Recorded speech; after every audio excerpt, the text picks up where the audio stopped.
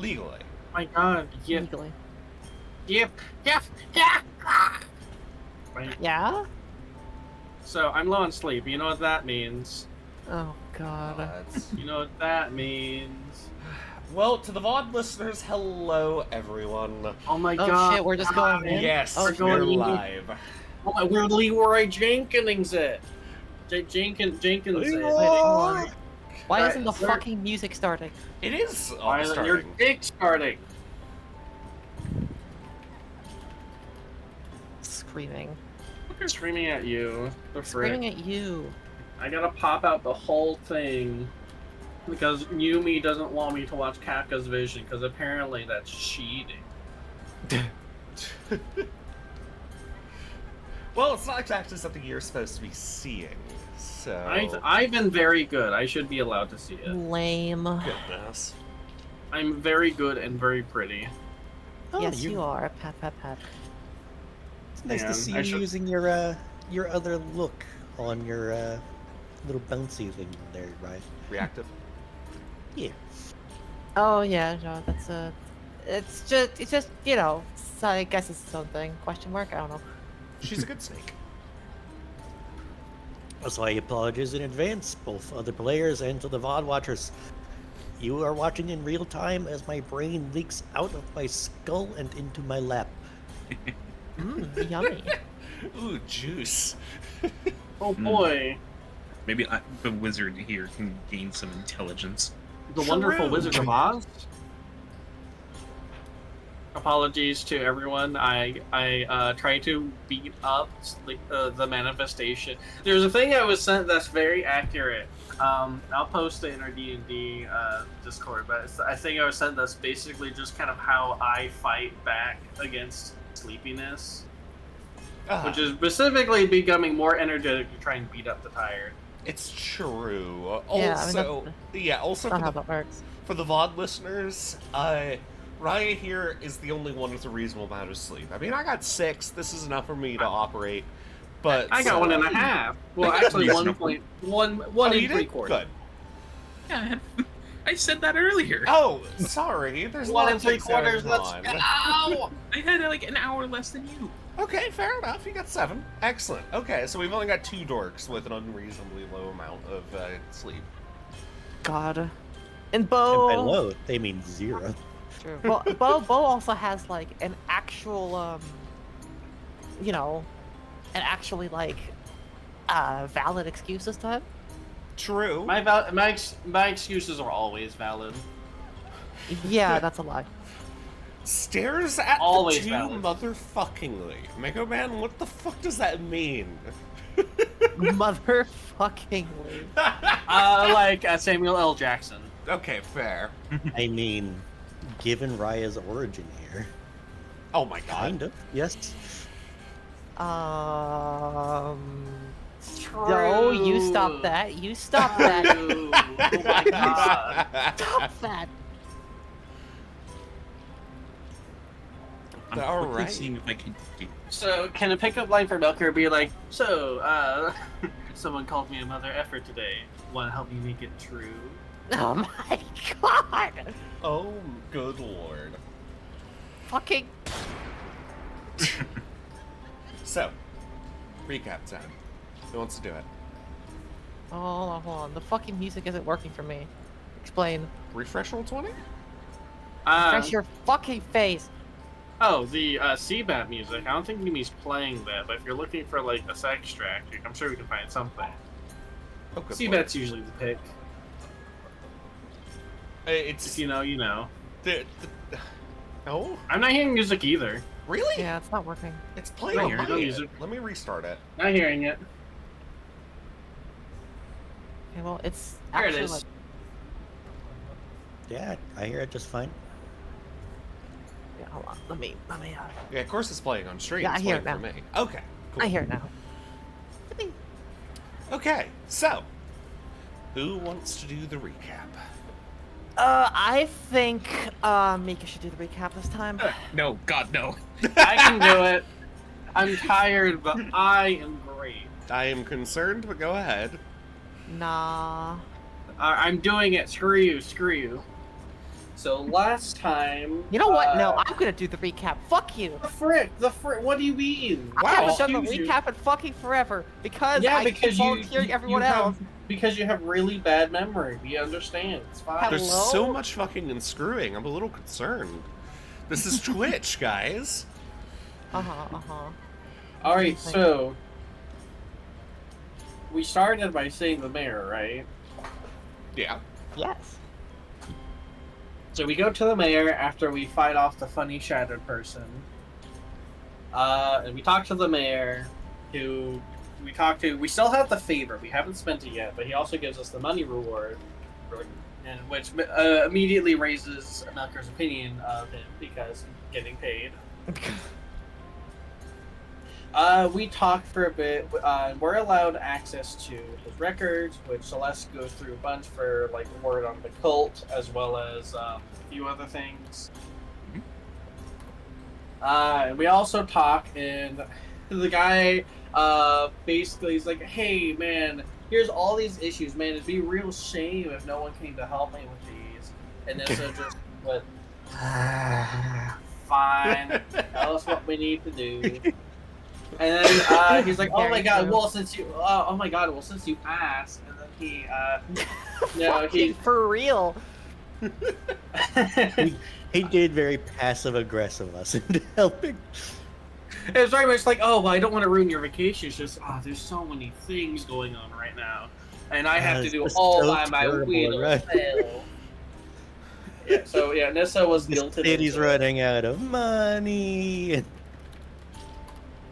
Oh yeah, that was another thing. He's like, "Hey, so are you all right?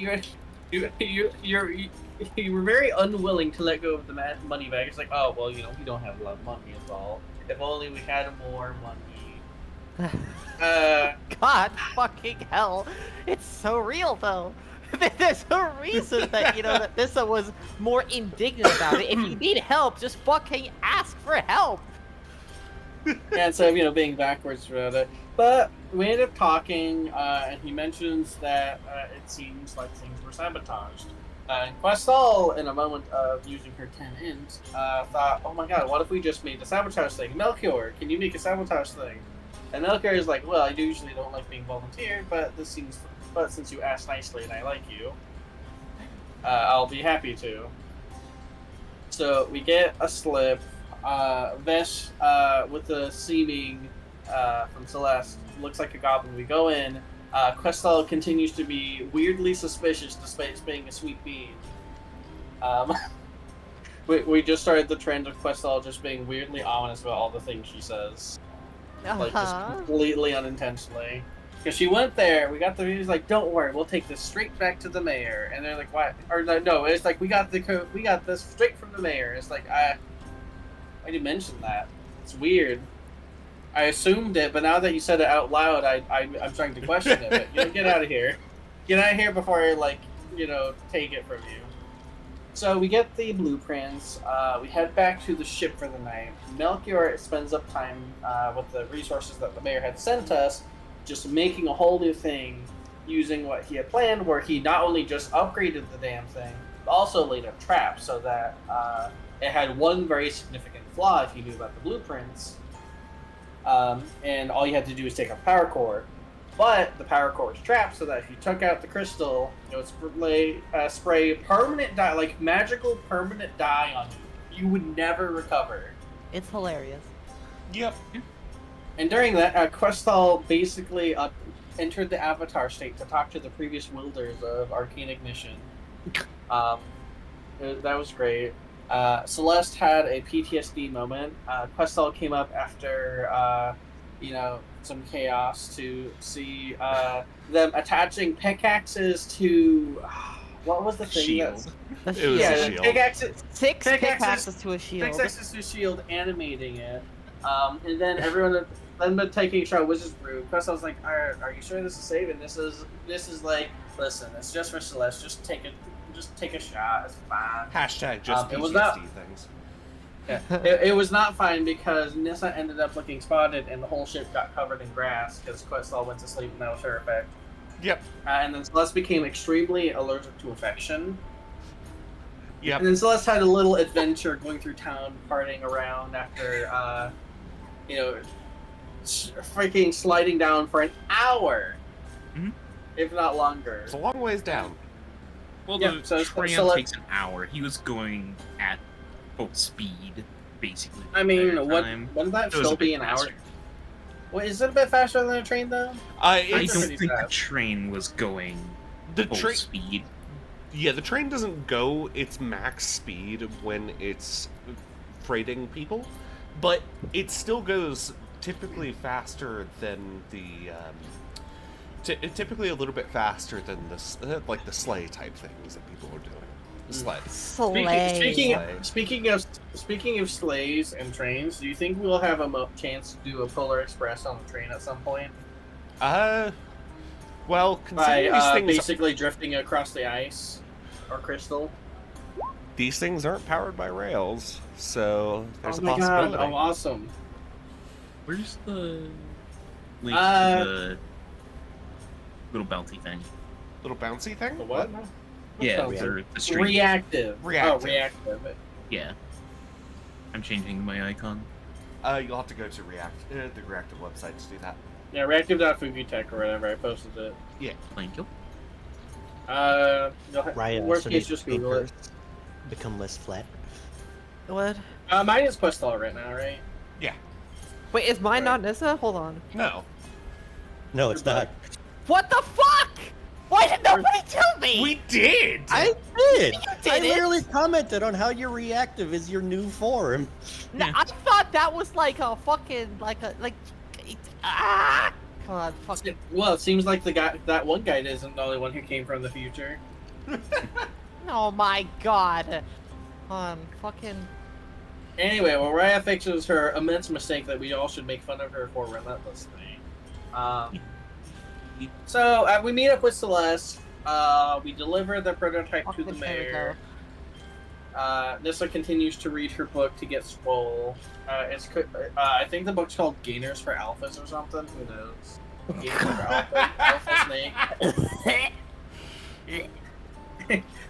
how to put those beta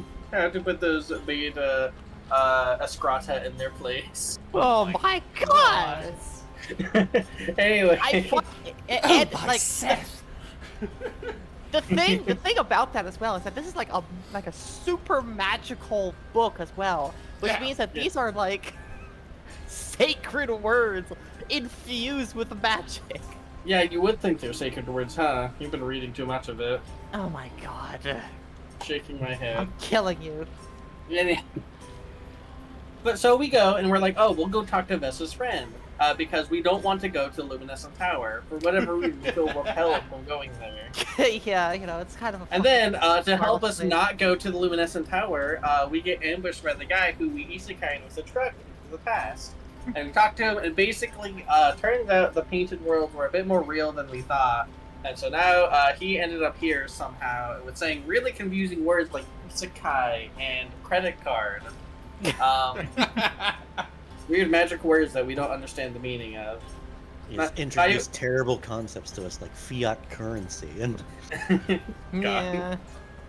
So basically, Questal was like, listen, I have this mirror that can see through time. We can use it to confirm a few things. We'll just head back. We'll head back later tonight. We'll figure things out, and then, at the very worst case scenario, we'll get you a place in, the Spire at Saratha Sharlin, and he'll at least be able to be comfortable and, live a good life and maybe be part of the older guard. Who knows? And so then we're like, all right, well, we're good here. I'll see you later tonight. And then we go to leave and see Vessa's friend. And then apparently Vessa's friend lives in this tower because we were being turned away because I didn't know Vessa's friend lives in the Luminescent Tower because the moment we tried to go meet them, we got a call saying, oh my god, the trap got triggered. Head back as soon as you can. Yep. And that's where we left off. I feel like Yubi is also playing into the bit at this point. A little bit. I do be afraid that just makes it better. I need to say before you and I disperse very quickly, Uh-huh. would you avoid taking him back to Saratha for a couple of days, 2, maybe 3? why avoid taking it back? Shouldn't we do it while we can? I mean, I have to teleport. It's not a problem. I know it, but I have something special in mind that only he can really help with. Oh god. I suppose that's if he's willing to help with it. But we'll see. Is At this the- a discussion I suppose. going on like outside of his little shack? Well, yeah. Is it like with him or like before we leave? Because I'm assuming this is before we get the call. I mean, is this before you get the call, or is this after? I mean, probably, yeah. Okay. This is something that was being planned by Melchior while they were So discussing. probably inside the shack then. So, what do you need me for exactly? Huh? Sergeant Haros says. He raises one eyebrow, confused. I would prefer to tell you that in a quieter setting. Where he looks up at Nissa and then back at him. Is it for the quest all looking? Is it like to upgrade Nissa's gun? You'd have. No, Oh, well, I suppose we could always bring him back to our ship. It's a bit more quiet, and we can talk far more freely there. if either one works. Just somewhere where there are no prying eyes and ears. Alright. The heck? It's a little bit confusing, but fine. Well, I suppose if we're not going tonight, then I'll still come by, but we'll come by with the group, and we'll just head to the ship. Alright. All right, and then I think after that, so that's done, and then we get the call, and then we start immediately booking it back to the university, or not the university, the I club. We go to the university. Wait, hang on, why are we here? Well, it's actually at the Foundry Street, because remember, he was delivering the prototype to Foundry Street. Oh, wait, it got triggered there? It got triggered there. The frick! Well, that's where we anticipated it happening anyway. Yep. We knew I- if somebody was sabotaging it. It was probably one of the engineers. So. Yeah, my one thing I guess I'm worried about is that all they were doing is being a bit too curious to take out the power source to try and. We'll see. We'll You see. would have to work at that. It's not something you can just accidentally do. Yeah, I'm worried that it's the fucking the no, what's weird his gnome. face? Yeah, the weird gnome. The weird gnome. Who's just like, you know, getting all up in everybody's biz, being like an idiot.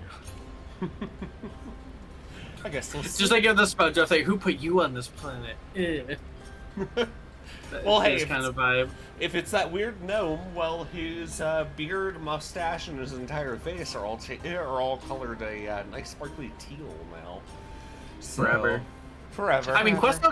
Questel could cure it, rubbing hands together and causing them to ignite with Arcade Edition. Oh, Don't no. worry, it's magic. I can Is, fix it.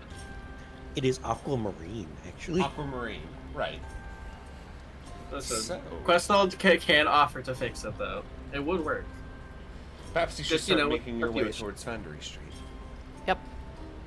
Do you want us to stop anywhere, or can we No. just swap Yeah, ourselves feel free there? to just move yourself over there. Meow. You Snake hitting the floor slap sound effect as we land. Cue ragtime. All right.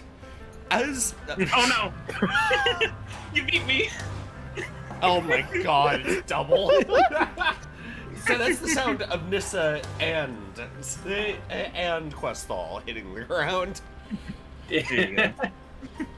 I wish I was fast enough because I will play by two, so it's just like a cacophony of snake slapping sound. Just fucking slapped. Goodness. Hello, Nick. Yep. Anyhow, Yep.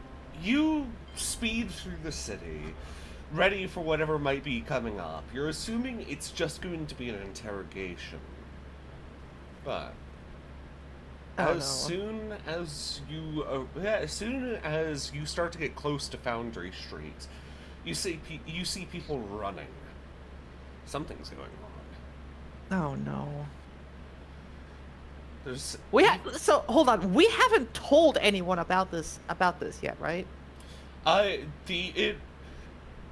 the mayor knows that it's Melchior's prototype. Well, remember the mayor did say that he was going to intentionally leak what Yeah, the prototype I was just is wondering, to the has Celestial that Eye. happened at this Yes. point? Oh, okay. All right, never mind. Then yeah. Yeah, he Alright, said he would but- purposely do Although it the, before he took it over. Although the reaction was so fast that the circle is still very limited, I'm sure. Indeed. They wasted no time in going, all right, fuck that. Yeah. Good for us, at least. You. And as you kind of push your way through the crowds. Oh, that is a little too wet. Never mind. Let's do. Just calm down. Oh my god! No! Excuse me. No!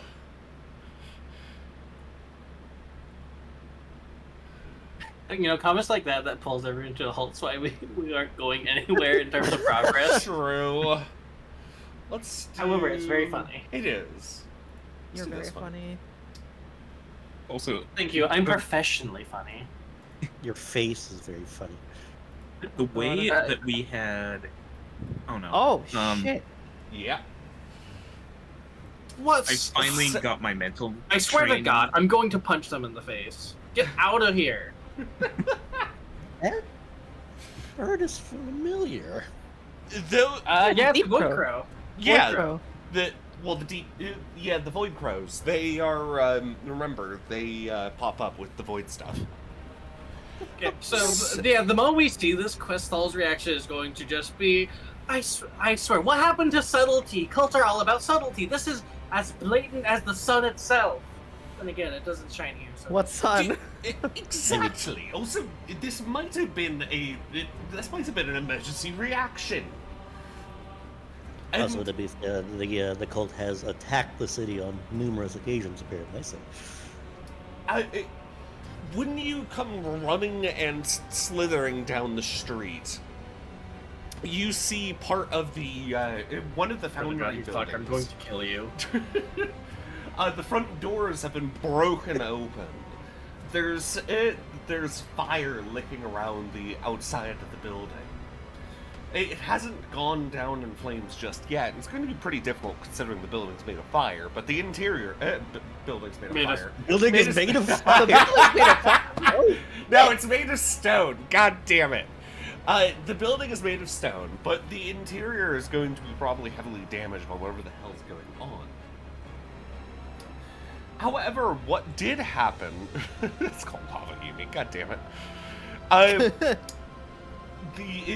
Multiple holes in space in the shape of people stagger forward, led by one Void Crow.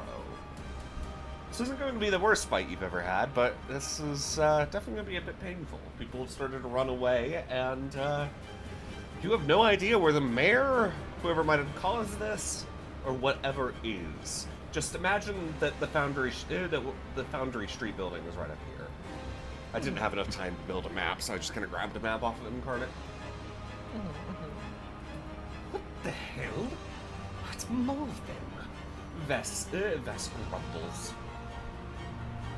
They all turn to face you, and the Deep Crow caws and claps its mandibles. It's time for initiative, y'all. We're finally having a fucking combat while streaming. For the first time in like. For the first time. I had many? to force Well, one. hang on. We did the arena. We did the arena. Yeah. Oh, the yeah, arena, right. It's like, you know, that's like the only thing, but yeah. We had like 2 sessions, you know? It's fine. It's fine. Yeah, as I was saying a bit earlier, the way we just kind of went straight into session immediately from the recap just mentally flashbanged me, and I. Well, yeah. only I mean, now what just are we caught up. what are we gonna do after the recap? But it was Just so wait? like seamless. There was no Oh. antics. It was just Oh. a seamless right in, and it broke my head. You're so used No, to this. Sorry, antics. we'll lube your brain next time. True, Oh. true. Covers it in bacon grease. That'll do it. Oh. And shame that Questal didn't roll higher. I was just gonna, because if she did, I would have just chalked it up to her being really annoyed at having to deal with Void. Like I imagine that she's like maybe dealt with it once before, if at all, before joining the crew, and now she deals with it like again. It's been a month, and she's dealt with the void so many times. It's starting to get more annoying than actually like scary. Yeah. Also, I do Jeez. apologize, Month. viewers. I accidentally minimized all my windows while I was trying to fuck around Minimizes you. with Minimizes- Wait, hold on. some of the sheets. Common encounter should not last 5 months. He's like at that point, that's just Yeah, that's Bad management? that's extremely bad. That is actually very bad. insane. Okay, is everybody Be rolling very careful initiative? minimizing around here. People end up eating. True. Anyways, apparently it was Vess that won initiative of all things. Vess really hates the void. Vess Go, does. sacrificial kobold. Oh my god, Vess is gonna become the Doomslayer of the void. Let's go! Let's go! Vess steps forward and takes out that big old ballista of his before crouching down and taking a shot at one of the Voidborn over here. Voidborn? What? No. The ones who wasn't. Voidborn's a pretty good name, though. It is, yeah. The shot lands true, striking this the one who wasn't relatively hard. Problem is, the shot flies straight through. The ballista is magical. Oh my god. I mean, Oh, damn it! Nokia looks at the ballista. Looks at him. Why didn't maybe he we say anything? I didn't think Maybe- that would be important. Oh, well, hey, that's now it. we know to fix it later. yes. Also, I just have a really macabre way. Questal just saying, well, alright, time to enchant your ballista bolts, and just impaling herself with them because her dragon blood is magic. Oh Oh, my no. god. Oh no! To be Oh, fair, good technically, lord. if she gets stabbed with the sword, she could pull it out and just set it on fire and attack with it. Wow. Very macabre, but she could. I love Arcane Ignition and Dragon. It's great. To be fair, she could also maybe set herself on fire, but that might not be a good idea. Yeah, please don't set yourself on fire. Anyways, Melchior. Nokia moves up here, holds his attacks until something actually enters his range. Alright.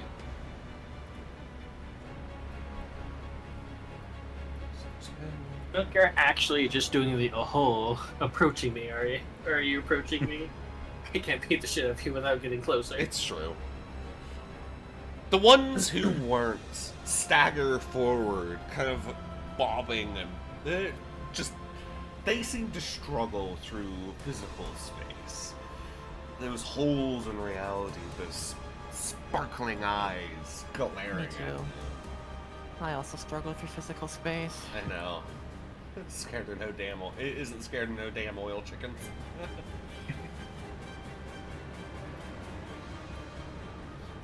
Nissa! I am just going to also move on up and, you know what? I'm gonna shoot the biggest thing on the field. Alright. Avoid crow. Oh, I thought it was going to be one of the buildings. I'm not that stupid, thank you. Those are very All right. big, though. I'm gonna actually, can- fucking kill you. Can we roll? Can we have Nissa roll an roll to see if she decides whether or not it's a good idea to try and attack Oh the my building God. for intimidation? You know what? Fine. Let's go. All right. All right. Anyway. We're gonna use one of the bad luck cards to give you disadvantage. Oh hell yeah! Hold on. Wait. Hold on. Right. Right here. Minus 1d10. I, All right. Roll 1d10. All right, a 3. I Yeah, first you off, mean? I didn't play this, so take this fucking card back. I don't know. You say you usually let the players do it though. You do. You do let the players use it. I know, but I also didn't tell you to roll an int check to see if you think it's a good idea to shoot a random fucking building. You're not that Fuck dumb. you. Your int isn't Right. 5. Flick the lever. Big void crow and bang. Oh no! Wow. No! You know, she would have crit if you let her hit the building. It's true. I would have. Hold on. Here. Apparently, this goes to the building. Yeah. See.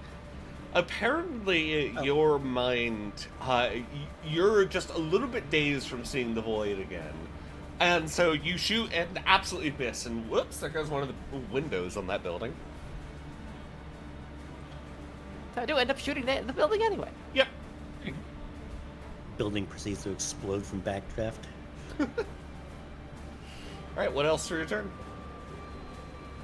Right. Bang bang. At the crow. Yes. At the crow. And yeah, that's Okay. probably fine. So that's 25 total force damage. The crow staggers back. Let's have a...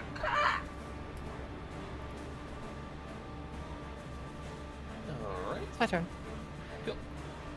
Kafka's turn. Kafka flies up and lands on your shoulder before summoning up. Let's see.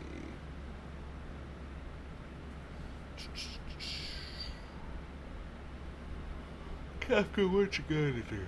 What's the Kafka gotta do? You beat me putting you to bed. What? That crown of stars, with a flourish of their wings.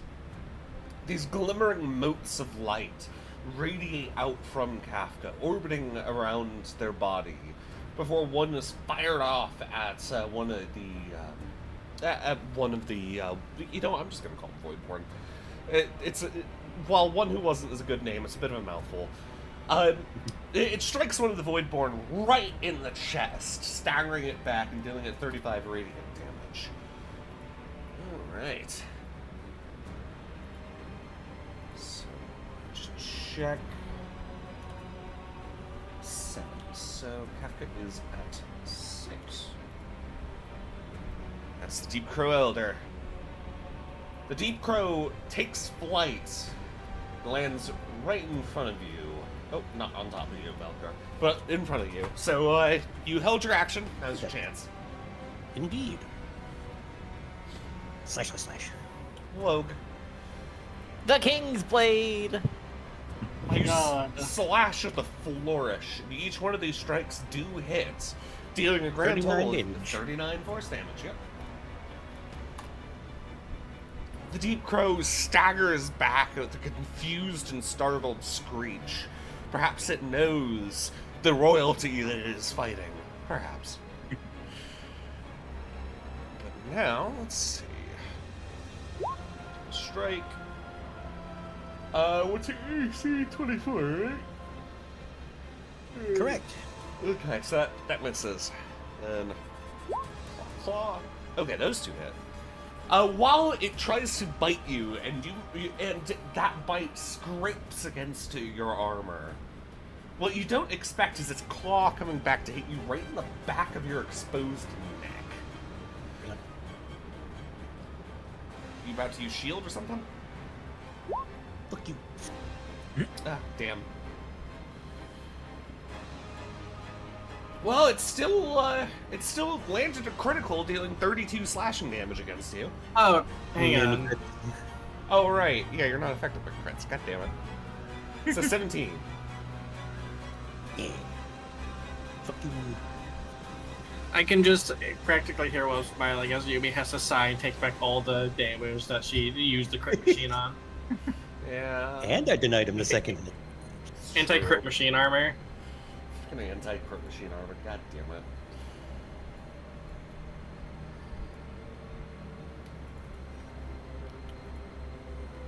This one's going to stagger forward. And... Melchior, deck save, please. Ah, shit.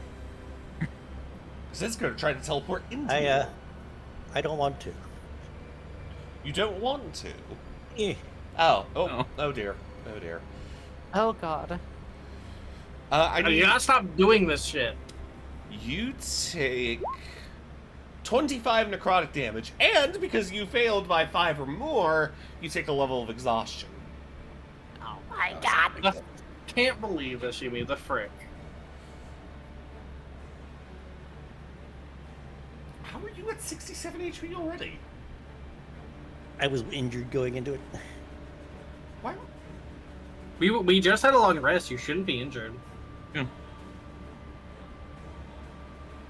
You had a long rest Well, while I was Celestman was out I was at partying. 109 HP to start. So. I don't remember how I got to 109 HP, but I'm going to assume that past me did his due diligence. All right, fair enough. Croissant?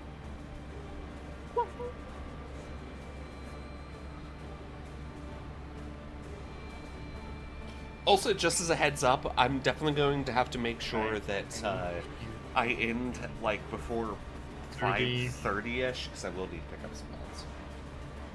Okay.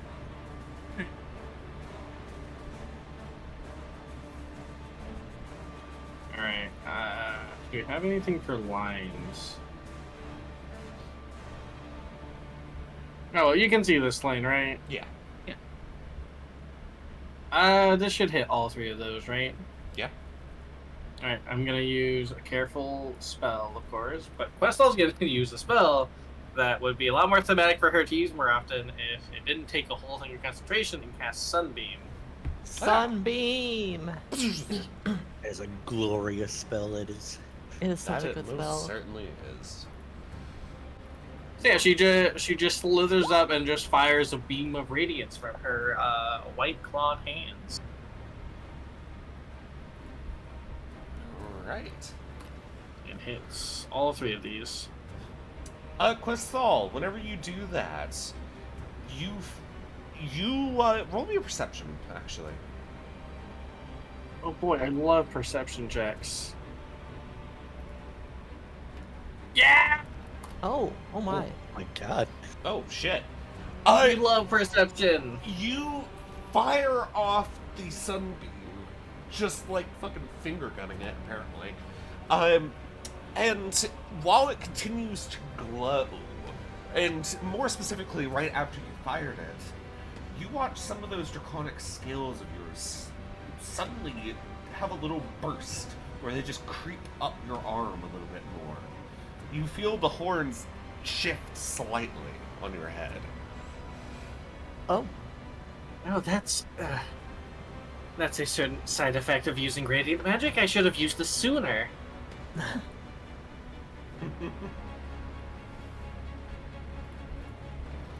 Alright, so of the two Voidborn that you hit, one was nat 1 to the other nat 20'd.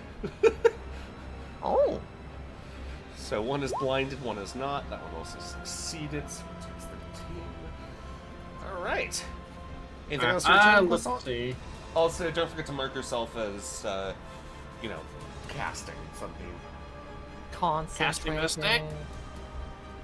Whoa. We'll just do it for that. So see this crow? Yeah. Well, I don't want to see it so close, so I'm gonna use my bow section to push it 10 feet away. Make a DC 19 strength check or get shoved. Nerd. Well, Whoa. Nerd. Wogue. it Yeah, what a fails. nerd bird. Yeah, get away from me, freaking loser. With a telepathic burst, the crow staggers back, its claws scraping against the pavement. Alright, and that's Questel's turn. Alright. Celeste. Good old blade song to start. And then the crow Mm-hmm. at 4th level.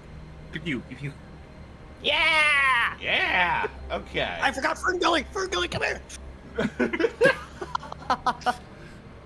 Ferngully pops out from, Vessa's backpack. yeah, I was about to say, sure, we'll say it pops out of Vess's backpack. Vess is very confused. Gives a startled For yip. me! I actually rolled really good for damage on that. Yeah, you did. Holy Jesus. shit. So that's 14, 18, 22, 27. Magic missile. Pew pew pew pew pew pew. Fucking burst rifle. I think that Batter the hell out anytime of the someone crowd. casts magic missile, for every extra cast they do, like every extra like level they add on to it, they like do a Metaton Undertale pose and like shoot it out from their finger from like increasingly Oh my weird God. angles. That is so.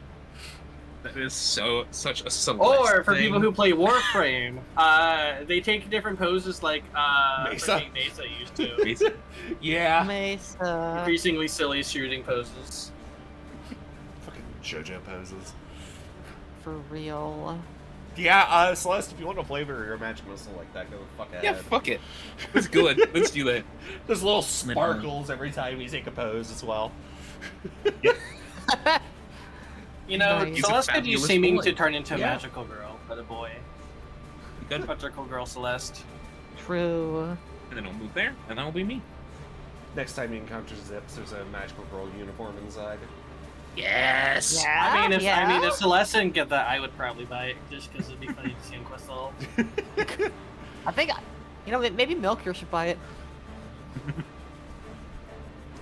Right.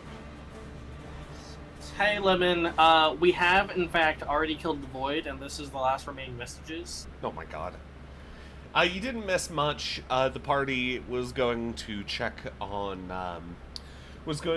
out who might have activated the wave emitter prototype, and they encountered the Void, causing havoc outside of the building where the Void emitter prototype was. Damn it, Havoc. What are you doing here? Oh my god. God, I love that video. Stumbles forward 10, 20, 30, and Blam.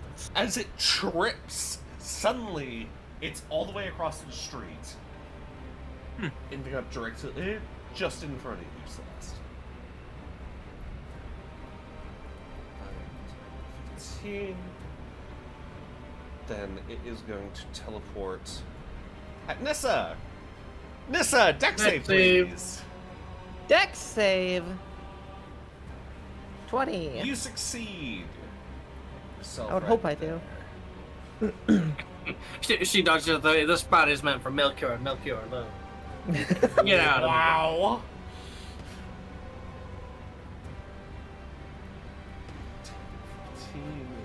This one's too far away to give a damn. Alright. Vess is turn again. Actually, Ferngully should be up there. Roll initiative for Verngully. It is! Oh, you did! Oh 20. my god, 20. Okay. Ferngully. For Bubbles go Bubbles. Ferngully, as he pops out of Vess's backpack, looks at him, and Confused. climbs over him, and then it settles on top of the ballista bolt and crouches down. And Oh, readies wow. in action. Alright. First time I've ever fired bats. Let's do it. Ferngully, sorry, not Ferngully. Vess has to actually load a second bolt in. But we'll do so. And we'll fire it at this one. So, And which one? the The topmost topmost. one. I'm waiting for. I'm ready for it. This one. Yep. That's definitely a hit. Excellent. Of course, Ferngully, being on the thing, goes with it.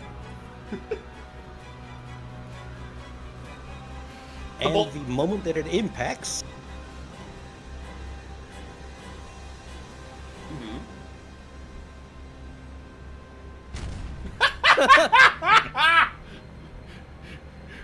The bolt flies true, even with an entire fucking cat-sized bat on top of it, because that ballista is just chunky. And Chunky. and then suddenly, a bat explodes. Boom! and to make matters better, it's going to teleport here and keep going with the bolt. And back into the crow. Is that how that works? I think No. it should be. Anything with it. Four. I think it should Yeah. be just because it's funny That honestly, for this one instance. roller cool. I'll allow it. Well, cool. That's Hell another yeah. 16 damage towards the crow. Ferngully, I'm very impressed. All right. We should get Ferngully freaking Steel Wind Strike with bolts. We need to get Ferngully a little set of goggles. Yeah, just imagine My those own goggles. Steel Wind Strike where Ferngully uses it with Thunderstep, so you just shoot a bolt at a crowd of enemies you just hear. God, yeah. It's like everything just Ferngully teleports and explodes everything. It literally just becomes a fucking hell like an eagle a cluster bomb at that point. No, bat cluster bomb. Well, that yeah. I mean, obviously. I was know. thinking closer to just a ricochet Bat thing, bombs just were bouncing real. between targets to explode. Goodness gracious. Anyways, Melchior.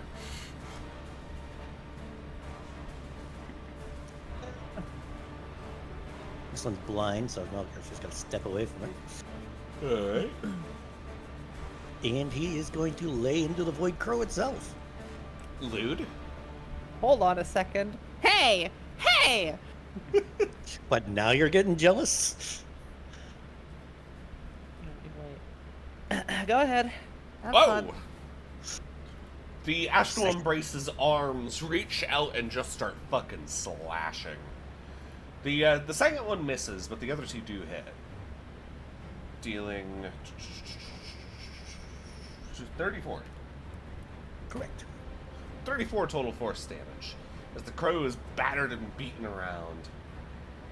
Step back, stop the cloak form. That's it. Alright.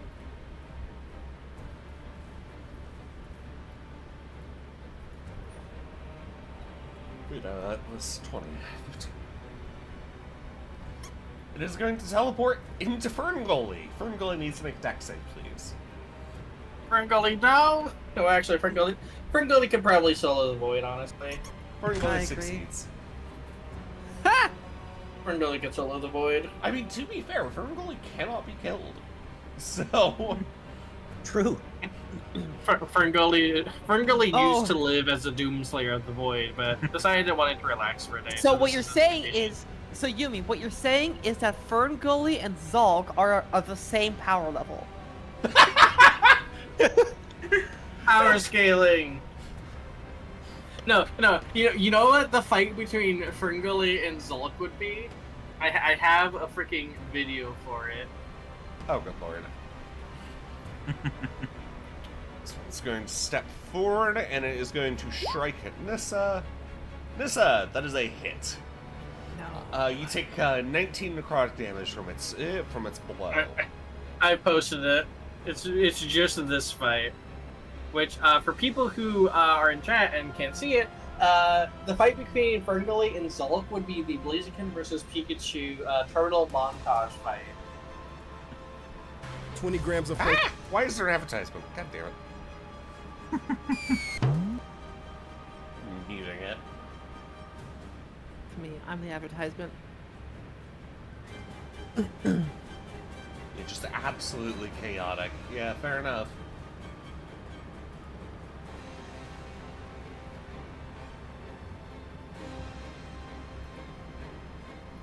Anyhow. That strike hits. Nissa! Yeah, Lemon? Yeah, Lemon? Yeah? Wow. I'm honestly, I guess since I'm surrounded with these guys, I might as well just start swinging.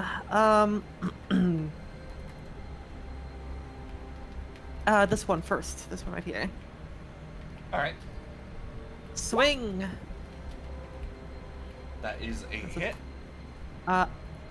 It's below 100 HP. Yes. Yes. Okay. Nope. All right. I swing again. Does that hit? 16? No. Fuck. Swing again. That hits. Yeah, that definitely hits. Nope. Okay. And since I took a little bit of damage, I'm not gonna use it now. Freaking. It's like right here, you're sucking off all the people in the street. Second wind. Yeah? Is that so? Yeah. All right. Okay. That's my turn. Kafka will fire Just off sit 2 here. bursts of the Crown of Stars. First one at this Dorcas. That's a fucking hit. 28 radiant damage as this blinding bolt of light shoots off of Kafka and just annihilates that one. Ah, damn! I had to plan. I was gonna do a bit of finang. The hits. The second one's going to fly out towards the blinded one, in fact, dealing it another 13. It's really low damage for that one.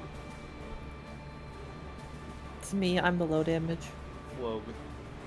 Because, like, they do 4d12. Ouch. Okay. Deep Crow Elder.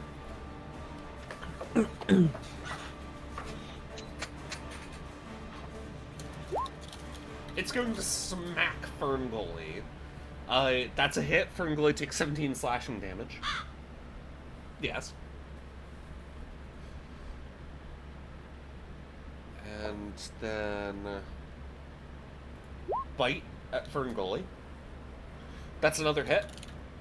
Ferngully takes another 20 damage and is grappled. Still standing. And because of the fact that Ferngully is a small-sized creature, the Deep Crow is just going to eat Ferngully. No! I need a strength does it- save. Come on, Ferngully, flex your muscles. You got this, That Ferngully. -3, yeah. Here we go. Nope. Nope. No! No, Ferngully! No, no. Ferngully, no, how could you?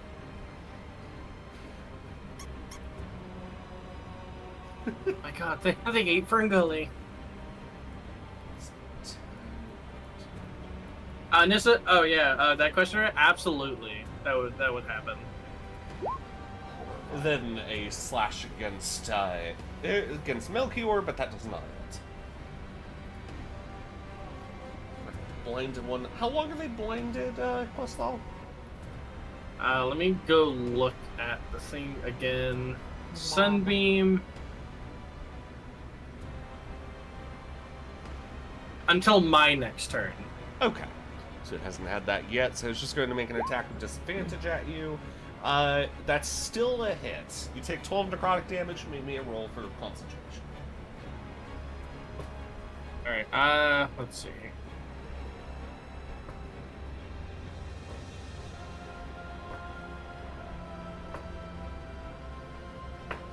Come on, Constitution. Wow. Excuse a 1? Excuse me, that's Wow. bullshit. Wow. You know what? You know what? You know what? No. What? I'm not. I'm using this. I'm using this. Screw this. Reroll that. Reroll that, you frick. Alright. Beautiful.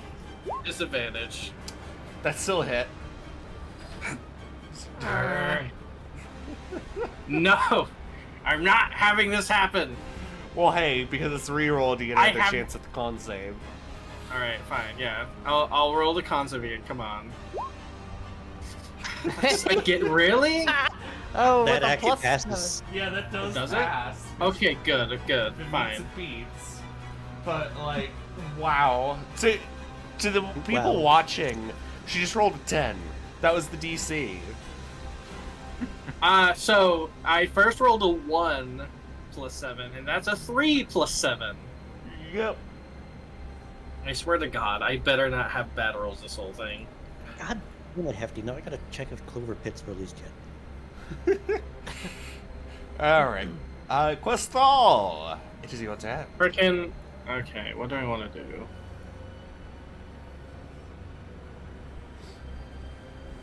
Okay, so quick question. If I used my telekinetic shift, this one right here, would I be able to be in this position and still hit the 2 in front of me?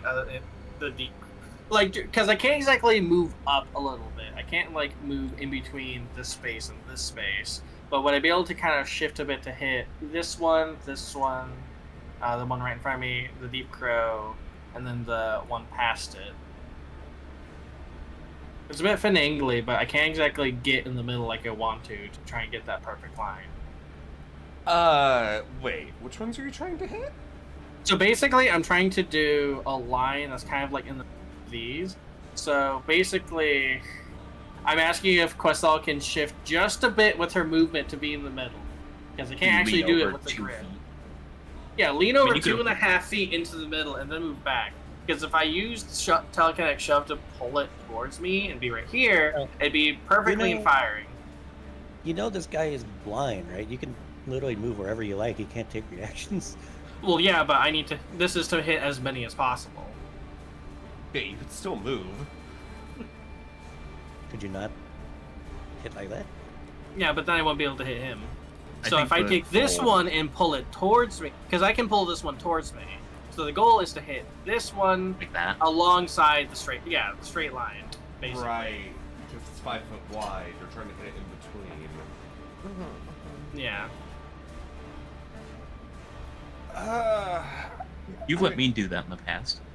Yeah. Or similar, like shifting off grid. Yeah. I mean, yeah, if you wish to move just like a few feet. Yeah, my key basically move a few feet and then move back. So I'll use my bonus action, telekinetic shove, to try and one towards me, to be in that one space. What's the save it needs to make? DC 19 strength. DC, yep. Here, cast it, shove again. It failed. Alright, get put there. Get over here. And then Questal will do Sunbeam again. In the middle to hit all of those. And of course use a sorcery point to not hurt Melchior. Right. Oop, wrong thing. Oh, How I'm you rolling got a in the bunch of middle, con basically- saves for Vess. Whoops. That's the wrong sheet. Nice. Questal's casting more Radiant and hitting 4 things this time. Let's go. Hell yeah.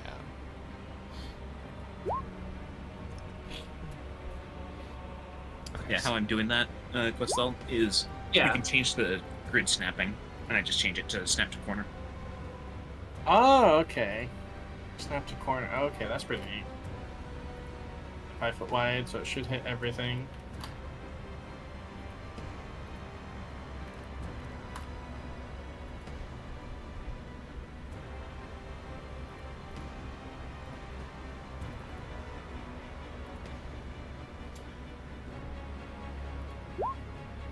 Let's see for the bird. Succeeds. And because you've used more radiant energy, con save, please. Oh dear.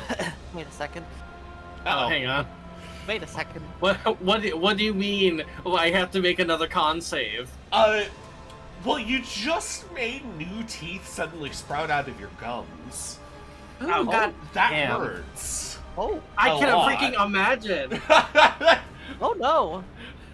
So Oh, you no, blast that's all. this, and then suddenly you double over in pain as you suddenly grow several new teeth.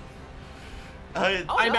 imagine you just turned to see Questal and she just spits out blood and teeth Yes. on the floor out of nowhere. Yes, that is basically exactly what goes on. There goes your snake fangs. You my were God. you were stunned for your next turn. So you Yeah, I mean, I you don't could. have your next turn. Does that mean I drop concentration on the Yes. spell? Oh. Yeah. Oh my Yeah, god. yeah. You just see. So here, let me just. So you see Questal cast a spell. She's having a great time casting the magic, and then her eyes just widen, like, kind of goes to her mouth, and you just hear her like cry out in pain, and just spit out a bunch of blood and teeth on the floor as she kind of just coils into herself, gasping. Because again, man, that hurt a lot. Yeah. So now wow. you know an extra little mechanic about the transformation. Using I do. Yeah, dealing radiant damage furthers it explosively. Oh. Oh no. Yeah. Apparently with repercussion. Yes. It's like Fun. pulling teeth. You're not wrong, Hefty. Her snake fangs are currently lying on the ground. One of them fell Oh, into no. that gutter over there. Oh no! So yeah, no one knows what happened yet. They just see Crystal not doing too hot. Yeah, Bleeding heavily out of her mouth. and spitting up teeth. Yep. Yeah. That's moderately horrifying. Yeah. I mean, Nissa probably thinks it's fine, right? No. I mean, this is probably the best opportunity to see Questal react like that. Well, let's see. Nissa, Bess can't really see. Yeah, Nissa and Celeste can see. Milker's currently in a threesome. So, Hey. wow, you're getting really defensive. I'm being I guess you really want to make sure your hubby is all yours. Apparently. We're not married yet. Sure. Celeste? Yes. So his next spell will be cold damage. Alright. Scoot over here. Scoot. 4th level. On the Void Crow. You. Bam! Oh. Oh. I actually need to change that. I should change that to just 1. Why It's just... actually 1 attack per ray, too. So. Yeah. Yeah. To be fair, yeah. So that is The first one misses. Yeah, the first one misses. Why did the first one do 000 plus 0d0? Yeah, I don't know. Like it functions. It seems to function. I don't know what's. Yeah. I don't know why that first roll is even there, given it only fires 3 rays. Yeah. Yeah, what the heck? Yeah, what? it only has 3 in there, but I just removed them. Anyway, 1, 2, 3, 4, 5, because I have casted it to 4th. Yep. So out of all of those, the fourth and wait, it was supposed to fire 5, yeah? Yes. You rolled Yeah. 6. Oh, oops. So the fourth was the only one that actually hits. Oh my god. Dealing 12 Wait, cold what? damage. Yeah. Oh God. I got really crappy luck there. Yeah, that was really bad. Wow. That was Hang on, terrible. Your math is wrong. Oh? Why are you only rolling with a +5 to hit? You should have a +12. I should. Oh yeah, you should. What the Look at Alright. your first attack with the Scorching Ray up there. You rolled a natural 1, and it's a 13. That means you're rolling with a +12. Oh, Alright. Let me re-roll those then.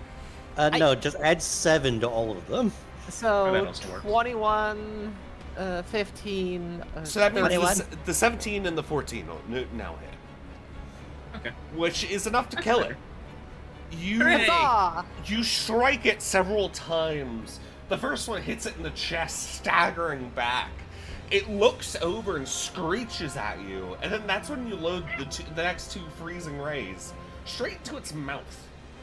Its head freezes solid before crumpling into just frosty dust. With fabulous poses each time.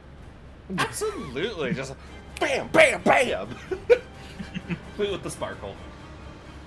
Ferngully is free! Yes! At some point, we need to have Ferngully get eaten, and then like thing dies, just have its chest like aliens. Oh my God. And just In a way, that just happened. It just dissolved Sure. around it.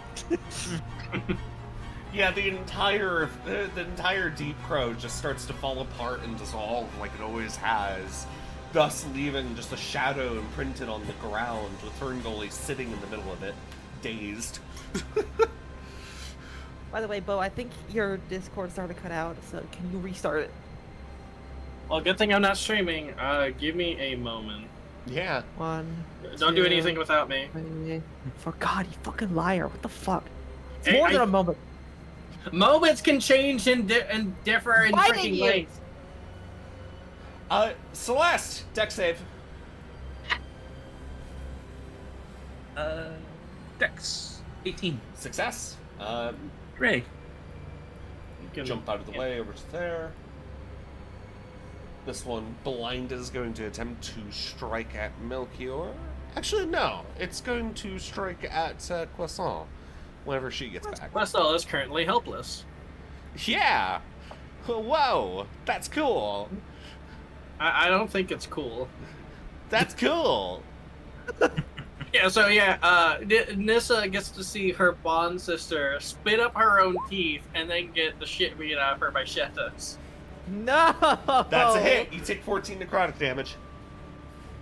Alright, I hope you're happy. Again, your bond sister's getting shit beat out of her. Yeah, I see that. going to use my reaction to impose disadvantage on the attack. Oh, that attack or the next one? The attack that just happened? Yes, the attack that just hit her. Okay. So then it does not hit. Alright, awesome. Let's go. Greater Polycule. Greater Polycule. God damn it. This was going to teleport onto you, Celeste. Dex save!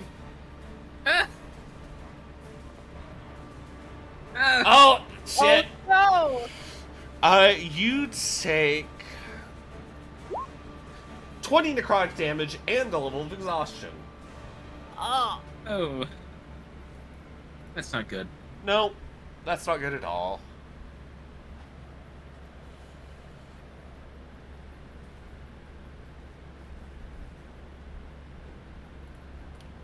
Alright, Vesta's turn. 5, 10, 15, 20, 25.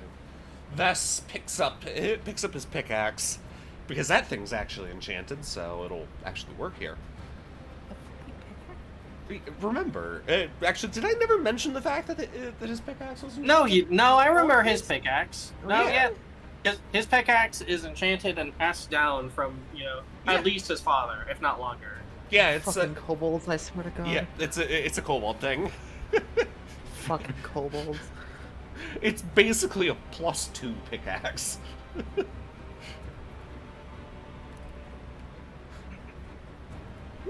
It also does more damage on a crit as well.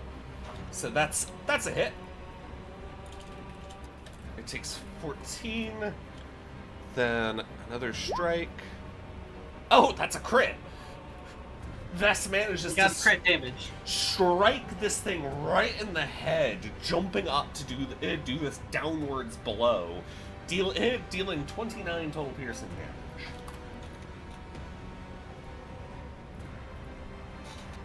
Melchior.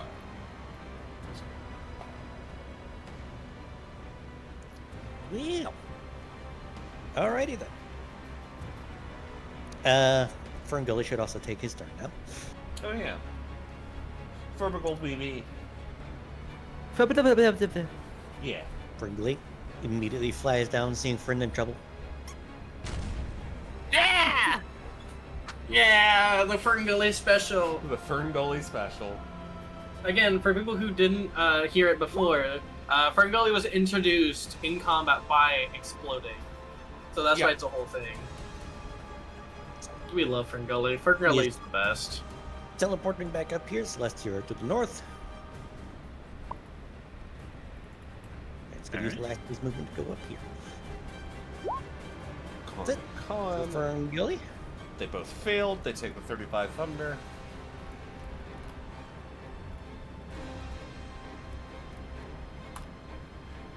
Heat Locker. She already has a kobold. It's Vess. Yeah, it's Vess. Yeah. Although she's not It's thinking Vess. about that right now. She's currently reeling from pain still. She's Yeah. starting to recover. And Melchior is going to use his cloak form to fire off 2 volleys of his healing bolts.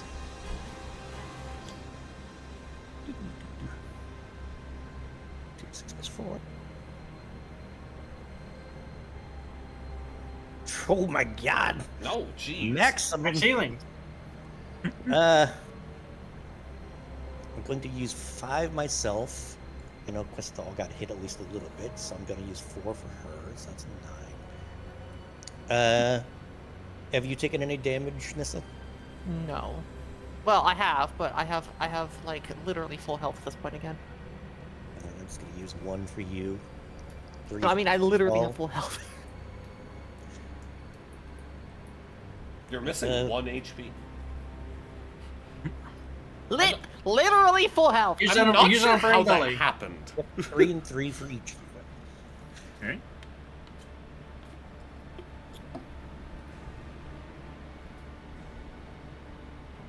All right, this is for you, Celeste. 25 Hooray. HP. You know, This is as for we're, Freely. It's 26. With- also with what you're doing, Yumi, we're gonna have to do the Questall PNG 2 or something update very soon. Yeah. I might have to use all my fun money next month on it. Crystal, you get 33. That's Oh all. my god. That puts her at max. Melchior somehow, despite rolling 10 fucking d6, only gets 30. Nice. Wow, you rolled 5 ones. I know, Ah. right? Wow. Ah, gross. Half of the Can't dice believe are this. ones. Holy shit. And swap back to fist form. That's it. That's his turn. Alright. Melchior! Dex save. God damn it. Napa.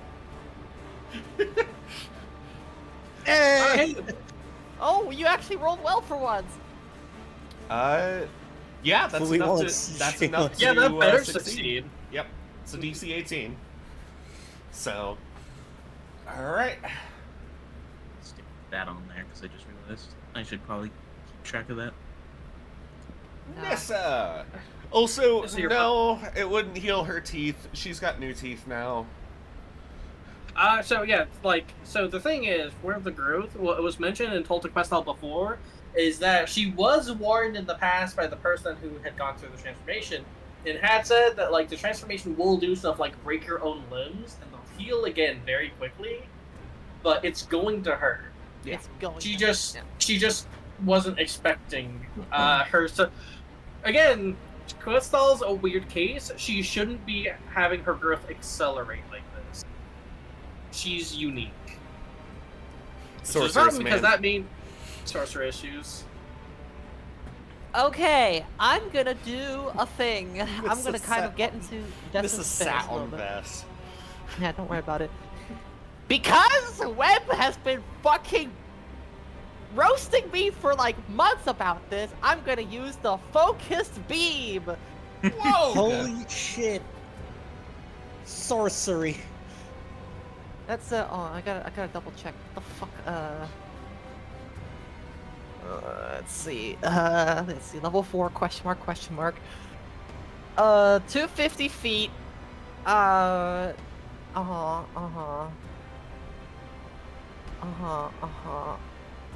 Uh-huh. Yeah, gotcha. Okay. Okay, cool. Alright, so I will basically hold on, where's my fucking ruler? Okay, so does this okay, can you how do I how many things can I hit here? Probably 3? 3. I don't know which 3, but I'll hit 3. If you do that, that works. Well, remember, this one isn't 5 foot wide. It's a bullet. Hmm. It's a bullet that pierces. So you could probably hit this guy, this guy, and this guy. Yeah, I'll do that then. Alright. Make your attack. Oh, wait, you already did make your attack. Okay. So, Yeah. first guy yeah. is hit. Takes 13. I don't remember. Do you make another roll for each, or does it use the same for all? Fucking, let me double check. Listen, it's been literally like a year and a half since you've used this attack. Yes, I know, because it's fucking garbage. It does 2d8, and it makes my gun cool down for a full turn. I can't use my gun for a full turn. Fucking bullshit. I do feel like with how it does, either the damage needs to be up or the Well- cooldown needs to go away. See, here's also the thing. This was one that wasn't part of the actual, leveling up process. This was one that Melchior Yeah. just randomly added on early on. Yeah, so Melchior obviously needs to upgrade it. There you go. Done. Okay. Yeah, no, those are all hits. So, 16. 13, and then another 13. Nice. Also, it uses a full action to shoot that, so you know, that's cool. Well, actually, it requires a bonus action to activate, and then it uses a full action, which means not benefiting from extra attack. So you can see why I don't use this. Yeah. Yeah, because you hate the things I give you. Oh, that's fuck. God damn it! That's Shut not up. fair. That's not fair. All right, Kafka's Man, turn. can't believe it. She's gonna get the ring and she's gonna wonder where the attack rolls on it are. You know, oh god. I mean, he's probably gonna make it into like a spell storing item, so that's cool, I guess. But Okay, so that one gets fucking annihilated. Just blasted off of the map in a blinding flash of light. Then Kafka is going to cast another one at this other blinded one. And it's also a hit for another 21.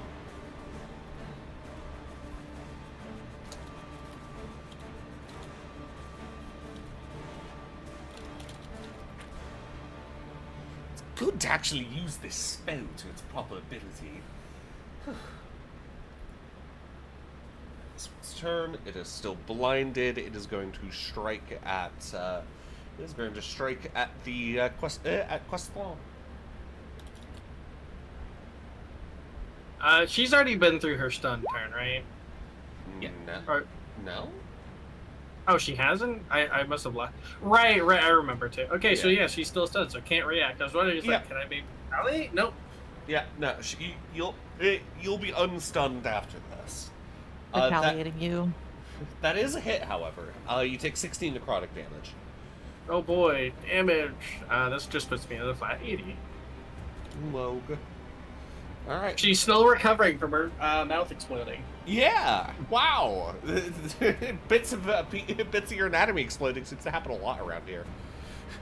Questlal, you're unstunned as you realize, oh, you've got the big sharp fangs of a dragon in your fucking mouth right now. Plus several. I mean, I don't know. I feel like with how hurt that was, she's more just focused on, okay, the pain subsides. I'll deal with it later. It's still I think she's painful. more. It's Yeah, no, it still hurts. I feel like it's distracting enough that she's not focusing on enough that not dragon pain is. I'm getting shit made out of me. I need to focus on what's happening instead of the pain. Yep. But God, it hurts.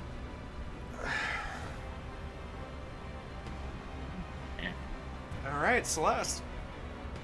Just going to scoot over to here. And then the one in front of Questal. Bang! That does that hit? That does not hit. Ray of Frost. That That hits. Yeah, no, that one just fucking dissipates. Boom! Hey!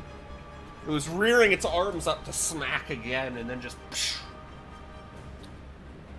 disappears in the like a sneeze in the wind. Yep. And that shall be me. All right.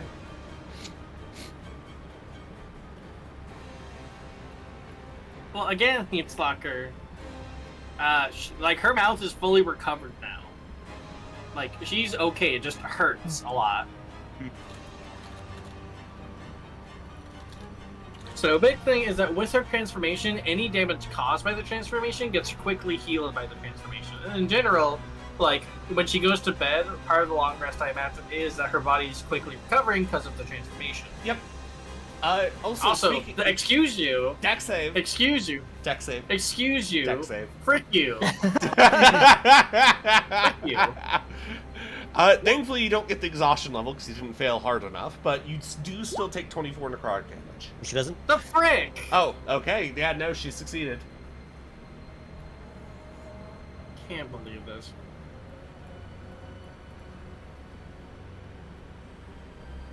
Frickin' Questel's trying to get her bearings here, and she's still being bombarded. The fricking dicks. I know, they are dicks. They probably don't have them anymore, but you know, that's probably why they're acting like this. Woohoo. Listen, if we just get some void sausages, they should be fine. Void sausages. What do you... Void sausages? Well, yeah, you know, like you got void potatoes, void steak, void sausages. We just use the sausages. I mean, I guess void bananas, but I don't know. I feel like they wouldn't appreciate them being curved like that. Vess has to make a dex save. Hey, success.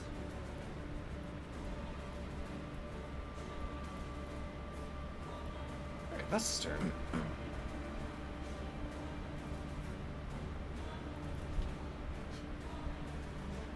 Vess. Void cherries. Void cherries, God damn it.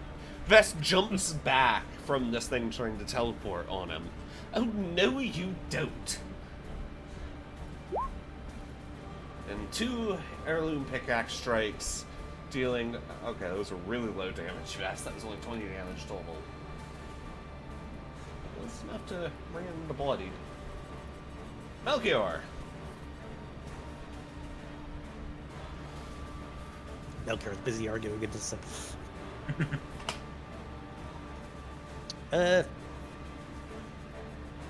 This one's wounded. This one must die.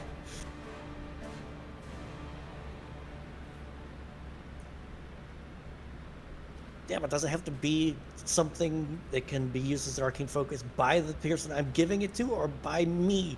By you. By you specifically. Slash. I utilize this feature a lot when I play by Artificer, okay? Yeah, Melchior, you ripped that one apart. Did it die from either the first or the second strike? It died by the third. All right, so that's his turn then. Yep, the third did the last 2 HP. I am, however, going to move here so Crystal can't get flanked. Yep, you chop it up into pieces, and for a moment, it just kind of gets separated into 3 slices before dissipating. This one's turn. This one is going to step forward. Yeah? Listen, I'm tired. Yeah, you And strike. That is a hit. Melchior. That is 18 necrotic damage. As this thing manages to find a chink in your armor. I got the blast lung, Papa. This Alrighty. As I'm still preparing that, I am. Also, the music stopped working. I don't know if it worked or stopped working for anyone It's else. still working for me. Yeah. Oh no, the tab was muted for some reason. I don't know how that happened. Anyway, Sounds about right. all right. So since my gun doesn't work anymore, smile. I'm going to swing at this guy next to me. That's a hit. All right. Is it under 100 HP? Yes. Okay. Nope. All right. Swing again. That's a 15 hit. No. Would that would the I would the get a lives flanking. would the essence stealer thing work on the void creatures? Am I don't think it would. I'm not giving you flanking for that. What? Because you moved after you made the attack, It was you like, slut. listen, listen. let me get the advantage, and I'll use a bad luck card. No.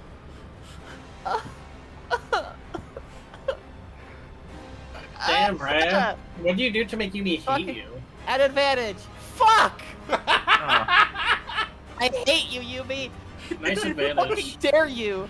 Love you too. God. God damn it. You know what? Fucking. Apparently, this has been used with the DM.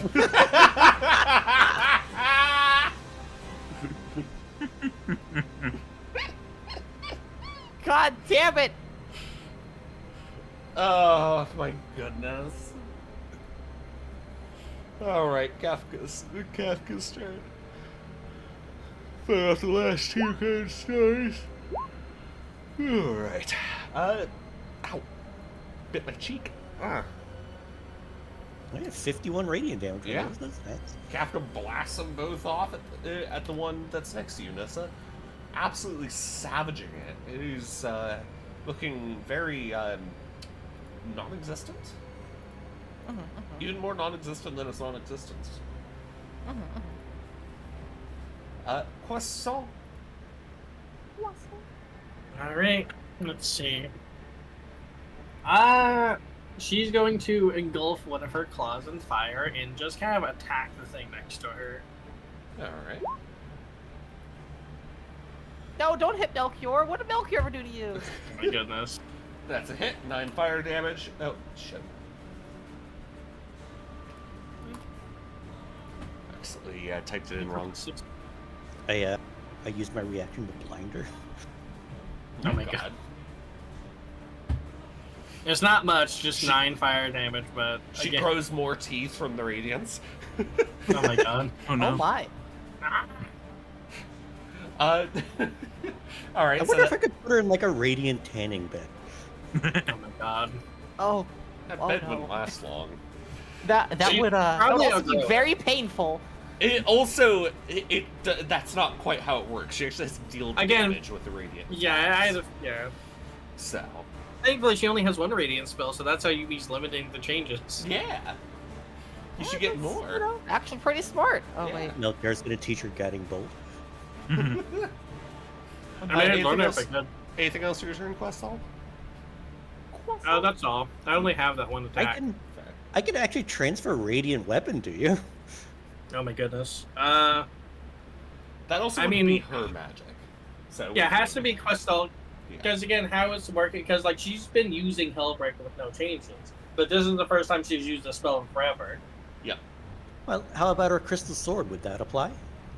If she casts Radiant through it, yes, it would, Yes. because it'd be her magic. So she just needs to learn how to cast Radiant magic through the sword. Well, it's going to be your magic filling the sword to begin with. Yeah.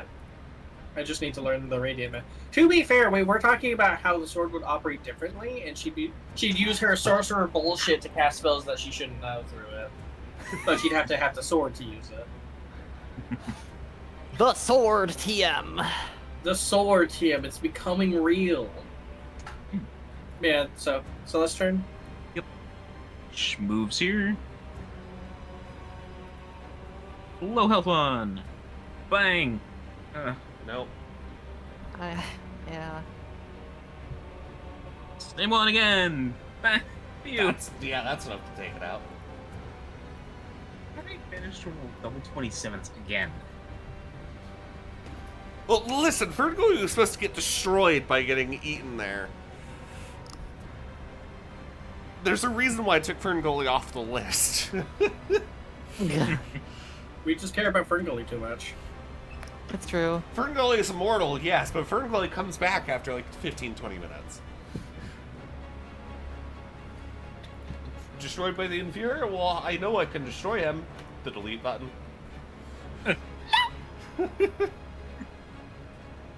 We just bring Ferngully back. Suggestion.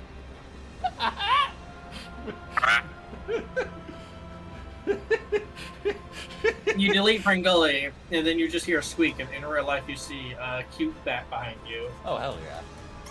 Hey, that's just me. True. Alright, Celeste, Thanks for cards. It's at the end of your turn. Yes. Alright. So it's going to step forward. And you know what? It's going to do a little more than step forward. Nissa, deck save. Oh no. Okay, I swear to God, stop teleporting around, you dick. Deck save 15. You take the damage, but no Ouch. I exhaustion. make that 20. Never mind, you don't take the damage. Let's go. Thanks, Milk. Thank you, Melchior. Smoochies and huggies. Vess runs up, pickaxe at the ready, and swing. Oh, damn, Vess. Yeah? Is your pickaxe magical now? Yes, we mentioned It that is. before. It has been. It is has. actually magical. It is. It's enchanted. Why is your pick magical, but your Because fucking it's an it's bullet heirloom. is- all things. It's an heirloom. Combo thing. It's an heirloom that's been heirloom. passed down through the generations. I'm going to pick you up by your horns and shake you. I know, right? Fuck. It's not my fault that it was enchanted, but it's definitely effective. Because because Vess just dealt 35 damage and a crit. What? Jesus. And then Isn't another that- 14 from the other hit. Vex took it out. Hello? That was Vest's like third crit in a row. Yeah. You know, Vest deserves the crit machine. True. Someone on our fucking team deserves a crit machine. Vest just kind of runs up to this thing, hits it in the side, and then pulls the pickaxe out before just striking it right in the chest, like mining out a chunk of coal. And it just dissipates. So hard that the motion of the strike goes straight down into the cobblestone of the street, cracking some of the cobbles. Love this for you, honestly. No, the cobbles. Cobble, bubble, bubble, bubble. Cobble and cobble violence. So Questel is going to take the thing to immediately start like kind of feeling around her teeth with her tongue because she just remembers her teeth exploded. And then more fighting. Yeah. She's recovering. Melchior grabs her by the snout and pulls her down so he can inspect. I'm also looking. Yeah. Vest, Yeah, Questel's.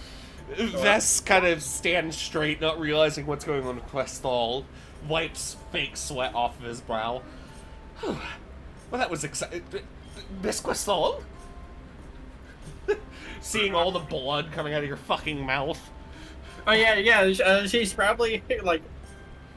Yeah, she was about to spit, but yeah, her mouth is still full of blood. Yeah, Nissa is picking up Questal's discarded snake fangs. One fell down the grate. No! I wonder Oh, if we fuck. could pet this. Wait, hang on, how? Wow, must have exploded really violently, because she was like at least 10 feet away. Yes, it did. The fuck? Hello? It just burst out. As I said, it causes changes explosively. So, alright, so Melchior grabs Questal by her snout, and she's like, you know, making Questal sounds. What's Melchior doing? Celeste looks exhausted because he is. Yeah.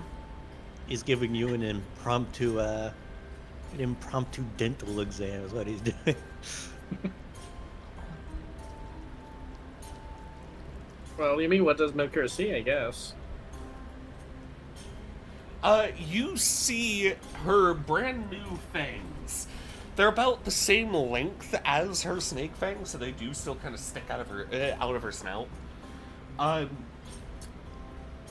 she also has another set of teeth that have grown in around said fangs. It's obvious that the growing started from these fangs, because they're at the full length, while the teeth next to them also full length, but they kind of shorten as they go along. So your teeth kind of fucked up at the moment, but they'll grow in. It's looking like she'll get a full set of carnivore's teeth. Omnivore's teeth Well, soon enough. So, hang on, so, quick question. So, like, are her dragon fangs basically just like her snake fangs, but without the venom, or...? Hello, super. That seems like another D&D party joining. Yeah, I guess so. Super destructive. Thank you for Hello. the raid. I appreciate you very much. No cap, fam. We're yeeting our trauma bonded squad into your stream. It's giving main character energy. God. Slay that D&D God. search bestie. We're here for the tea. Hell yeah, my friend. Hell yeah. Thanks for the raid. Oh boy, hi everyone. My character's teeth just exploded. Yeah, her teeth just It's great. exploded. So yeah, trauma bonding. Let's go. There's definitely trauma bonding going on here. So, like, one thing is, like, if it's like that, does that mean that Questel has to grow into her own freaking dragon teeth or something? Yes, basically. So,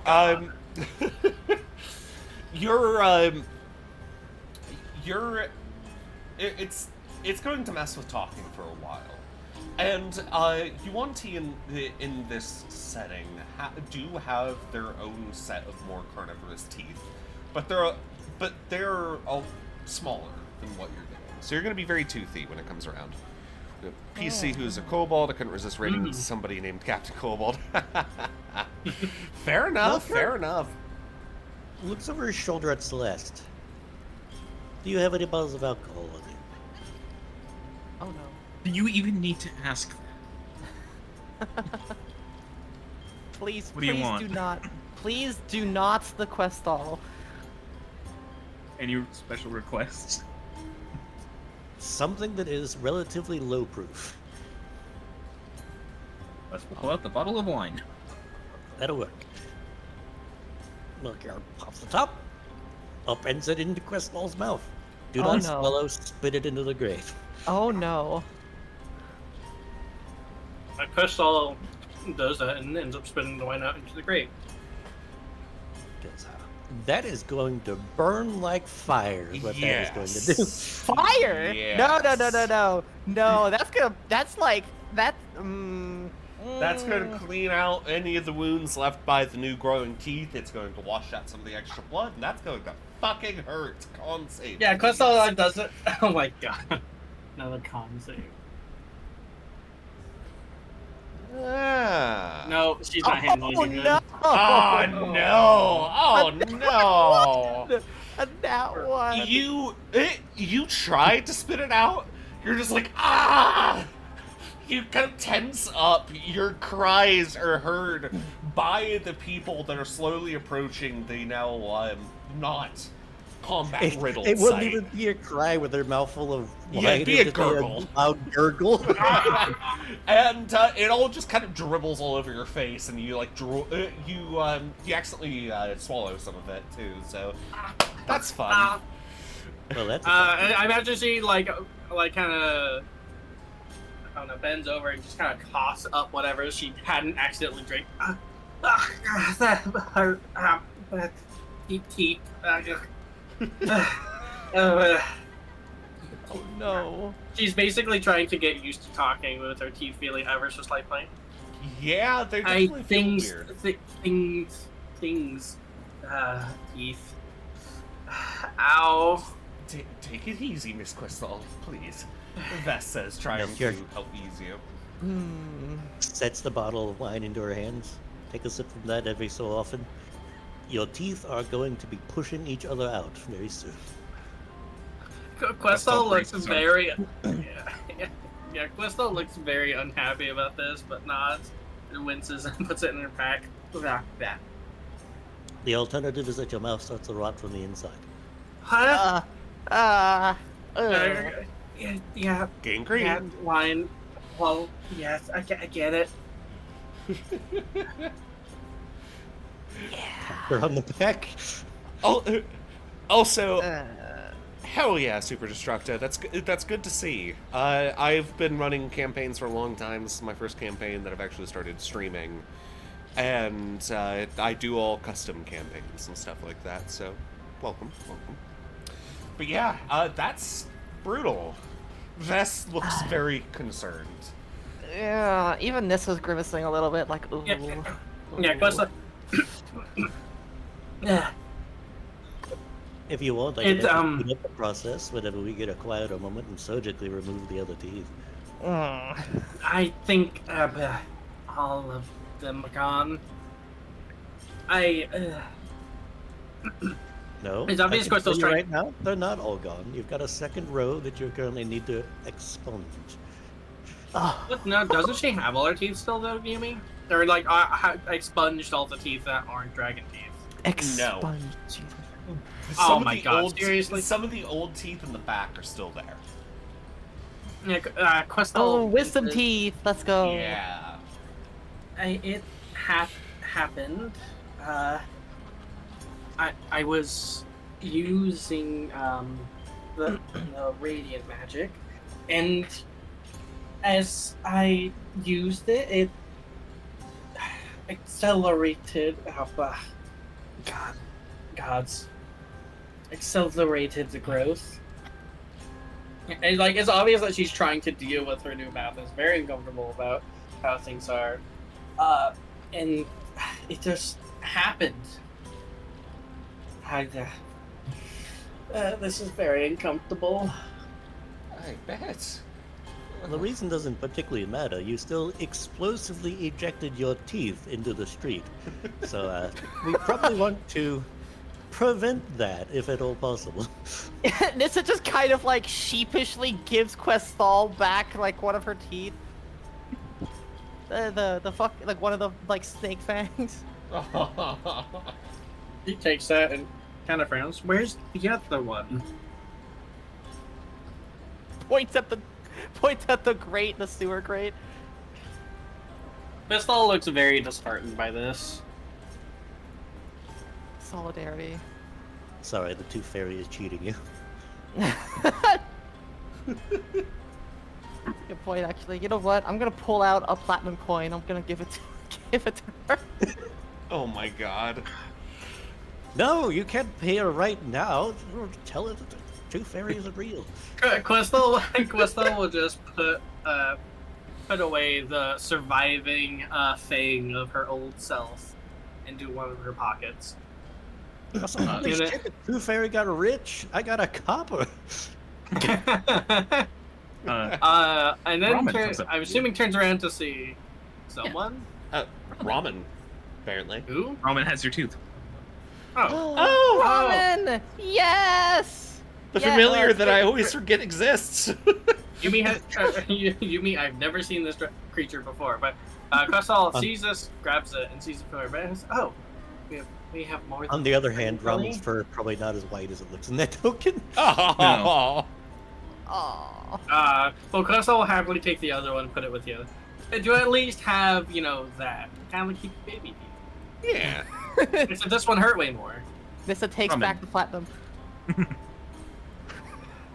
Ramen go ahead. becomes clean.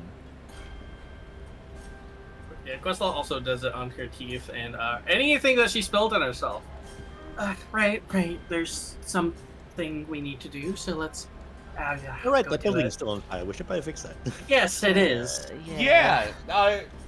There's at this point now that the fighting has stopped, several people have come in. They seem to be the local fighting crew. In fact, the way that they do it is they have this little mechanism that's attached to a large tank strapped to. Is that a giant beetle? Let me move you over to the Deephaven map. People. Everybody. Yeah, it's a giant beetle of a slightly iridescent hue to its chitin. It seems to be led by reins in a similar way that one would a horse, but attached to it is a little motor, like this little magical motor type thing attached to the actual tank itself, which attaches to a hose. They actually have a fucking firefighting beetle.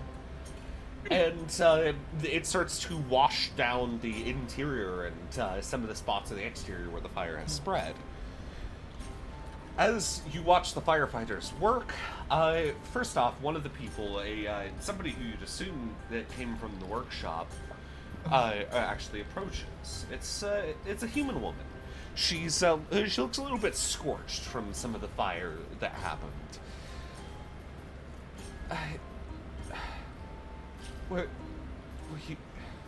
Thank you for saving us from all that. I didn't expect. It's obvious she's a little bit traumatized by what happened. She's holding her head in one of her hands. She's shaking slightly. You also know. Roll me a quick perception, actually. If anybody wants Oh my to. God. It's not necessary. We love perception.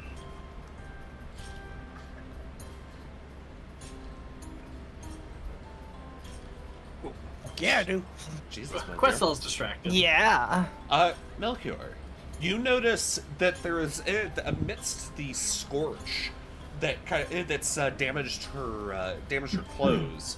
Along her left side, there's a blood spray, as if somebody was viscerally wounded, and she was right next to them. Will. Sucks to be you, lady. Yeah. We should probably head in. We need to see what happened. Okay. Please be careful. She kind of wanders off, and you can one of the firefighters actually approaches her to grab her, realizing that she's probably got a concussion, considering she starts to wander off into some random alleyway somewhere, slowly, kind of haphazardly. Oh, jeez. But you enter inside, and it's a mess. It is absolutely a mess. You find the interior of the foundry building. We'll put you on this one here. The interior of the building is scorched thoroughly, like there was just. As if somebody had just lit the entire place up with fucking gasoline. Everything just ignited. And as you walk through, some of the firefighters working around you, you end up finding a room at the back end where you find several things. One, you find the scorched remains of your prototype. It is burnt to high hell and back. Two, It's impressive, given it's mostly made of metal. exactly. Two, you find Taurus. He's alive, thankfully. He's a little bit scorched and his eyebrows are gone. It seems that he re-entered here himself by a back door that you can see hanging open in the back. And three, you find several corpses strewn around from what appears to have been some sort of explosion that was caused inside of here. While several of the bodies that are scattered around are relatively intact, they're all dead. One of them seems to have been in the center. Basically, the upper half of this guy's body has been reduced almost entirely just to bone. However, going by some of the scraps of cloth and hair that you're able to find, you see that aquamarine dye. Whatever had happened. He looks at it. Yeah. He looks at the. No, looks back at the fucking guy laying there in tatters. They got sprayed with dye, and his response was to become a suicide bomb. Taurus. That is unexpected. Taurus looks up. I really didn't expect it either. Thankfully, I was at the edge of the room. I was knocked out the door. When did this happen exactly? When did you come in? Crystal said. I came in only a moment after I heard some commotion. I was inside the building at the time.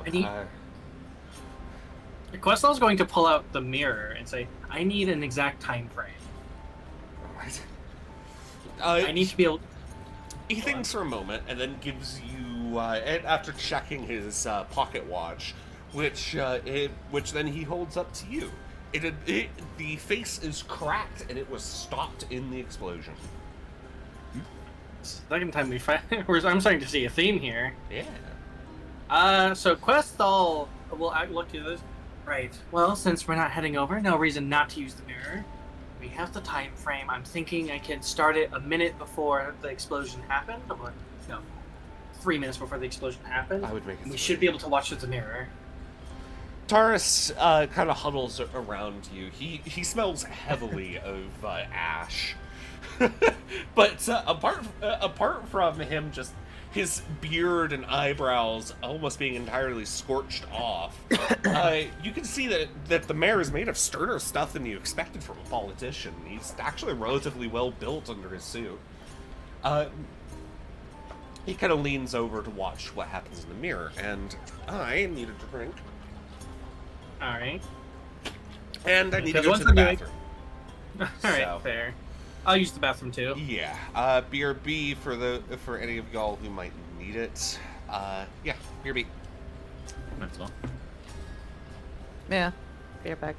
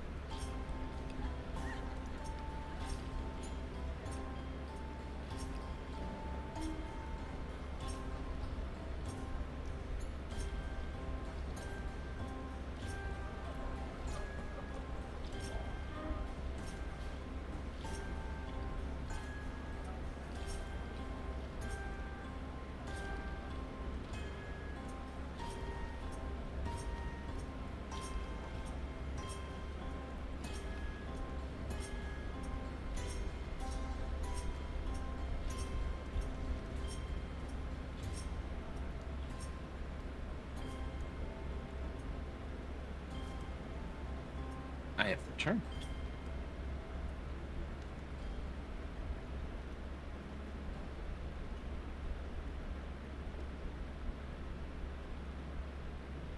I'm also back.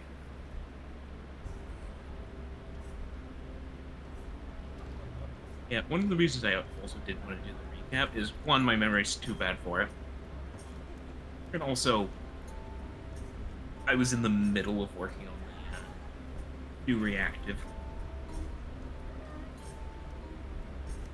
Which is the commission I got of Celeste.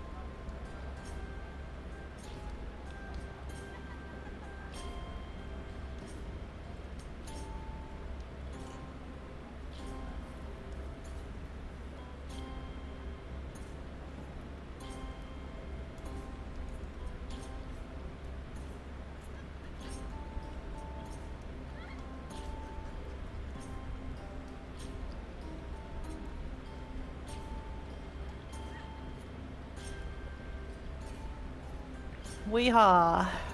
Okay. Exploding you. No you.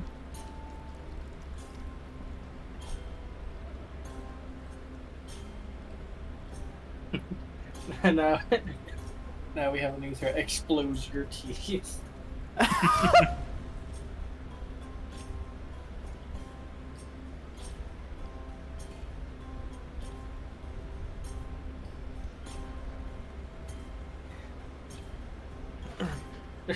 Hey, Nissa, ever wish you had dragon's teeth? Not No. really. Too bad. Shazam! Just blow up. No! No! I imagine that at the very least, once her new teeth grow in, they're going to be really sharp. Because like I know snakes are, but Dragon's teeth, right? yeah. Apparently, Sharp the teeth. teeth are gonna be freaking a little too big for her. She's gonna freaking still have fangs. Dragons usually have them in her mouth. You're gonna be a snaggletooth for a little while. A Mm. little while, yeah. But hey, Snaggletooth is cute though. If you see cats with Snaggletooth, God, fucking adorable. Well, the thing is, I mean- again, Questel needs more ways to channel radiant magic. Given that So your once we get current fangs, well, your old fangs now, I suppose, stick out of your snout anyway, they're just kind of following in the original line. The original groove. No, do not give Questel an underbite. The frick. Gah.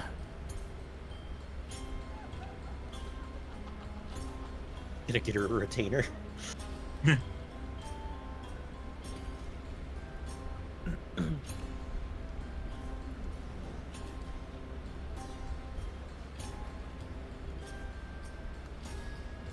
True, that would be a good defense against the I'm biting you too. Don't you fucking dare!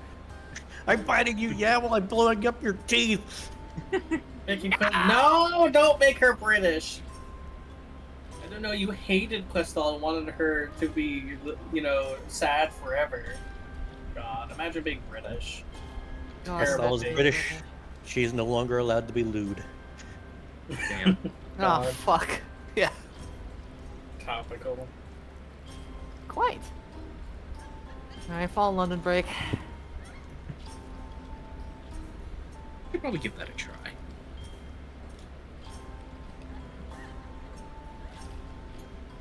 I need literally one more church favor. Having a hard time.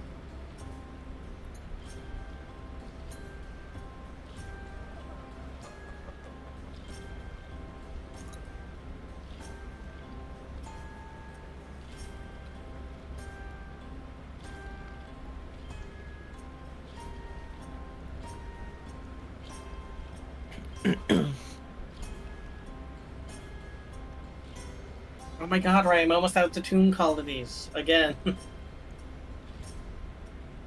For like the 5th time. I'm pretty sure this is the 4th.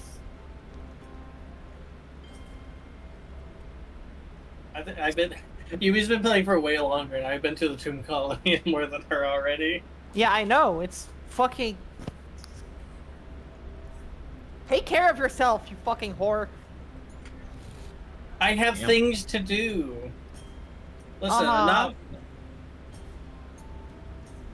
Listen, it just happens, okay? Uh-huh.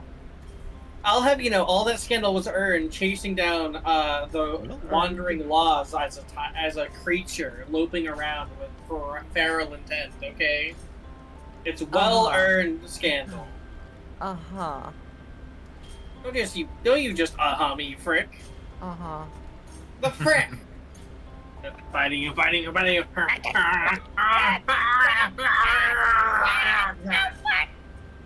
what you get.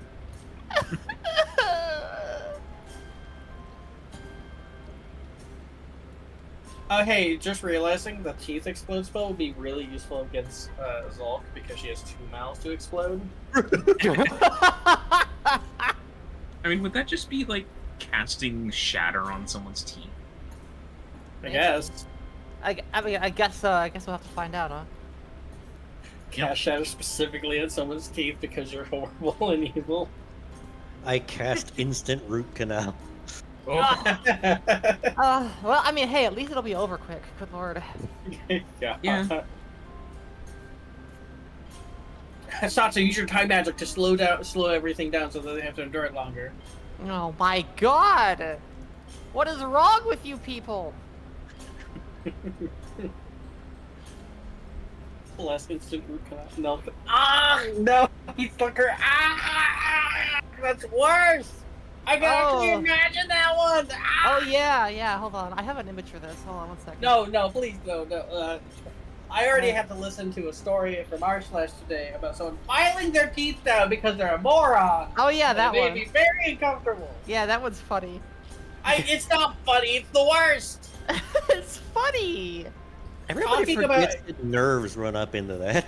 Yeah, Yeah, for everyone real. forget. No, yeah, your teeth have nerves, especially your front teeth, if I recall. They have, like, the most nerves. Mm-hmm. Well, not the very front ones. The ones that are kind of like off to the one side of the front, dude. Mm-hmm. Between the 2 front teeth and the canines. Hmm. I mean, I think you'd have to actually hold on to the golden tooth. Yeah, I watch art / typically when I'm either, like, cleaning stuff up or if I'm going from place to place.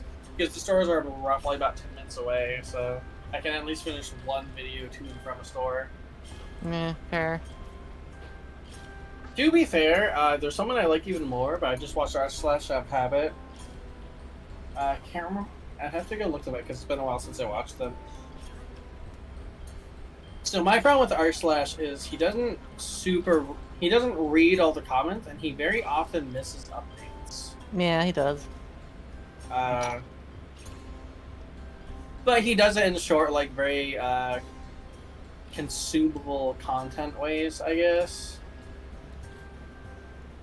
Brain I mean, rot hey- content ways.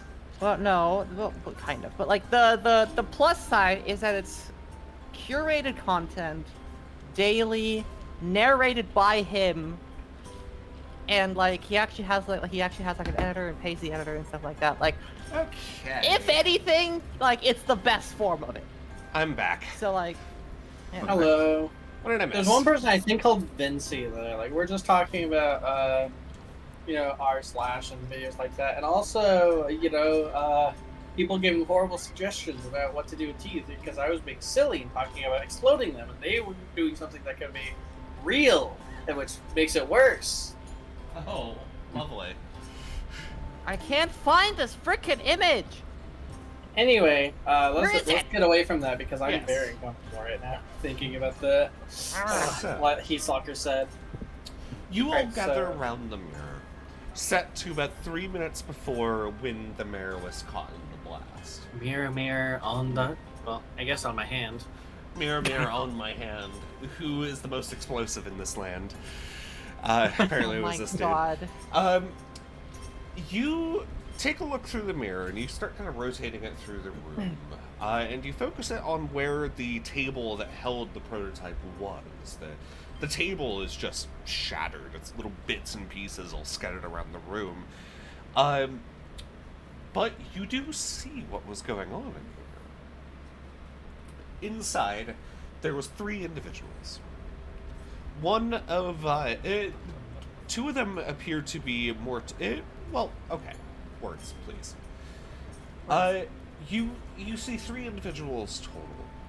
You actually see what appears to have been that human woman that you encountered outside, the concussed one. You also see a dragonborn who now his half-scorched body lies in a heap in the corner, and you also see the remains of an elf. This particular elf is younger.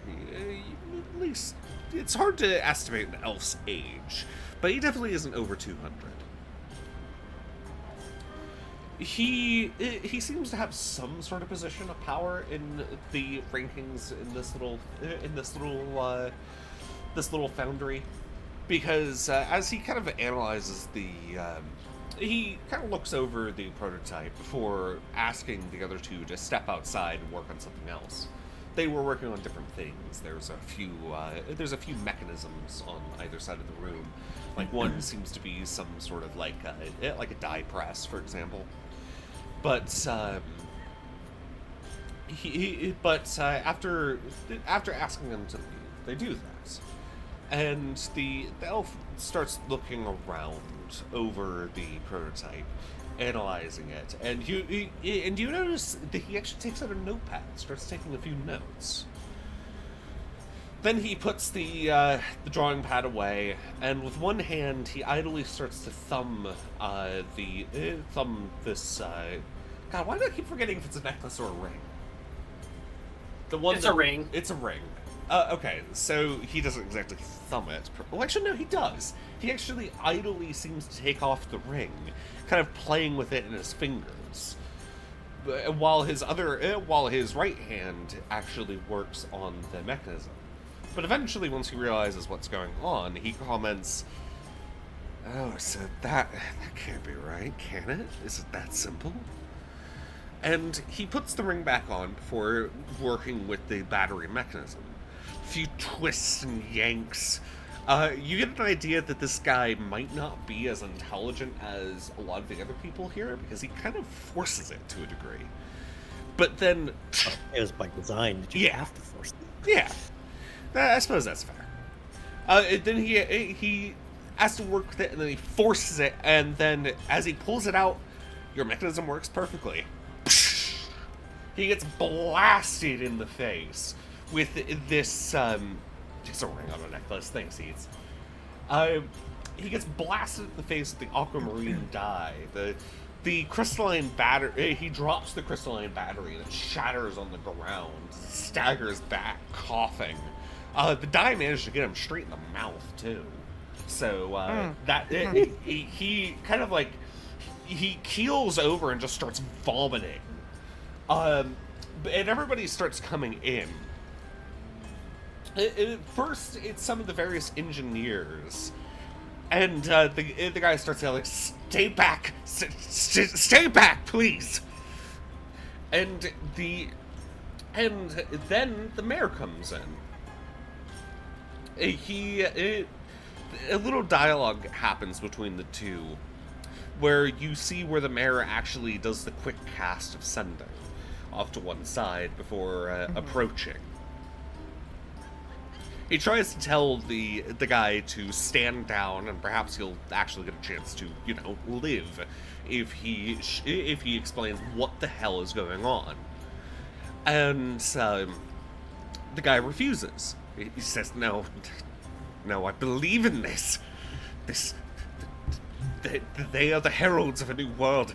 You don't understand. You don't fucking understand. We've been all fools. Fools, I tell you. This world, it doesn't belong to us. It belongs to them. We can only accept what we're given." The other people kind of look at each other concerned. The mayor tries to talk him down, but then the guy reaches into his jacket and grabs something. You're not able to get a good look at it. But it looks to be some sort of small device. It's relatively small. It's about the size of a softball. Actually, no, not a softball. It's about the size of his fist. It's about the size of a softball. Okay, yeah, that is about the size of a softball. You're right.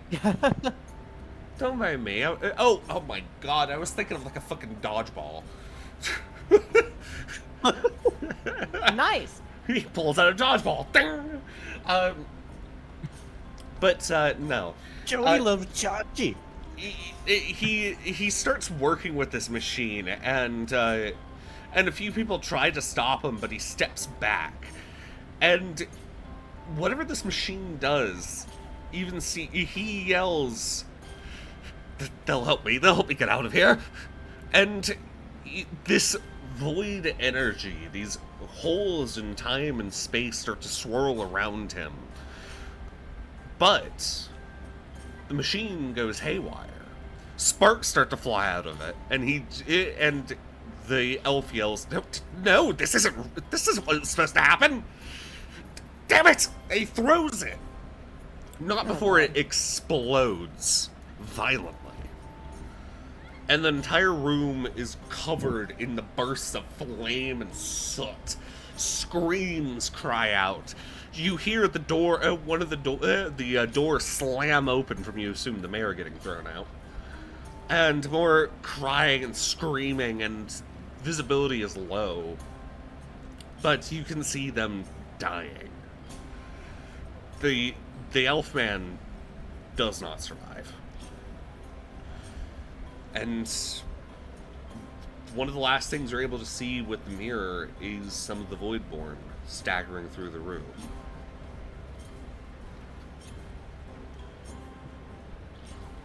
So that's what happened.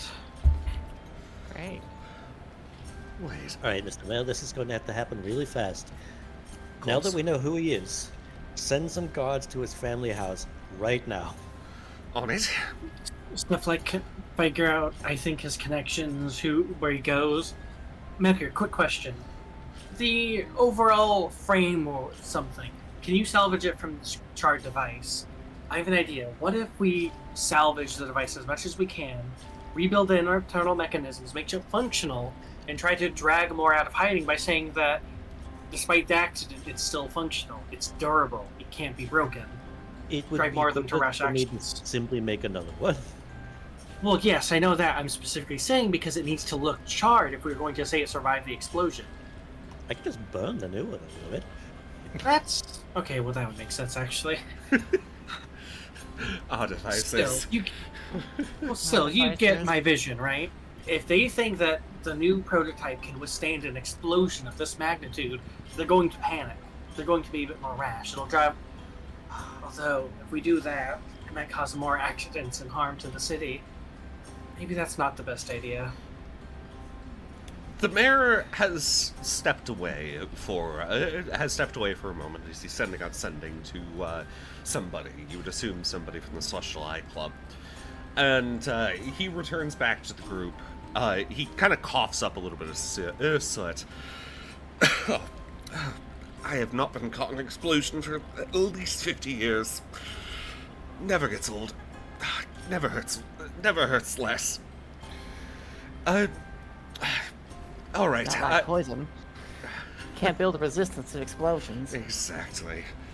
Oh, yes, you absolutely can. Well, that's an entirely different sort of resistance. Anyhow, I know that kid. He's in fact the. Oh god, what? I gotta check some of my notes. 1 moment.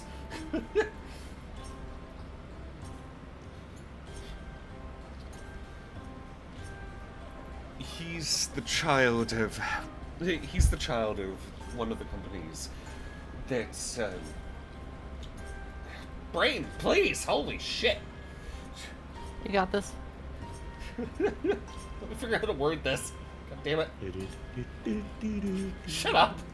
Numbo baby. He's a Nepo baby. Yeah, he's absolutely an Epo baby. But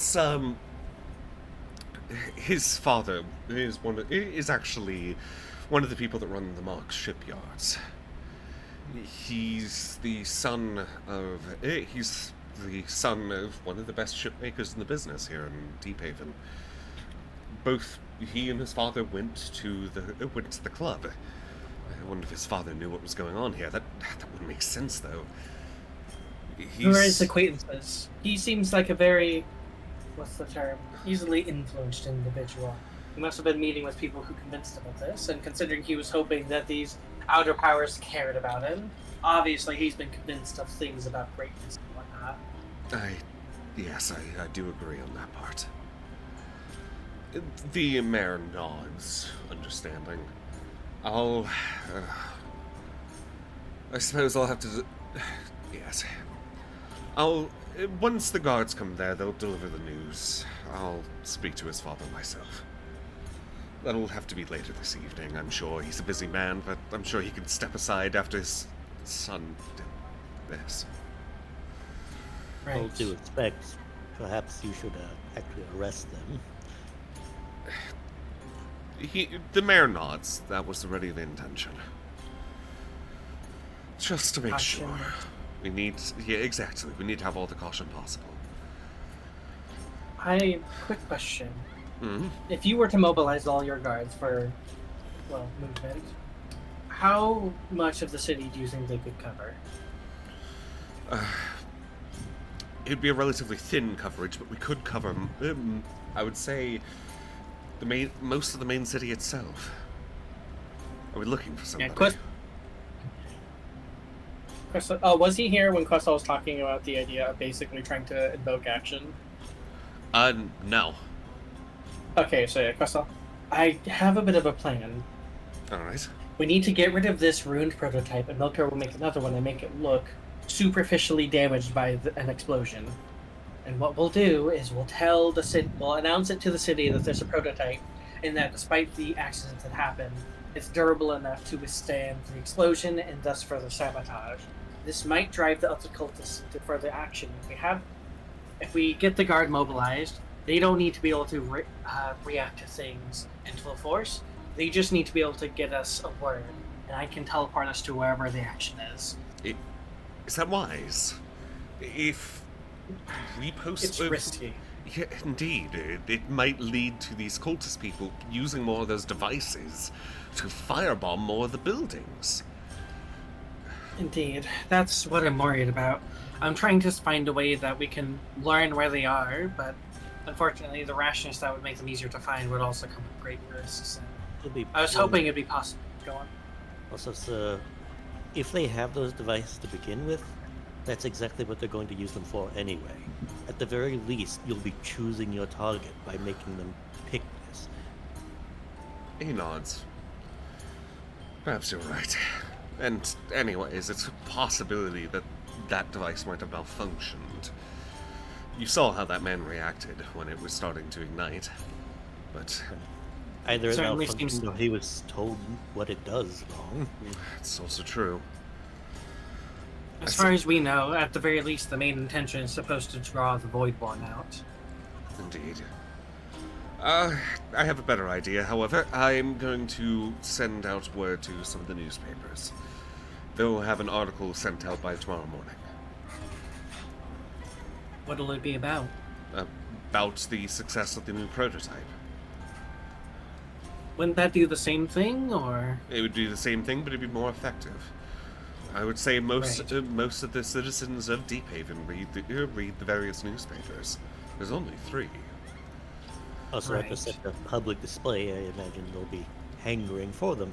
Exactly.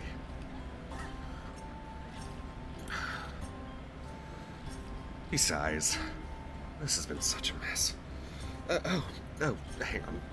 He kind of shuffles through his the pockets of his kind of scorched suit before taking out what appears to be a little tin. It's this kind of beaten and battered tin, not much bigger than an Altoids, than like a little Altoids tin.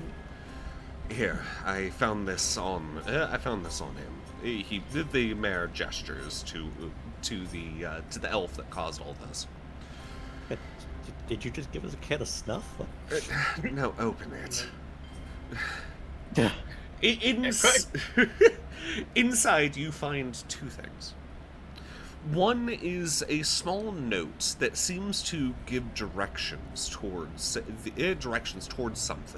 It's on the southern end of the town.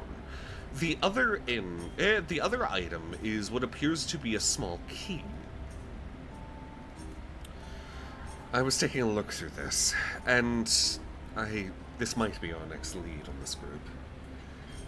Come with me. He'll kind of lead you guys outside of the building. And once you're out to the street, he points up. Specifically towards that building. From this angle, you're not able to really see it, because this large spike of stone that juts out over the city is well over 1,000 feet up. It is extremely high up. To your knowledge, all you can see is just a spire of stone. Up there, I know you can't see it, but there's a watchtower. It's old, abandoned for the past 50 years or so. Most people know it as simply the high-rise tower, simply just because of its height. However, it has a different, more official name. That being the Agatha Tower, named after its designer. That name is only known by a small collection of people. That being the people that worked on the tower and those that have been at the tower. Only a handful of guards actually occupied it at any one time.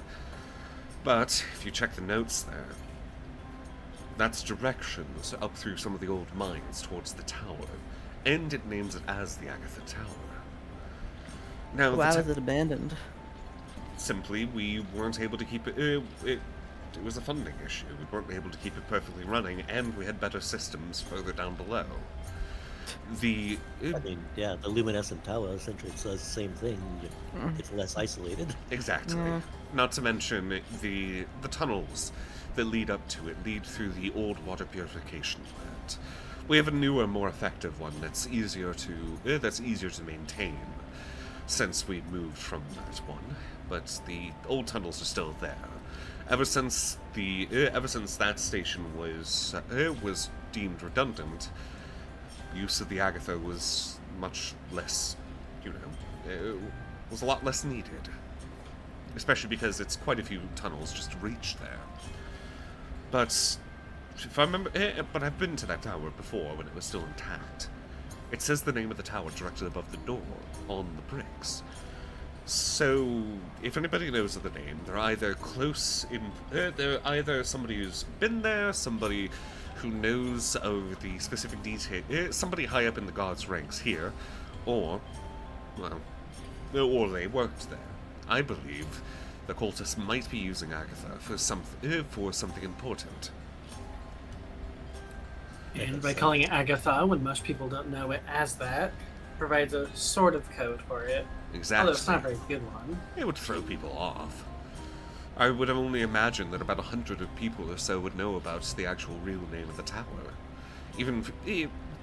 And I would say only about 2 or 3 times I would even know of its existence. Huh. Okay, all of this does make sense. I still have one question, though. Why did you keep that in a can of baked beans? I didn't keep it in this. That was how I found it on the man. Also, it was a tin, like an Altoids tin. I know. Yeah, 10.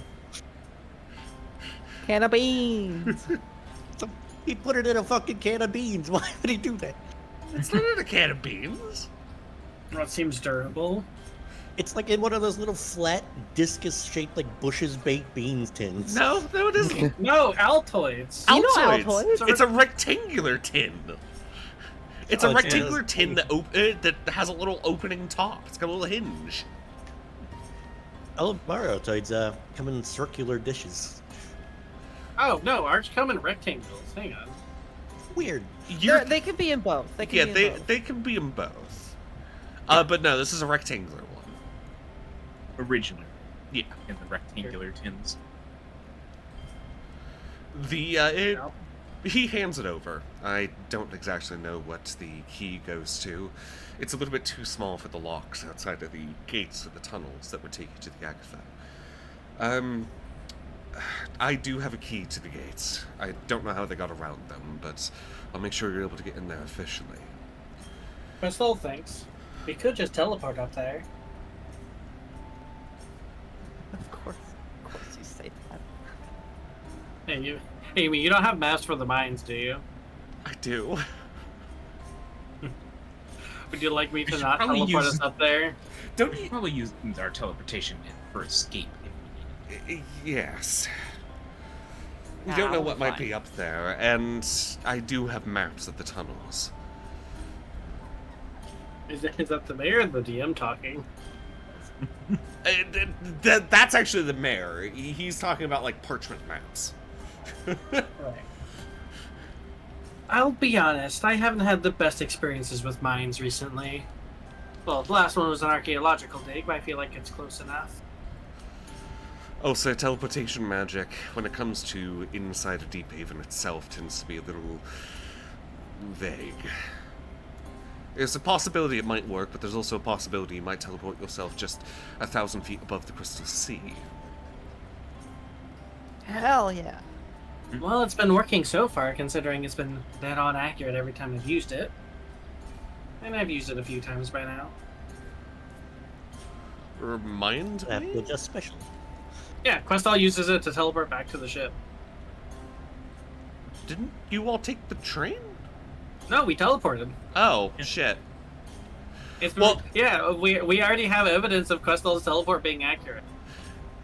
Questal's built different because of The- Arcane Edition and teleport. The mayor chimes up. Where did you use zero teleportation to?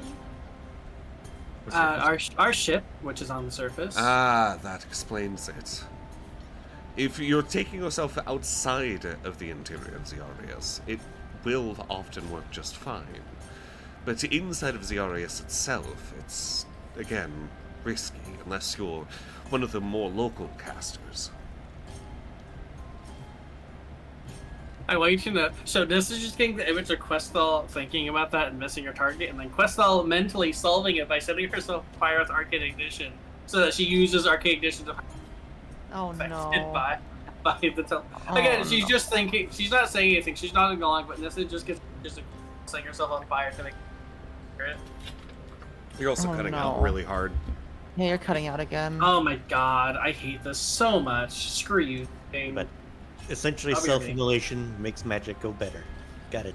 Oh wait, hang Somehow. on. So you can hear us. You can hear me fine, Milk here. Just keep cutting That's out. just what I got from the snippets. All right, hang on. Bye.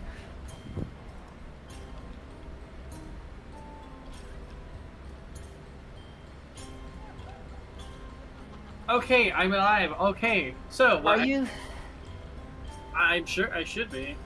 What I was saying was basically Nissa just gets images of Questal setting herself on fire with Arcane Ignition, because Arcane Ignition isn't affected, at least at this level, by the weird magic. So using her self-immolation to make her teleport more accurate. This is the vision that Questal is unintentionally sending to Nissa. Yeah. Thanks for that. So depressed.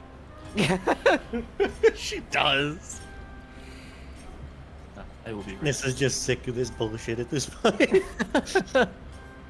It is like she has definitely gotten used to it, but you know, thanks. You're Yeah. welcome. We are pre-instilling motherly patience into this. I mean, Ah. well, the other solution is we just take the ship up into the astral sea and then we plane shift exactly where we want to go. And then Melchior can just feather fall us on the way down into the sea and we'll just swim out. That's a long ways down just to avoid one of my fucking maps. Well, I mean, if you have a map for it, that means there's a combat encounter. We don't really want combat encounters here. God damn it! Yeah. Now combat's lame, to be honest. Combat's lame. We can just skip it. Yeah. Hey, that luminescent tower, that looks cool. Anyway, let's go somewhere else. Oh my god. Hey, how late in the day is it, Yumi?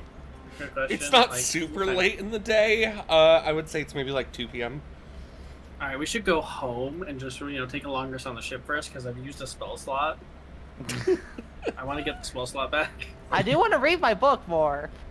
Celeste Oh my also God. could definitely use a long rest. Oh my He's god. at 2 levels of exhaustion. That is true. True, That is yeah, actually yeah. like a valid. Yeah, that's that's actually a also valid Actually term. genuine. Yeah, may not be a good He's idea. 'cause- also out of 3rd spell slots, almost out of or missing. Only Okay, has so 1 plan. 4th. Okay, so plan. What we'll do is we'll go. We'll go tomorrow to the place.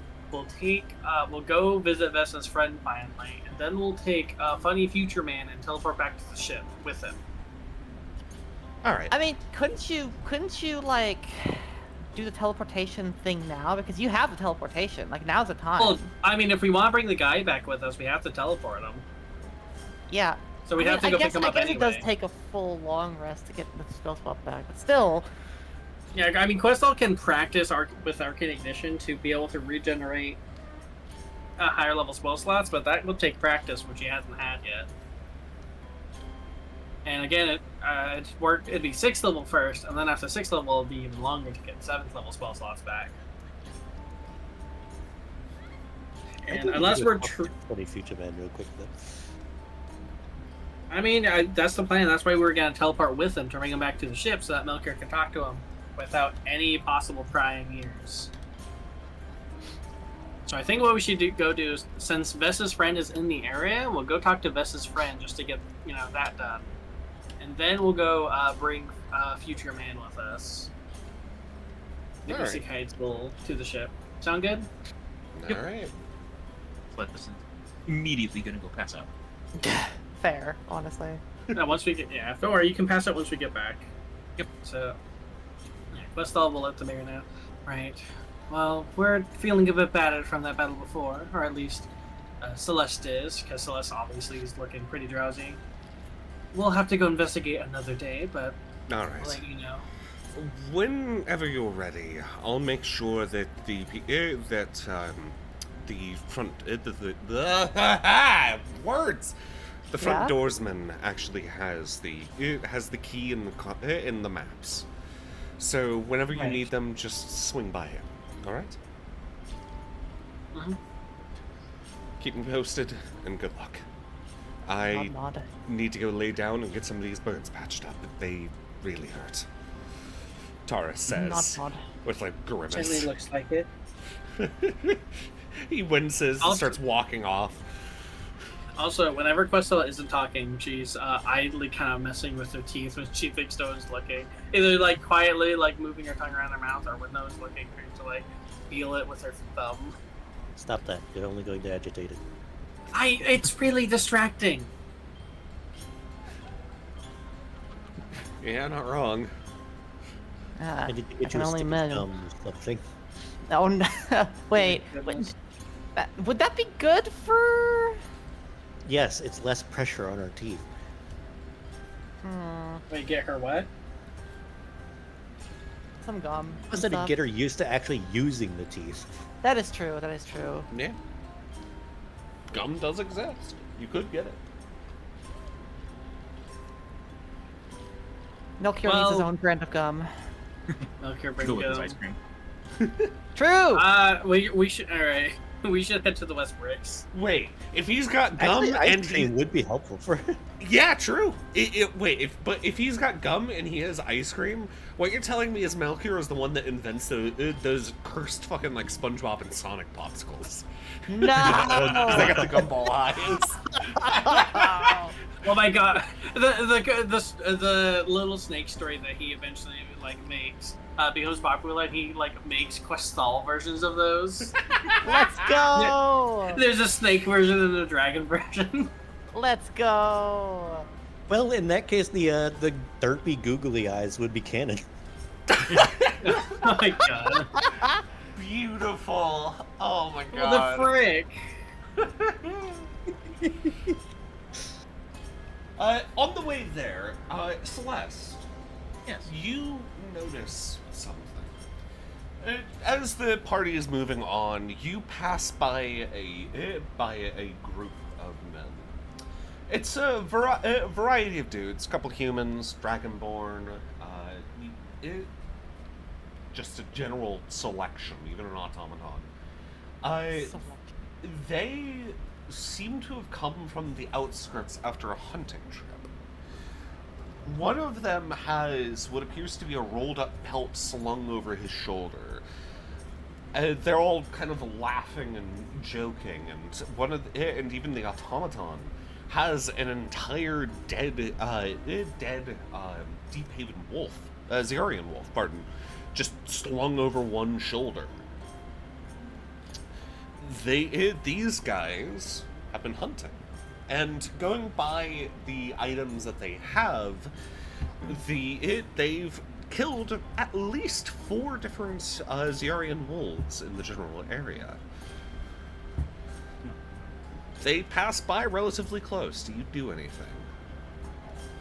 They're just kind of laughing and joking, and one of them comments, you should have seen the look on that damn thing's face when I shot it right between the eyes. Celeste, falters in his step a bit. You can tell he's probably a bit agitated, but doesn't really comment much. Mm-hmm. He slowed down, probably fell to the back of the group, but is still falling. Right. Kafka looks over as the poachers slowly start to pass by. Celeste, you alright?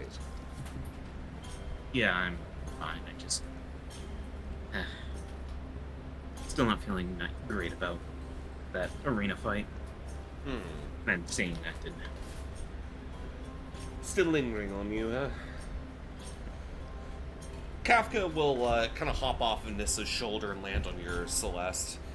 And as you continue to head towards the West Bricks, I'm sorry to hear about all of that. Do you want to talk about it? I'm alright. I just need some time. Alright, if you're sure. And Kafka will stay on your shoulder, at least for now. Yep. I will have to send you something. Friend. Friend. When?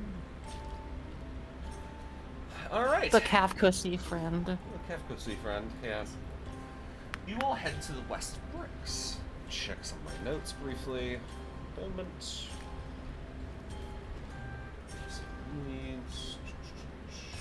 We get hit by another person who got isekai, but this time it wasn't us, it was future us. Oh no! Future us sent someone to the past and then they attacked. What the frick you mean? No, it's somebody that got isekai'd by the AU us. Oh no! God, imagine. So, Vess starts talking as you start to head up the rather rickety wooden stairs that run up a central shaft in these buildings. As they were made to hold miners, it seems that miners might have even built the damn things, because it feels like going through a mine. Like there's this central stairwell and everything kind of just branches out. Even some of the interior almost looks like it was built like a mine, with supports jutting out every now and then. But, Vess leads you down several halls, and up to one door. So, Garrig's an old friend of mine. We've been on multiple mining expeditions, and last time I was here, it was the last time I saw him. It's been quite a while. But Vess will walk up, and he'll knock on the door. Dunk, dunk, dunk. And after a few moments, you hear some shuffling, and a dark-skinned man pokes his head out of the words. Fuck. He pokes his head out of the door, looking around at the group, then looks down at Vess. Vess, hey! Hey, he'll like swing the door open, but then stop before hitting Vess because Vess is a little too close. Vess steps back, and this rather large, dark-skinned man with this thick curly beard and a bit of a potbelly holds up his arms, and Vess and this individual, you now assume Garrick, hop. They take just a big ol' hug. Garrick even picks up Vess. Good to see you, old friend. You too. You all right? Have you been all right? It's been a while since I've seen you. I'm sorry I wasn't able to keep in touch. Oh, I've been fine. You know me. Everything's been, you know. It's Deephaven. Who are these? It's rare to see a Sheeta around in these parts. Oh, right. These are some of my friends. They saved me, actually. Saved you? Really? What happened? Oh, that's a long story. Friends, would you like to introduce yourselves? My name's Questel. Questel Nalsik. Nice to meet you. Garrick nods. So let's Thresford. My name's Nissa. Nice. Melchior, pleasure. Okay.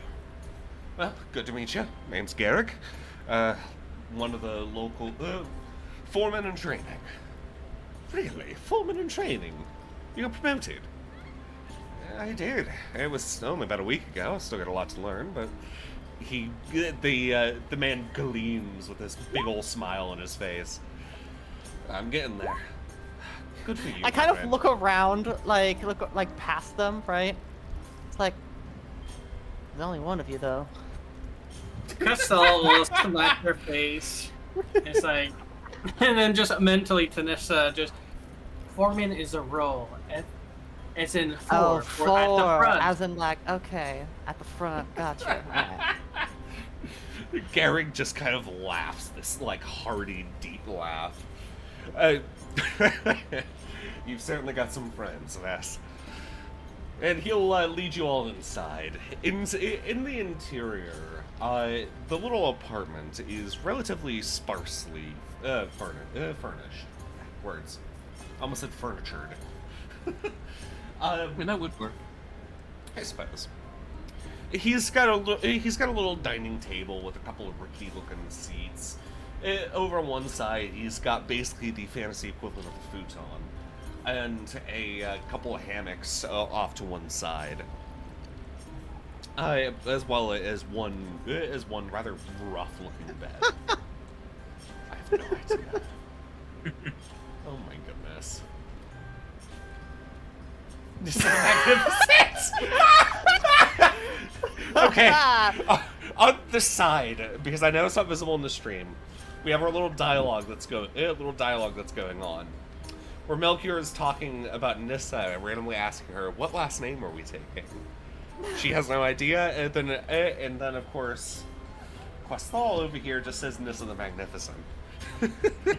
God damn it, it's so funny. Garrick kind of he goes over to the kitchen.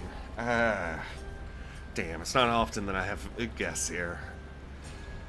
Let's see. What the hell does Sheeta eat? Mostly meat. Don't worry about it, though. We don't want to intrude too hard. After all, we're here mainly on Vess's, for Vess's part. I suppose that's fair. He'll still either way grab this rather large, like tea-tin looking thing, and he'll bring it over to the table where Vess will already hop down. Sorry, I don't have enough seats. It's again rare I get visited by this many folks. But he opens up the tin and holds it out to Vess. It's full of beef jerky, or at least some sort of jerky. Vess grabs one. Oh, are these fresh?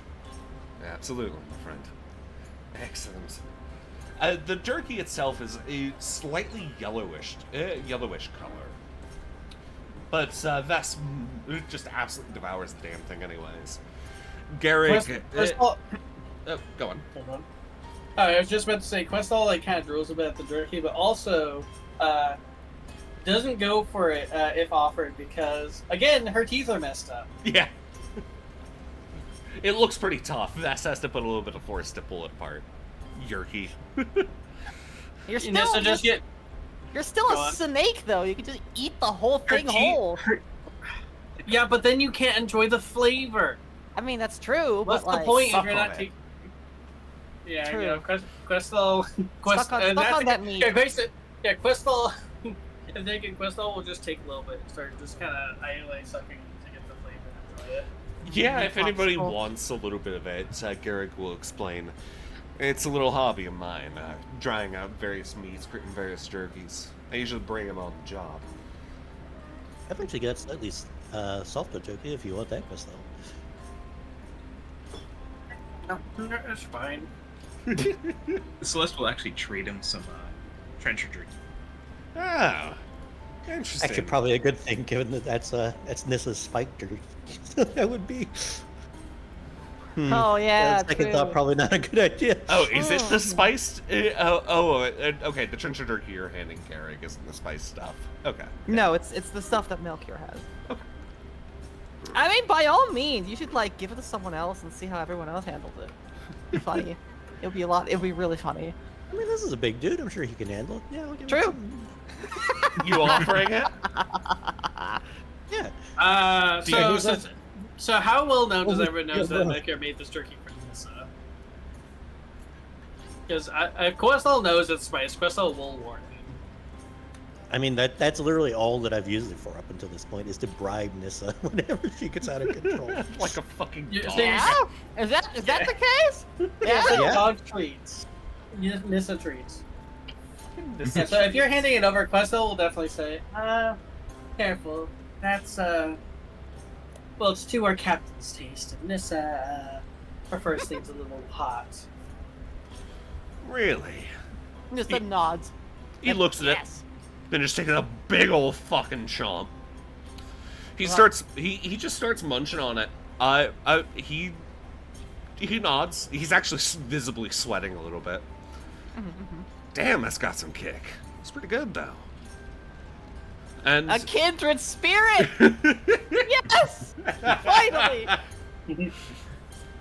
this big old man just. Yeah, he's barely able to manage it just fine.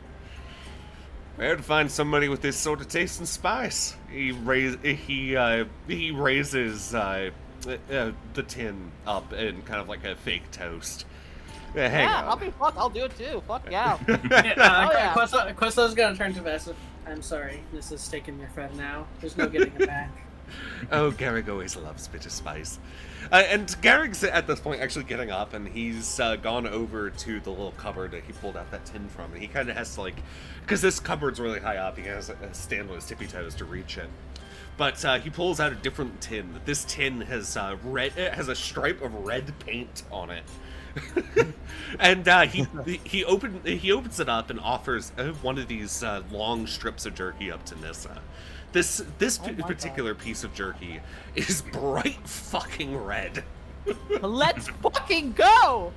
Melchior will also take a shit. All right, if you're sure, my friend. And if you're eating it now, this particular jerky has a interestingly enough, a slightly fruity taste with the spice, like almost like, I guess the best equivalent would be like a habanero peach, but just cranked to 11. It's fruity. It's a little bit earthy from whatever animal was turned into this jerky, but it's good. It's also extremely fucking spicy. It's actually even a bit spicier than your normal Nissa. Like, you're not sure what the hell this man did to it. But Let's fucking go. so, if this was just Vess visiting, I would think it would just be, come to say hello. But there's a lot of folks here. How can I help you all? Questel will gesture for Vess to talk. Right, yes. Vess kind of fishes through his pockets and pulls out a ring. The ring, before just kind of dropping it onto the table. I guess it was given back to him because he threw it away before. Yeah, it was handed back to him, I believe, by Celeste. Yes, Celeste picked it up. Yeah. What do you know of these? Garrig picks it up and stares at it. I really hope you're not getting yourself in with these people. I wasn't. They tried to. It led to my ship getting entirely devastated. The only reason I survived was because of these kind of people here. Really? Shit. So sorry to hear that, Vess. What happened? The shadowy, the Voidborn, as my friends have been calling them, and these weird, deep void crow things. They just came through, trashed the ship. If they weren't part of the cult, they were devastated. They were ripped apart. Those parts of the cult were, I don't know, disintegrated, devoured by the void. Strange. Need to eat again. Not eat, drink.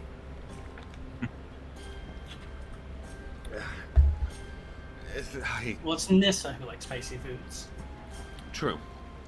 Uh-huh. I was. You like some spicy food. I was left alone, drifting on a chunk of the debris of the actual ship. The ship was entirely destroyed. I was even used as a trap by some of the Voidborn, but the crew here were able to save me. I'm totally thankful for that. Well, shit. Garrick sighs, looking up to the crew in front of him. I gotta say, thank you for saving my friend. He'll even hold out a hand for a handshake if anybody wants to do that. Is he doing it anyone in particular? Just I kind feel of like if anything, probably Nissa. it'd be in Nissa's general direction if anybody wants to take it. Absolutely. You know, no, all right. Fucking. He'll give you this solid, firm handshake. Almost said a head shake. What the fuck is a head shake? Head shake. Shaking your head. Shaking your head. That's what Nissa did to that poor penguin creature. True. Grabs her face and just. Shit. Yeah, I know of him. More specifically, the guy that has been training me has been trying to get me to join the damn thing. Really?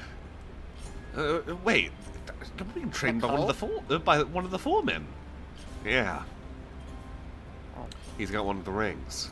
Usually has it underneath his gloves, but I've seen it a few times. He's brought it up once or twice, but I've turned him down every single time.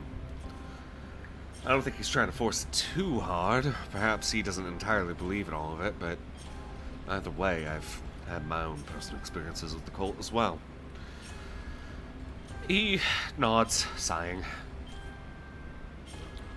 There's been, I would say, a decent number of miners that have been falling for it. Of the sites that I've been working at, there's been about 30 or so. I think 3 or 4 of them work for this group. I've definitely seen those rings flash once or twice. Heard rumors of several other names having them, and stories about what's been going on down deep in the mines. That they're trying to find some source of power, something that will allow them to, and he kind of does the air quotes while munching on a piece of jerky, to rip open to the righteous realm. Yeah, they're calling it the righteous realm. What a load of fucking poppycock. God damn. But thankfully, I haven't seen them go out of the way for anything crazy. Most of the time, they're just mining like the rest of us. The foreman, he works relatively normal as a foreman, but he does tend to step aside with the folks that I believe are various cult followers. They have a name too. I overheard it once or twice. Wow, I cannot talk today. Holy shit.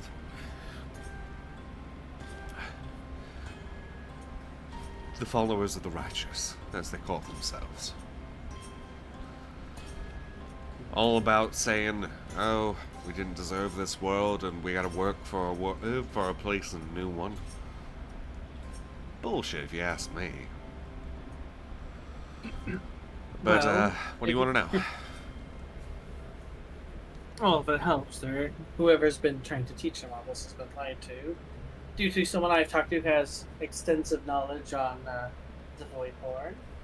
From what I've heard, and correct me if I'm wrong, Amy, the reality of the matter is that when everything was created, there was a choice, and the Voidborn were the ones who were not chosen, pushed to the side.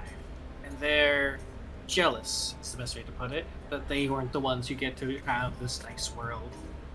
Really? Huh. They keep whoever from the Voidborn we hear from. They keep talking about how they deserved it, but the fact of the matter is that it was never theirs in the first place and never intended to be theirs. So it's not entirely how it is. Okay, But because again, I'm it's trying to. close It's been a little bit. Yeah. Yeah. So It's what I heard from Bakara. yeah, basically Who what knows happened. Fucking apparently, she keeps rolling nat 20s every time. Basically what happened is when the material plane and the astral sea were created, they were created in the way of what the void would have been. The void itself was basically came into being quite a while afterwards, but like quite a while afterwards in terms of our normal time scale. In terms of a galactic time scale, it was barely a blink of an eye. So it wasn't exactly a choice, it was more they were late. Okay, so Crystal will put it in this way instead. So what the thing with the Voidborn is, the best way to put it, say you know about a property for sale, and you want to get it, and you go buy it first thing. But fortunately for you, someone's already been there and purchased the land. It's basically like that. Our world was created in the place of what theirs would have been, and well, we were first, and they were second, and they're a bit bitter about it. Really? There's nothing righteous about it, and I've heard this from someone who has very, very ancient records. So I believe it's what's the term? Very. God, I'm trying to think of what's the word for Vetted? like verify, but like, Vetted. Vetted, yeah. I believe it's all vetted. So, they talk themselves up with these grand words about how we stole something from them, but it seems a bit heartless to say, but they were just late and we weren't. And I guess whoever comes first gets the spoils. The early bird gets the universe. Huh. Something like that. But as you can see, or go on. Garrick nods, seemingly understanding, despite the fact that he's nothing more than just a normal fucking dude. I mean, yeah, all you gotta do is put it in simple terms. Yeah. Actually, judging by what we've seen, the bird was the one that was late. True! True. Kind of like poor Kafka. Kafka looks a little bit Kafka down. suffers. Kafka suffers. Kafka suffers. Well, I had a feeling it was something like that. I know a cult when I see one, and, well, ugh. They're always misguided, misled, or just downright fucking wrong. It's just kind of phrased eyebrow. Well, have you seen other cults aside from this one? You ever been to Ronis? Yeah.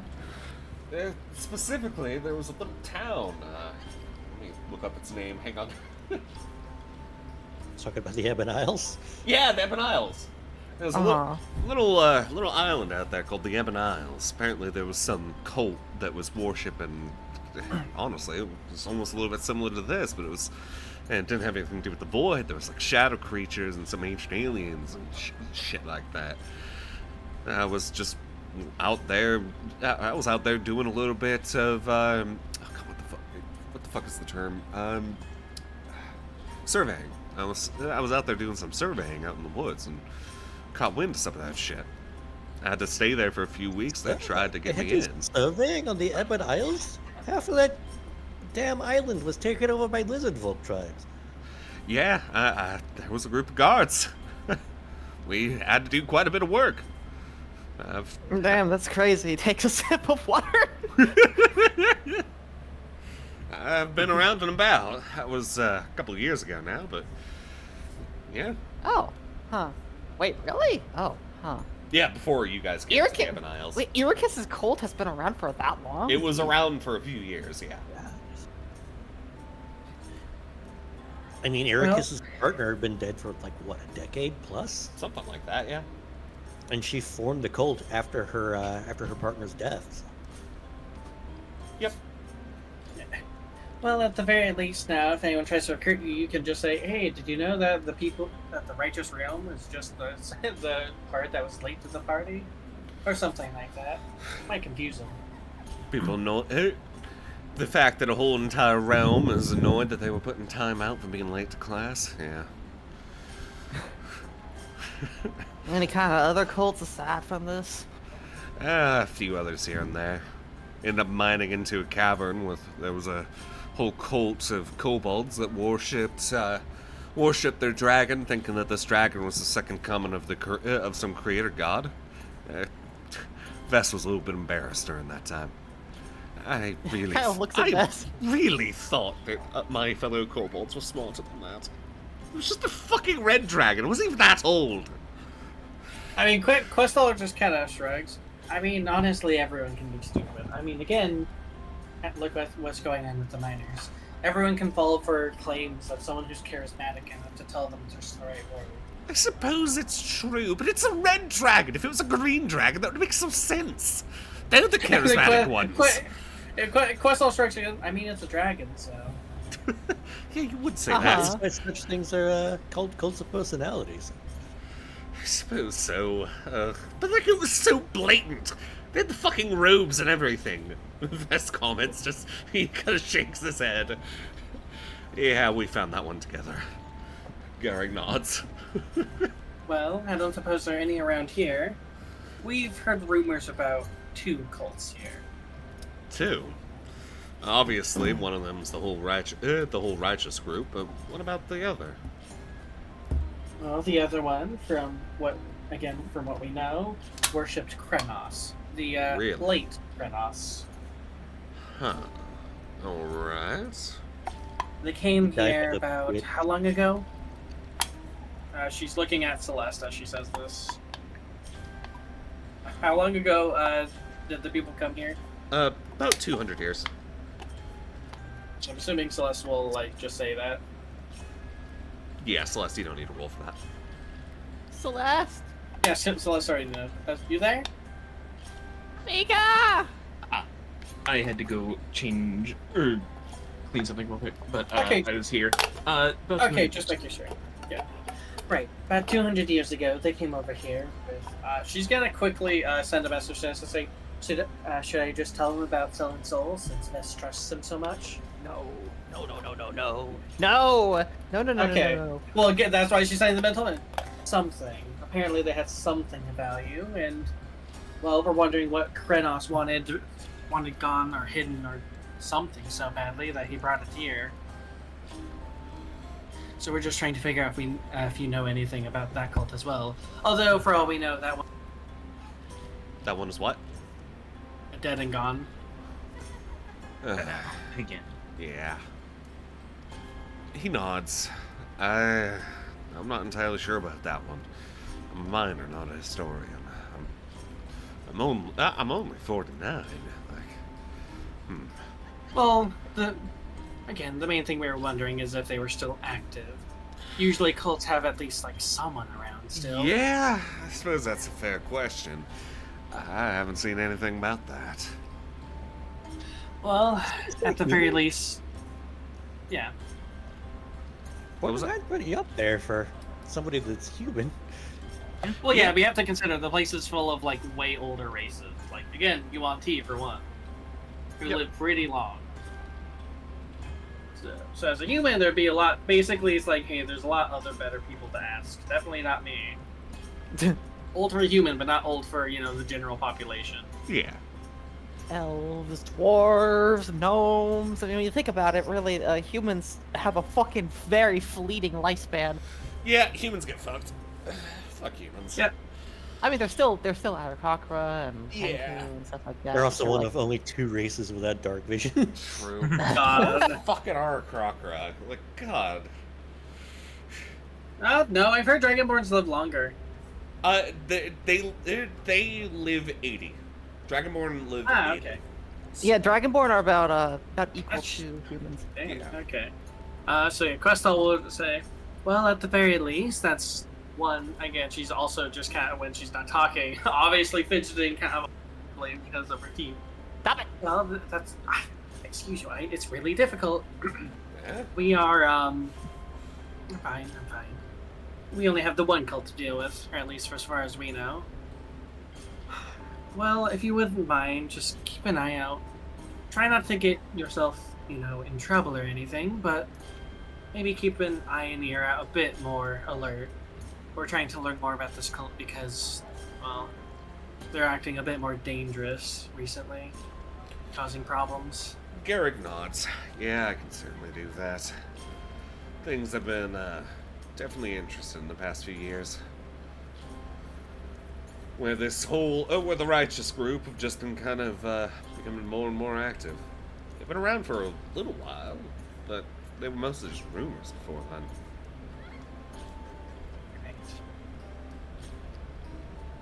We'll have to learn more, but Do you want to have just a casual conversation for a bit, Bess? We'll have to head back soonish, and well, it shouldn't be only here just to exchange information. Yes, please. I'd like to catch up. Of course, I'll wait outside, Yeah, that sounds good. Yeah. and if everyone's fine with it, we'll all go outside so that Bess can have some private time with his friend. Yeah. Yeah. That's We can go pick up the future guy. Yeah, there you go. And we'll tell Bess we'll be hanging out with him until he arrives. Alright, I'll head over there once I'm done. And you depart from the two just kind of chatting. And after a little bit of walking, you head over to here.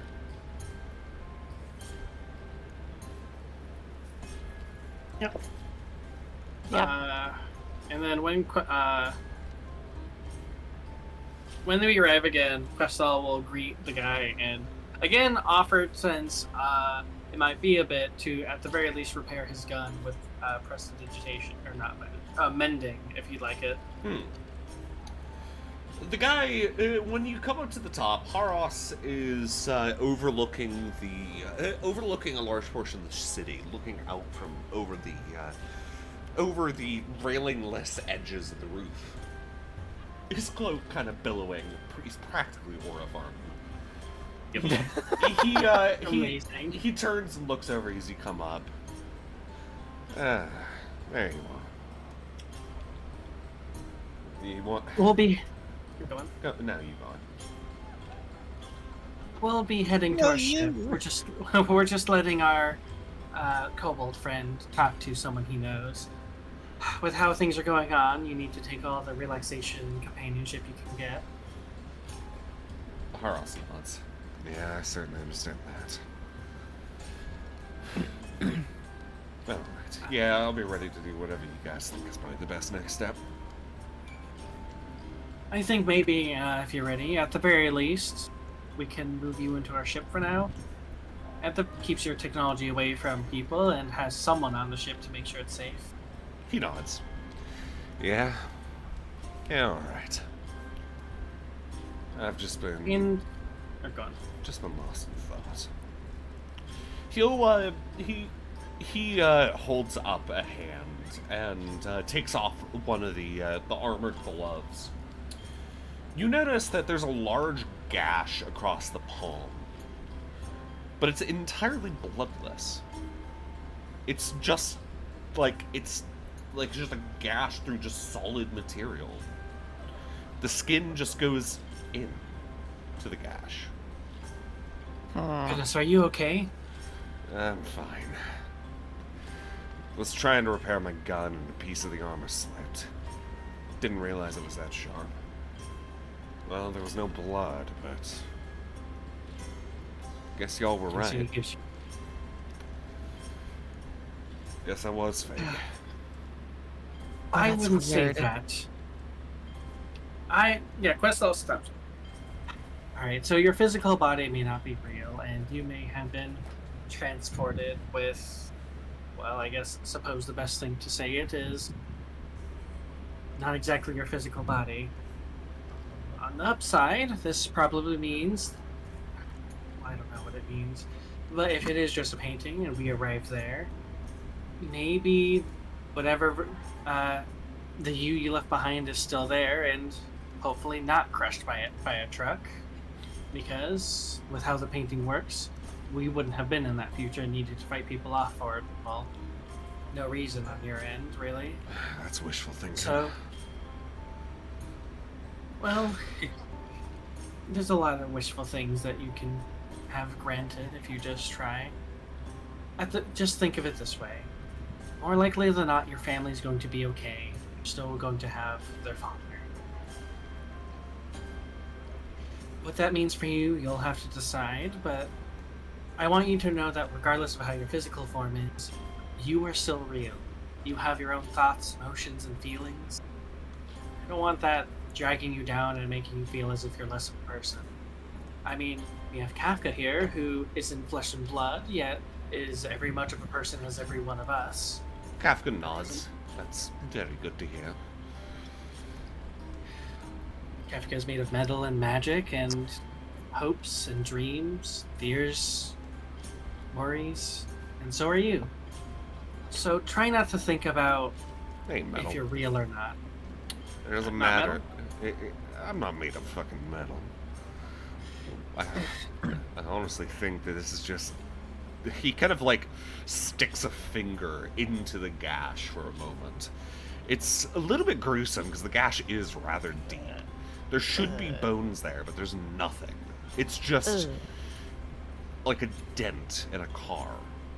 I'm pretty sure this is nothing but just paint.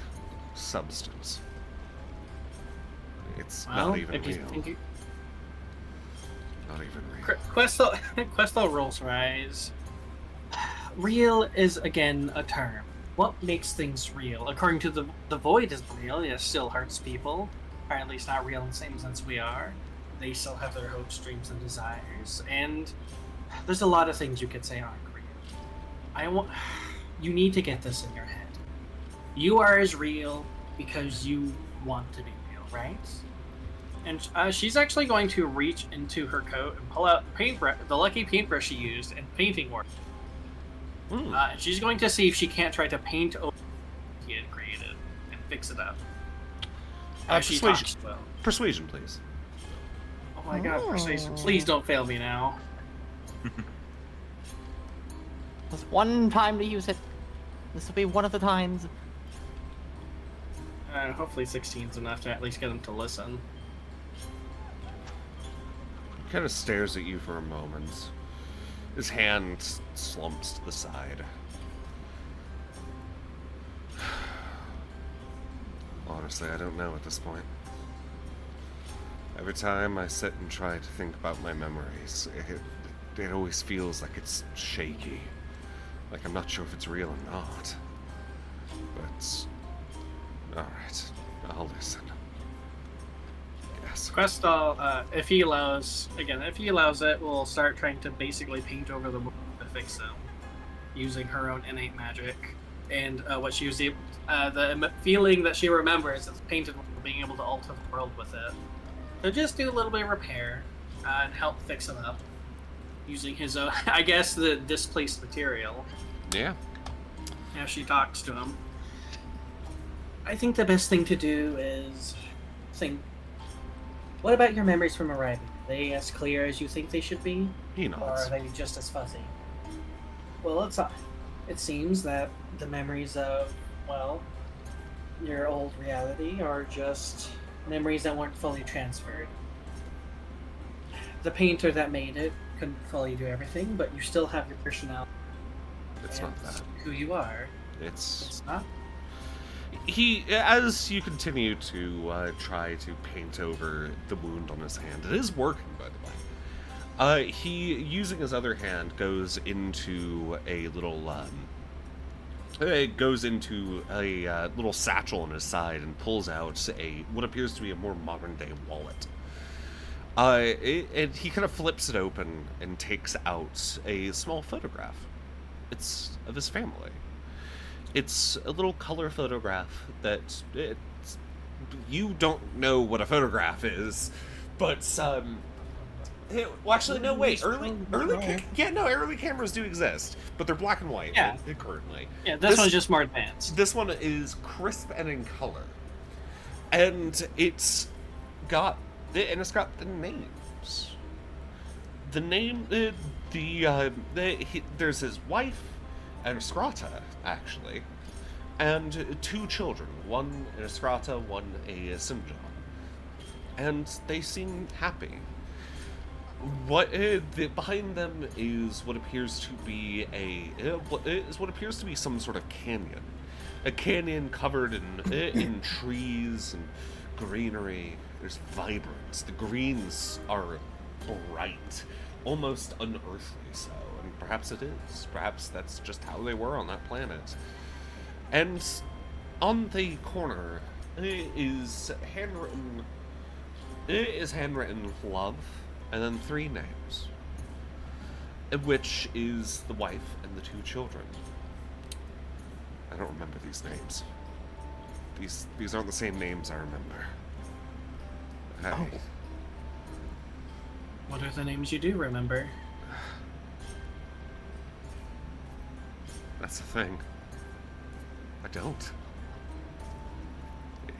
It's fuzzy, and I remember kind of the general length and what I was going for with the names, but it's not these. It's not the same. That's all nods. These aren't. Are these the names of my kids? Am I just losing it? Well, it may be the magic that brought you here it was made under duress. The painting where we fought you and where we apparently banished you from was meant to just be a snapshot in the moment. So you'll have that and all your equipment, but I have a feeling that there's a reason why your memories of before that are fuzzy and different. Which is, I think, important why we get you to Oasis at some point. They're the one that made the painting, and with their visions, they may be able to look deeper and help you remember more of who you are. And again, if not, I want you to keep on hope, because regardless, you remember things now. You'll have to build yourself up, worst case scenario, but you can do it, you know. Just self-dedication and pushing through and all that stuff. That's words for when you're going through a tough time in marriage, when one of your kids has been bullied, when you're running out of money in the bank. While you're trying to paint his hand, he kind of clenches it in a fist and turns around and grabs your shoulders. This ain't that. This is me losing everything I know. This is different. Shit. You're right. I can't just power through this. I can't just power through losing everything that I know. Like, sure, my memories from arriving here are perfectly fine and clear and hunky-dory, but this ain't right. This ain't fucking right. No, it's not, and I don't have any experiences to help. I don't think any of us do. No, it looks in this one. I don't even think losing who you were equates to this, because there's a difference between that and losing everything that made you who you are. Yeah. But I just want to do my best to help you. If there's a way that you think will help, let me know, but all I do have are words and any actions I can take. powering through isn't the option, you're right. Nor is just pulling yourself up by your bootstraps. I always thought that was a weird phrase. Or just working through it. All you can do right now is just take it one at a time and hope that there's a destination for you. He kind of stares at you, his eyes trembling. He looks like he's trying to hold back tears. This withered soldier struggling hard. You get a feeling he's not the guy who cries at all. But he's almost going to. Is tentatively just going to try and bring him in for a hug. Haros... The Nalsic family special. Haros stares before slowly hugging back. There's only one person who can help fix this. You said that Oasis person was the one who created this body that created the thing that you found me in, right? Yes. Please, take me back as soon as you can, before I lose anything else. I promise. He nods. We'll just be spending tonight because Milkard just needs a few things, but once we get a moment, tomorrow night, hopefully, we'll be able to bring you back. Or perhaps, and she's gonna look at Milkard, would it be possible for us to go tonight and you come along? We can stop by my father's place and you can talk to him in private there. Just whatever. I need to talk to the guy who made me. Made this body. I would feel bad about asking something like this of him at this point, so I'll just come out and say what I was thinking, regardless of the eyes and ears. So originally I was going to ask you to hang around at least for a day so that you could fix your guns. I know Nissa doesn't have a lot of time, she does when her downtime, but the one time that I saw her actually have some childlike wonder is when she got to fire a single shot from that plasma rifle way back then. That's adorable. I wanted to help you fix it and then set up a shooting range in one of the abandoned mine shafts near here, so that I could at least take her out before I propose to her later on down the line. That is right out the window. Just like every other plan I've made thus far. Haros has this really shaky smile. Really. Oh. Damn. He looks off to one side. But I am not going to make you delay you getting your sense of self back for something like that, as important as it is to me. Listen, if I'm able to stabilize this, if I'm able to stabilize whatever the hell's going on in my head, come find me. If we can get my gun repaired, I'll gladly let you shoot off and back. Yeah? Heck, I'll even bring him back with us if he's better then. But if he's not, we'll just have to wait a bit. We can just check on him next time we're at the Charlotte. Haros nods. I guess with that, would Vess be coming by soon? Yeah, he would arrive in a few more minutes. So I think the plan is Questel will leave with Vess and Sergeant Haras while the others go back to the ship. Questel will be gone for the night. Well, I guess they don't have to go back to the ship, I suppose. Questel likes to. But they could always stay in the city, I suppose. But regardless, Questel's going to go back tonight. And she'll be back in... She'll be back in the morning. So once Vess gets there, she'll tell him the plan. Instead of going to her dad's house like planned, she'll instead just go to the Spire instead. Because her initial plan, assuming that he would, again, rip blood, would just go to where he was, but considering he's made of paint, we probably don't need to go to the place where he remembered being shot. Or, well, not shot, but hit by the truck. Yeah. Yeah. Alright, so is that the intention then? Yeah. Alright, so, so Vess will come up and just say, I'm ready. Haros, let's get you some food, yeah? Right. Haros will grab his stuff and stand waiting. Questfall will grab the hands of both and teleport. All right. So, while they're off, what's the rest of the party doing? The moment that they disappear, Melchior looks up at Nissa.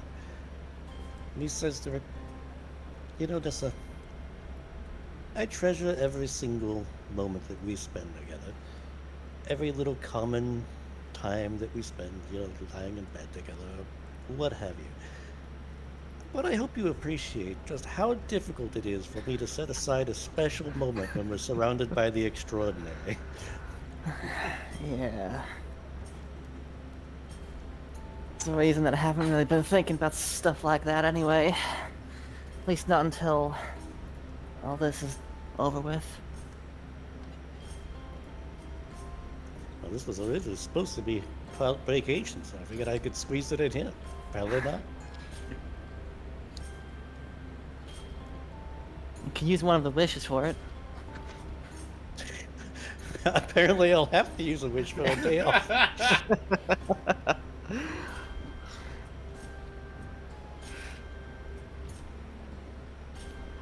That's just gonna be our date. Like, hey, you want to go hunting for the pillars again? Yeah, sure, let's go. We'll make a date of it. We can gather the pillars for a second time, you and I. Yeah. Oh goodness. That would be quite the adventure. The hunt for vacation. Yeah, for real. They give Questall one of the pillars, just Questall's specifically because Nissa wants to have an excuse to suplex Questall. Oh my god. I defeated the dragon and took the pillar. Meanwhile, Questall died. I can't feel my face.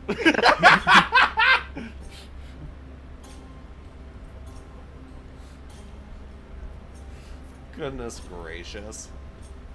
Look at it this way, you're the first quadriplegic dragon. Oh my god! I guess, like, are we going back to the ship by chance then? I'd say You can. Yeah. there is a moment I would kind of want to do with Celeste on the ship. Okay. But I'm just gonna be fucking reading my book if we have downtime. I'm squeezing in all the hours I can. Yeah. Yeah. All right. So, let's do what Celeste wants to do at the ship. Yes. Do you need me to put I you on know the there's ship some- map, or what? I mean, we could. It's not exactly necessary.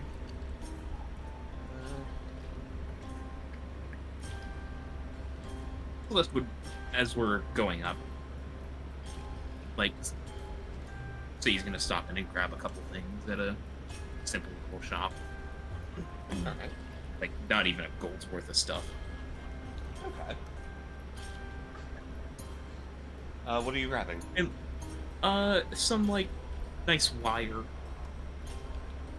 Like, silverish wire. Okay. Something that's, that wouldn't, like, rust. Okay. Yeah, you can pick that up for, I mean, like, how much do you need? He's making an earring. Oh, yeah. No, you can get that for, like, fucking...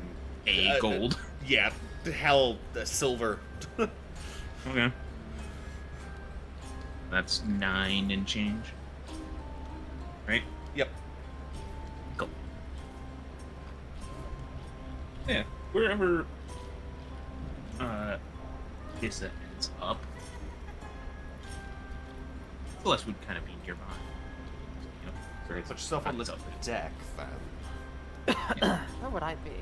Honestly, I think I'd just be kind of like in the captain's quarters, to be honest. So I'm just gonna be reading the book. Put yourself in the captain's quarters, son.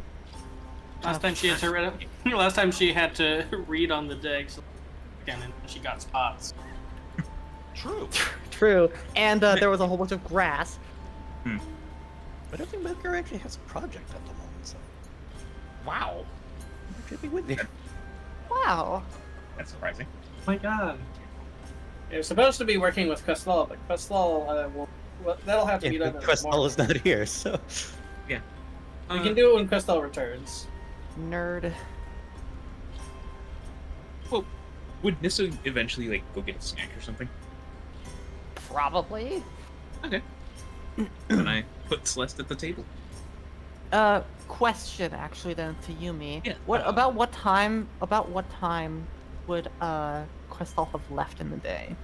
Probably around about 3 p.m.-ish, so you got plenty of time.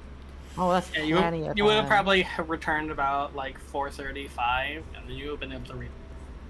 Yeah. 7, 8 hours maybe. Yeah, so you get about 8 hours reading. Fuck yeah! All right. Let me just add that to the fucking thing.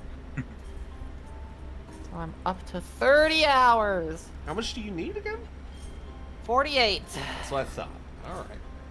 That's why it fucking sucks. I mean, it's a powerful thing, but it's god fucking hell. Downtime. Downtime. Right, anyway, fine. You know, maybe it's like dinner time and I'm taking a break. Something like that. Slithering on in. Bonk. Yes. And What do I see? You see, surprisingly, Celeste sitting at the table. And he's kind of crudely, but at least decently, making something with the fur and the teeth from the wolf he killed. Oh, that's so. Hmm? Huh. You can tell he's like deep in thought as he's doing this. Melchior was in there. Where are you guys again? Oh, you're over in the Where kitchen. The kitchen, dining room. Yeah. The dining kitchen. The ditchen. The ditchen. The ditchen! Yeah, sure. You know, kind of like as I'm like, you know, getting myself a nice giant hearty dinner and or you know something, making something for like Melchior and you know if anyone else wants anything. I have like look over to be like, so is that some kind of like tradition for the Ankiri? Yes, actually. And if you want, you could roll a history while I explain this. Absolutely. Please roll high, because it would be great. I'll give you I'm 30. assuming that you're lying out of your ass. 16. All Alright, right. So, All right. as Celeste explains, like, it's a kind of forgotten tradition of...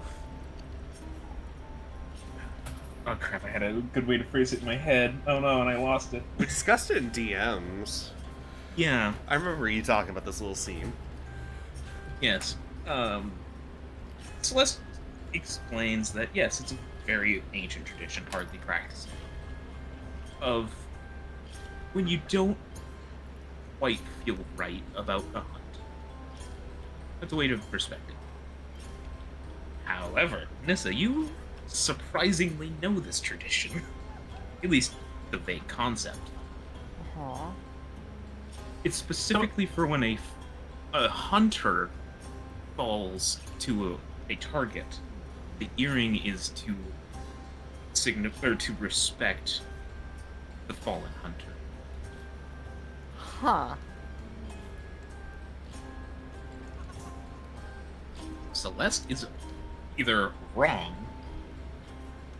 or something's up. I mean, considering we all know how bad the curse has got.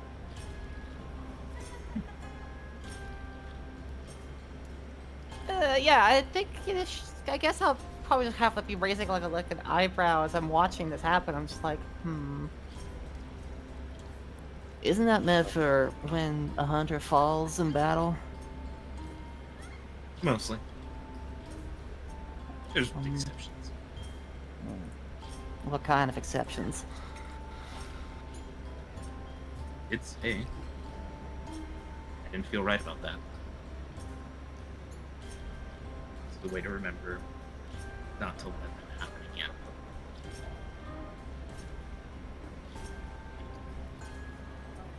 So which wolf is this from again? The one in the The arena. one he, has- yeah, the one he just brutally murdered in here. Right. That he tried to get it to submit. Which, you know, it was a death match. There's nothing he could have done. And he did agree to sign up for it. Yeah, he was hoping he could get it to submit. Well, he also did. There was a wolf there. Mm-hmm. Huh.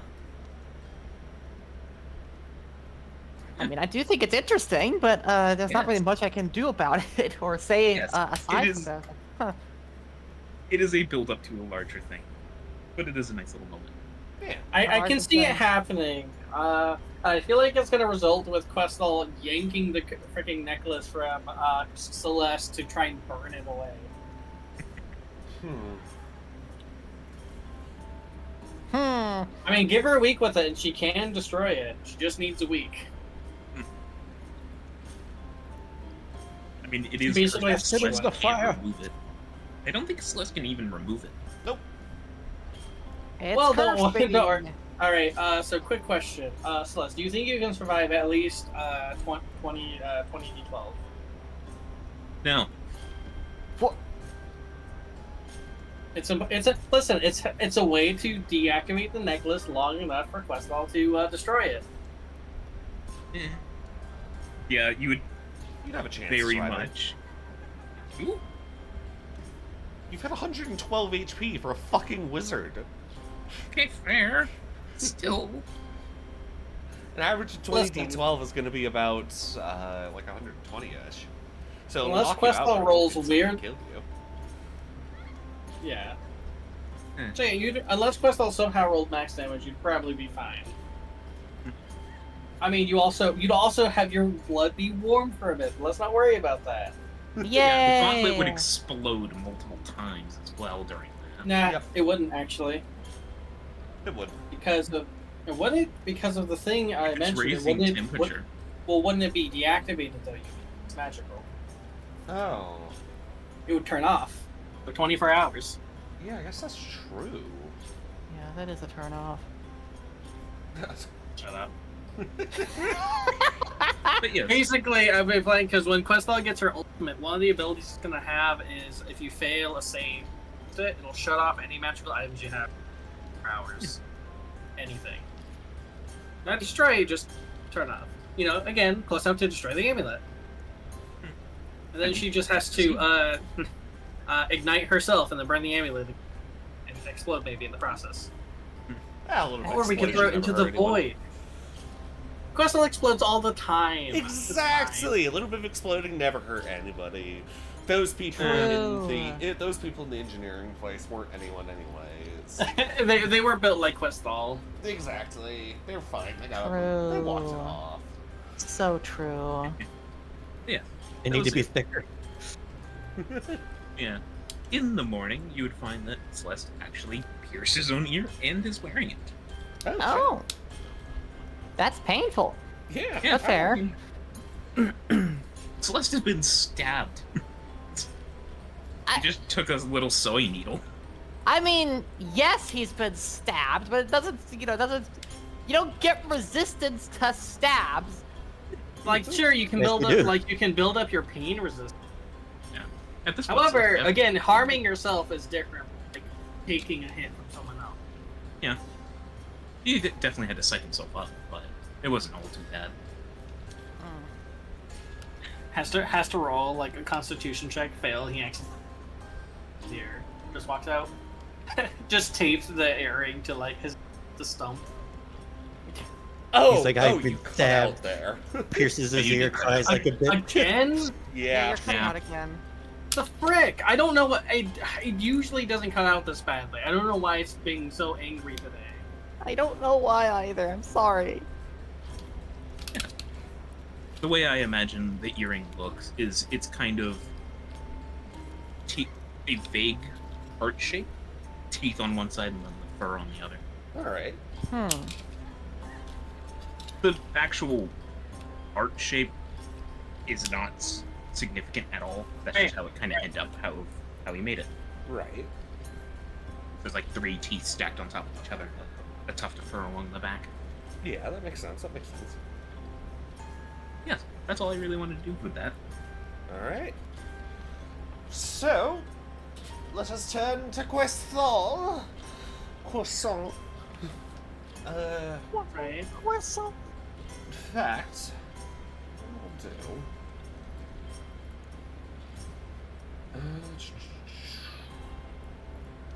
grab you. Actually, no way. So that the view stream can see it, we'll just put everybody here.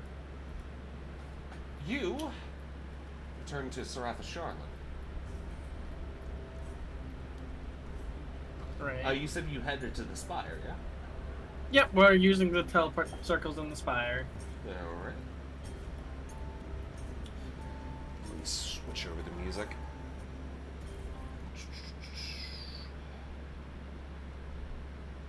Let's do...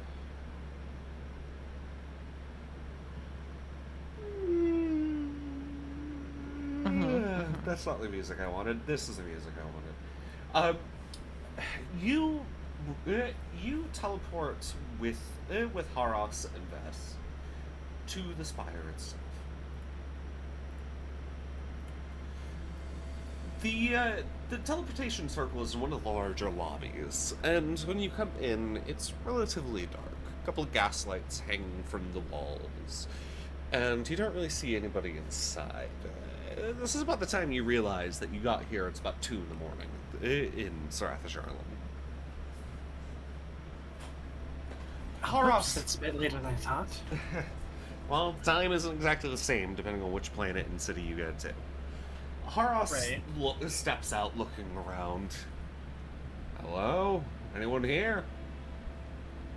It's about 2 a.m. over here, I realize. Oh, he kind of grimaces.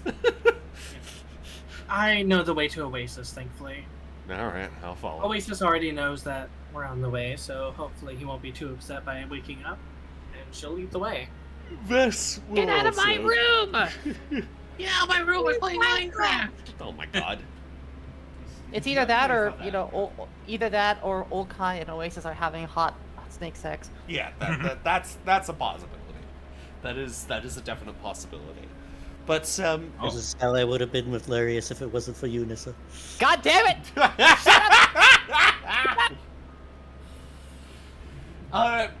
You all head up this series of pulley-powered elevators and stairs and slopes and all that jazz. It takes a good 10-15 minutes just to get up there, because Oasis is pretty high up. But after a bit of navigating and a couple of weird looks by some of the handful of people that are still active at the spire at this hour, looking at Haros's armor, you arrive at Oasis's front door. It's, of course, closed at the moment in time. Do you knock? Yeah. Knock, knock, knock. Knock, knock, knock. You get no response. Sleepy bitch disease. Questal will wait a moment and then knock a bit harder. And after about a moment or so, you'll hear a familiar voice, Olkai's voice, as he kind of approaches the door. What is it? Sorry to wake you up so late. It's Questal. I Oh. believe Celeste called ahead.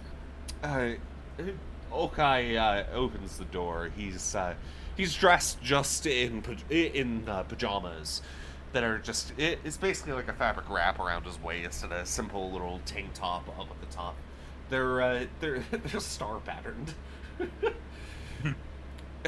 he looks over. Yeah, I heard. Oasis! Hey! This Haros guy's here. He gestures for you all to come inside. He looks very tired. Oh, Again, apologies. that's fine. I'll put on some tea. And you all come inside, and the front room is messy. There's several canvases in progress, and a variety of tables set out with various paints and whatnot. There's even, again, another table off to the side with what appears to be a little role-playing board set up. Because if you remember correctly, when you first when you first went to their home, they had one of those set up before. Yeah. They he got it all back set up again. They probably had to get a new set. As you come in, old Kai gestures, "Hey, if you want to sit down, there should be plenty of seating." And indeed, there's a little like conversation pit type area where the little roleplay board is set up in the middle. There's also a little couch off to one side. Haros sits down on the couch and kind of takes off the helmet once again. And after a minute, Oasis comes out. Oasis is wrapped up in actually just a straight up blanket, and you can see that he has matching pajamas. Of course Can't they believe do. it, Gay. Oasis yawns. Good morning. Yeah, good morning. Oasis's eyes kind of snap open once he realizes Haros is there. He approaches a little bit hurried. You're Haros, right? Playing houses and humans. No, the literal. It was probably like snakes and snatters. I don't know. Snakes and snatters. The snakes and snatters. Haros nods. Well, I'm really sorry about everything. I want you to know that I did not intend for this to happen. Not like this. I guess I understand that. I need to figure out what the hell's gonna happen to me. And so Oasis kind of pulls up one of the large cushions for Sheeta to sit on, coiling his length around it as he sits down. And once tea's brought out, the two start to talk. I'm going to paraphrase the discussion a little bit, but How dare you? I'm biting you. The Role play with yourself, DM. no, fuck you. Fuck you! No, that's later. Oh, okay. That's when the AU people come in. No. What you end up learning is a little bit of Oasis's history. Specifically, if you remember, when you first met Oasis, actually, this is to the rest of the party, not quite Questlal, because I remember Questlal wasn't there at the time. There was weird, like, movements going on in some of the paintings. Yeah, As Oasis explains, he calls these simply shades. He also specifies that he means like shade, both shade as in like the ghost type shade, and also a shade of color. And he kind of chuckles. He kind of has this little giggle about how smart how smart of a name this is, but then he kind of steadies Okay. himself. But they were never more than just shades. A simple fragment of personality. A piece. Nothing more. They acted like the person that they pretended to be. But they didn't have memory, words, whatever. In fact, he looks over to Questlal. The painting that I did of Nissa, it actually turned into one at one point. A shade of her prowled the house for a while. Even tried to protect the house from unseen villains. Eventually the shade faded. They never have long lives, usually lasting not more than a few days. But these were during the times where my power ran rampant, where I was unsure what to do, of how to handle it. And while before Kronos took me, it was just my own power, creating these fragments. when he was putting his power through me, basically turning my power up to 11, overpowering it, other things happened. You. He gestures to Haros, who's quietly sipping tea, despite being made of paint. Apparently, he's still able to eat and drink just fine. He nods. That vision of the future, it was a possibility. One of an infinitesimal amount. A simple, possible route. You could sigh from the tea god. That could happen. Aras, are you familiar with the theory of alternate timelines? Well, it's less than a theory. The Oasis smiles. Briefly.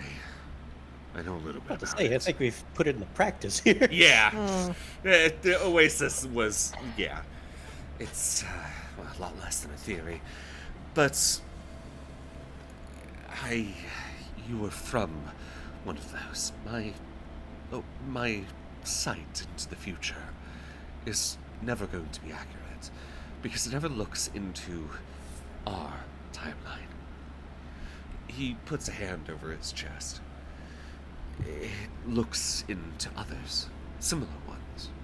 Ones where, if major events did not happen, where certain possibilities could go, that shows the possibility. It becomes less accurate the further I look ahead. If I look ahead, say, a day, yes, I'll be accurate 99% of the time. But if I look ahead years, hundreds of years in your case, it's inaccurate. Kronos didn't know that when he got me to paint that realm. Eventually he learned that it was just a possible function, where Renilios continued to rule alone. He became nothing but a figurehead, sad in his older years. But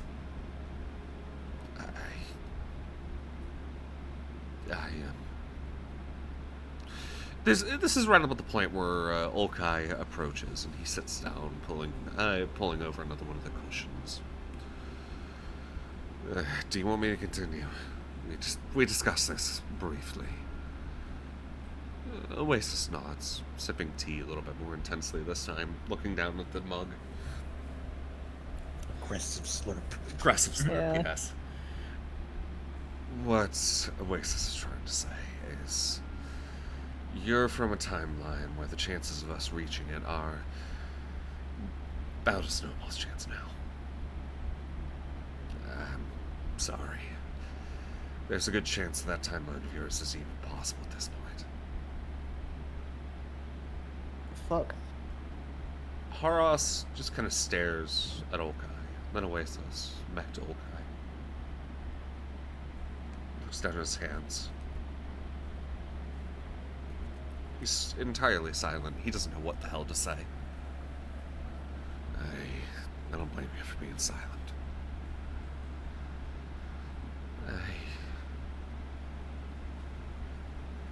If it helps you, that's never going to happen again. At least not unintentionally, like yourself. You weren't... that sounded wrong. I wasn't supposed to happen. If it's helpful, you're the last. Says. God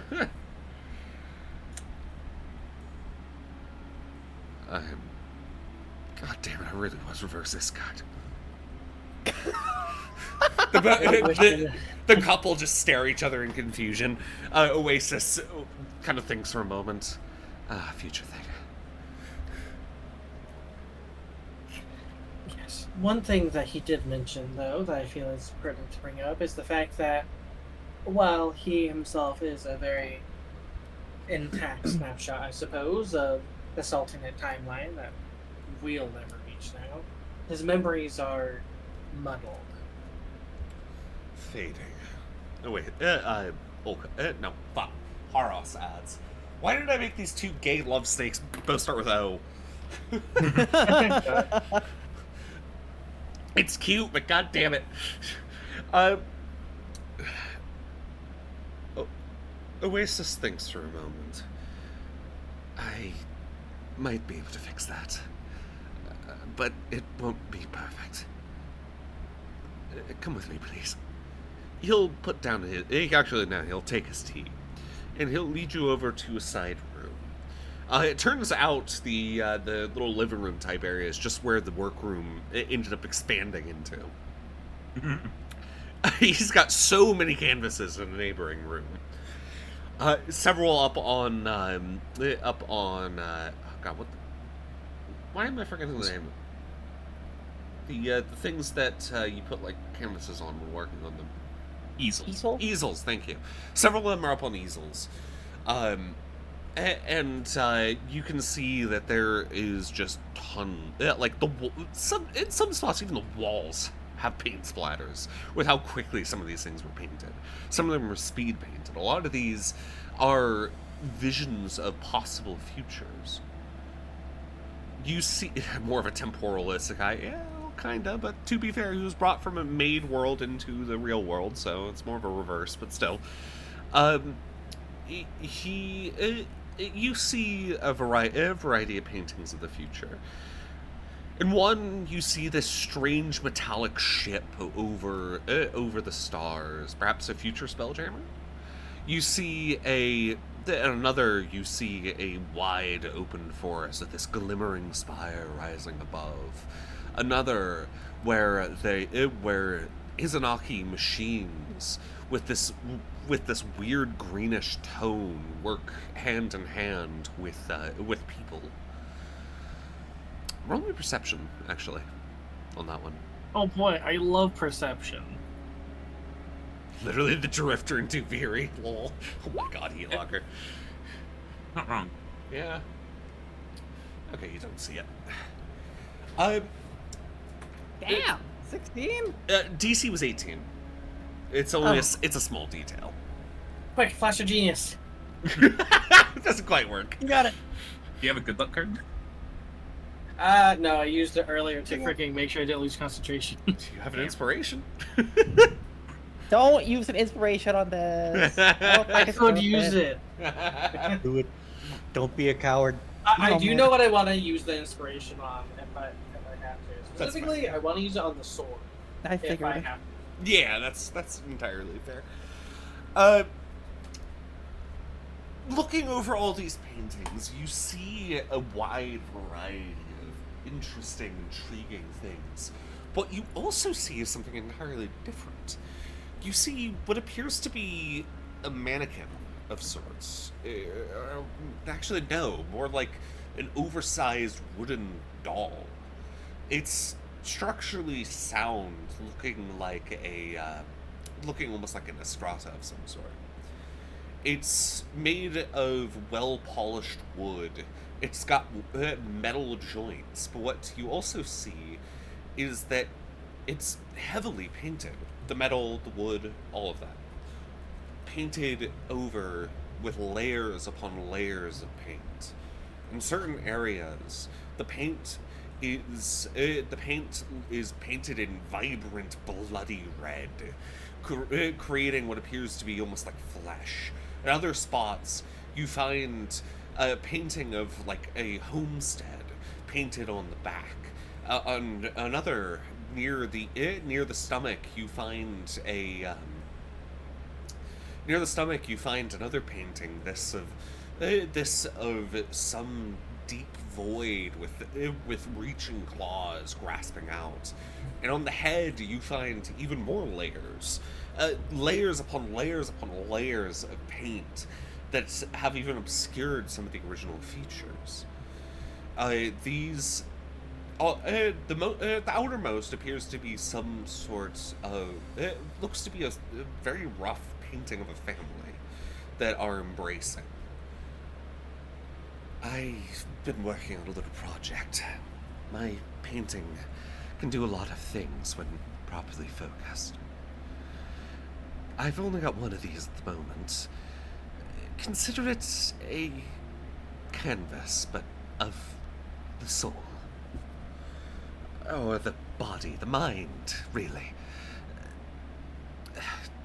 I've been using this to help heal people. Basically, I have them attune with it, as if you would any magic item. And then once I paint on it, once I add certain parts, say, take a look at the arm, for example. This was recently done for a soldier who suffered a catastrophic wound. He lost the entirety of his bicep. He was barely able to move his arm properly, considering he was missing so many muscles. I was able to repaint the essence of that muscle here after he had attuned to the dummy, and it healed. It restored itself right in front of my eyes. It took a little while, but and see here, he leads over to the painting. It's kind of in the stomach area. A friend of mine. He kind of stumbles over his words, looking like he doesn't want to say the name. but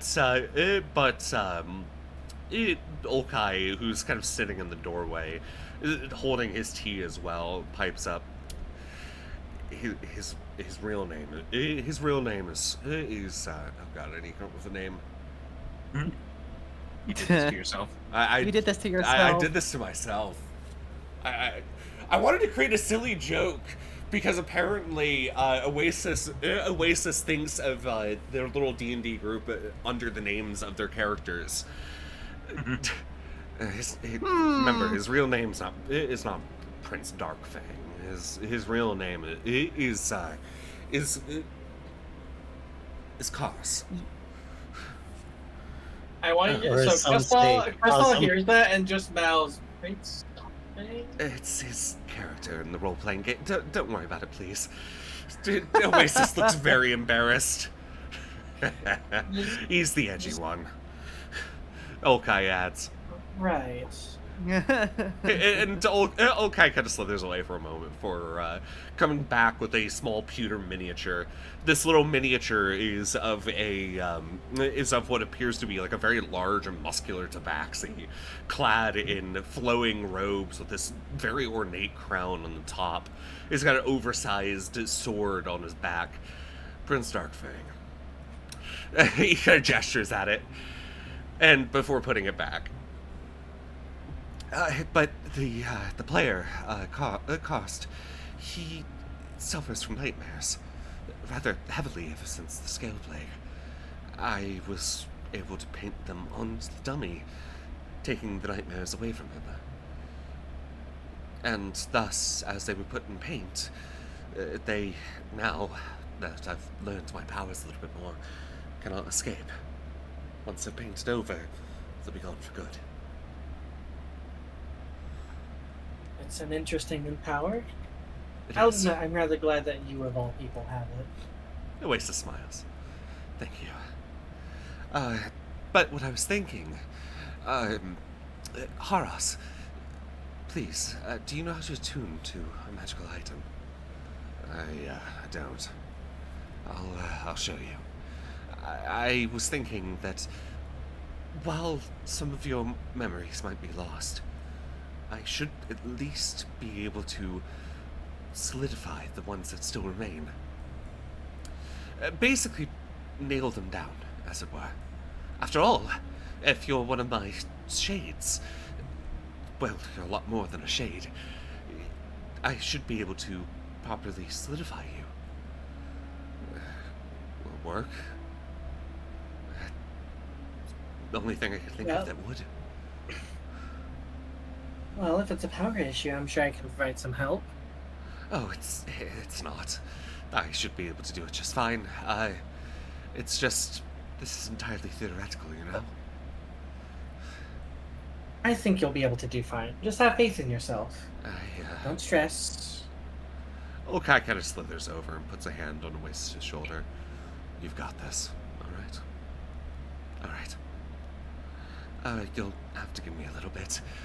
Tuning takes an hour, and then it'll probably take another hour or two to paint what I need to help Haras. So if you've got any other business, I know it's late, you could do that. Otherwise, you're free to nap on the couch. Of course. I think it might take a bit too much time to walk back home just to walk back again anyway. Vess looks down at Questall's coils, looks back up. I see you're already getting this terminology right for when you're going to be a dragon. Questall goes to look. There's no legs yet, but Again, Questall sighs. That's what happened earlier. You scared me. And I suppose I've been hanging out with too many people who use that term. Vess smiles. Old Kai even chuckles a little bit. Well, yeah, you're free to stay here for as long as you need to. Well, do you happen to have a mirror I can look at in private? Bathroom. He gestures over to the side. There's a relatively nicely sized bathroom with a mirror in it. Questall's going to excuse herself and go in there to just check to see how extreme the changes were from earlier. So she'll go inside and basically strip just to fully examine. So, the teeth for one, they're very visibly not Yuan-Ti teeth. And even just during that time between the fight to now, the teeth have grown in a little bit more. Like the ones that were Questall just... remembering what Questall remembering what Milker said, will grab some of the white and swish it just to be safe. She doesn't want but it helps. Right. And How did you pull the bottle of wine out of Celeste's bag from the different planet? you handed it over, remember? Yeah, you handed it over. You didn't take it back. Milker gave it to sure. Questall to swig, basically. Yeah. But That's really nice wine. You kind of look over your body, and as the teeth have grown in a little bit more, the teeth that were just little tiny sharp nubs have grown in an extra maybe like quarter of an inch. You do notice that even your eyes have slightly changed. They have this little sparkle in them, akin to that of quartz itself. The white scales have continued to grow down your hood, and is your hood smaller? It's a little hard to tell. Definitely looks different. The horns have grown in a little bit more. They're now 2 inches, and have this distinct, like faceted look, that of crystals, but with still a darker color.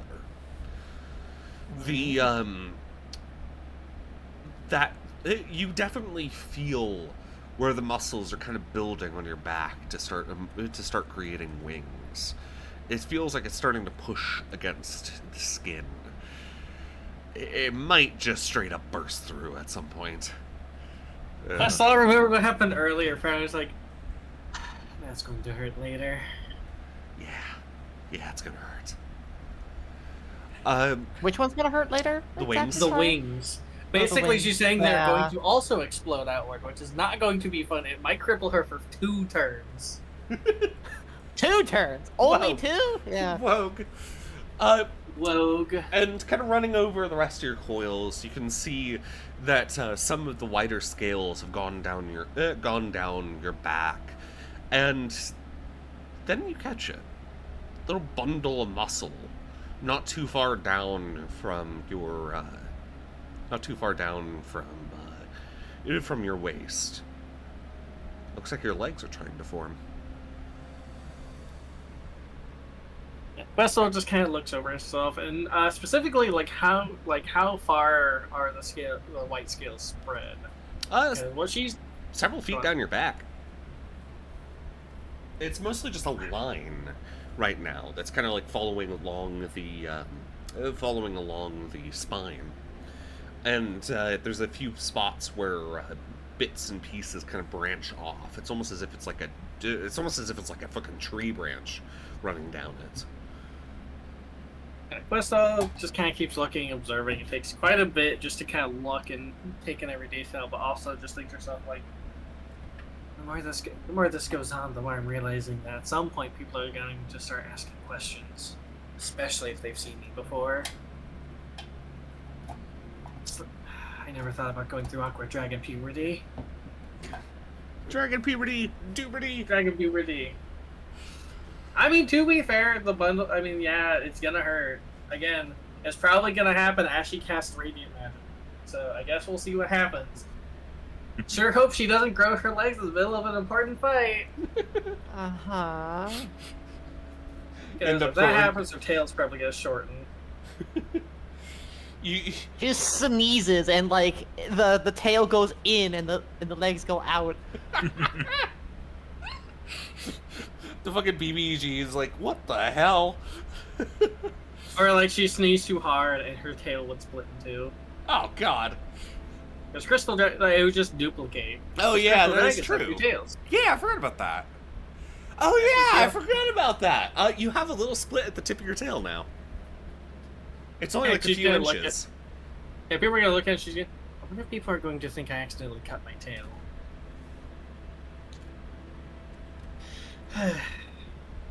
Well, I suppose they'll have to deal with it at some point. But, she'll put her clothes back on and go back out, just kind of contemplating. Hmm. But she'll take the offer to just sit on the couch. Olkai will, when you come back out, Olkai is actually sitting down in the little conversation pit with Vess, and Olkai's kind of explaining the game that they're playing. Vess is listening, very interested. Vestal will just sit next to them and just kind of idly listen. Alright. So basically, you get a little, meta recap of their campaign. Of their little story. After their whole house exploded, they had to get new minis made. Apparently, the guy that makes the minis actually survived all the scale plague chaos. It's a guy that's over at the Artist Guild. And they got them remade. Oasis They're playing repainted Curse of them. Strahd. It's Strahd, but it's spelled with two S's. And Strahd the Snake. Yeah, exactly. And they tell a Alright, little. well, she's gonna be there for the next 23 hours. Oh my, yeah, true. 23-hour recap. All right, Yubi, what's the recap of your campaign? Ah, Let's God, go. I'm not going into full detail of that. Let's go. But like they go through. He kind of goes through the general story of the campaign, seeing as Vess is definitely very interested, and even about we'll get to that later. God damn it. And about an hour, about after 2 hours or so, Oasis finally comes back out. Oasis looks tired. During all that time while you were talking, Oasis popped out a few times to refill his tea. But the last time he comes out, he looks very exhausted. And after a few moments, Horos comes out looking sad. Oasis kind of lays down on the couch, just flump. And Horos Something walks happened? over. Took a lot of energy out of him, that's all. Just... memory's even more muddled. As Oasis described it, it's like trying to, you ever seen, what the hell do you call him? Sand art. I have. It's like trying to edit that. It's going to muddle just about everything around it. Are you going to be okay now, at least? He kind of looks down for a moment, looking past you. That 1,000-yard stare. It won't further, but, Alright.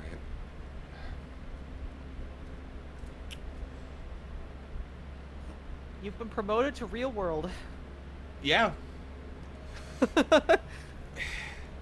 It seems he's kind of struggling to get his thoughts together. Olkai kind of approaches Oasis out of curiosity of what went on. And Oasis kind of whispers something up to Olkai. Olkai grimaces.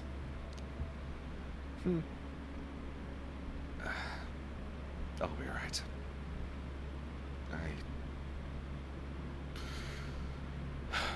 I've got a lot of learning to do. I guess. Well, I don't know. if there's anything I can do to help, I'd be happy to. Right now, the choice about what happens next is yours. I'll be heading back to the rest of the group tomorrow, and you're free to come with. At the very least, travel around with us. Although, if you do, it'll be a bit hectic. You're also perfectly fine to stay here. I appreciate the offer, but I'll probably stay here for now. That sounds like a smart idea. Yeah, I need to get a grasp on things. The offer still goes out to Nessa, by the way, for whenever I'm able to get my gun repaired. Apparently, there's plenty of good artificers here that'll get it fixed up. But well, I can always suggest my father. He's an artificer himself. I can give you his address if you'd like. Perfect. I'm sure he'd be happy to help. Just tell him that you know me. In fact, I'll be letting him know before I leave today that you may stop by. I can do She'll that, actually sure. write down her home address and hand it over to him. Thanks. Yeah, I'll do that. And whenever you guys visit, the gun should be fixed. I'll save an extra mag for her. Yeah. Of course, and I want you to know that I'm really sorry about what happened, but if you need anything at all, we'll do our best to help out, okay? Thanks. Right. Well, if you're going to stay here, I assume you're fine sleeping on the couch. Yeah, I've slept on worse. I'm sure you'll have your own room soon, but for now, I think I'll be heading home. I'm pretty tired, and I actually have a bed for me. I just have to cross half the city for it. Yeah, Nobody that's... likes a braggart, Crystal. That's entirely fair. You can get yourself some rest, yeah. You too, Vess. I will. Of course. And with that, she'll take her leave, and she and Vess will head over back home at like 4 a.m. As you head out of the Oasis little like home, Olkai catches up to you, and he kind of just grabs your shoulder. Hey, just figured you might want to know. His memory of his family is entirely gone. That was not something that was able to be saved. So Crystal stops and Why would you tell her that? yeah, so that if she brings it up, she's not going to suddenly get hit with it. yeah, I mean that makes sense. But it's Questal who, again, family's really important to her, so she gets really quiet and just kind of nods.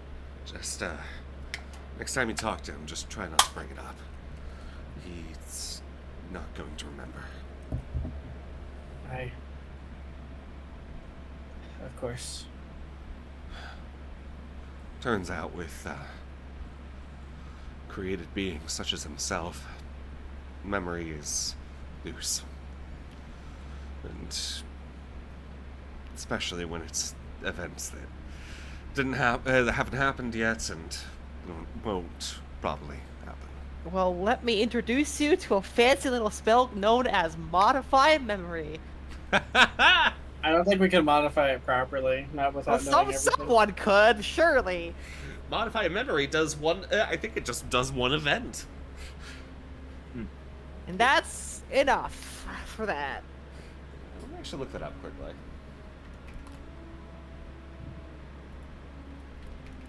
I mean, she'll get her wings, and then she'll have to learn to fly, because there's a difference, because she's flown once before, but that was with a spell that gives you intrinsic knowledge. Questal's going to get her wings, eventually be like, alright, I've flown before. I think I can do this. And then she's going to fall flat on her face because getting her wings doesn't give her intrinsic flight knowledge. She has to And it'll practice be still. the funniest thing ever.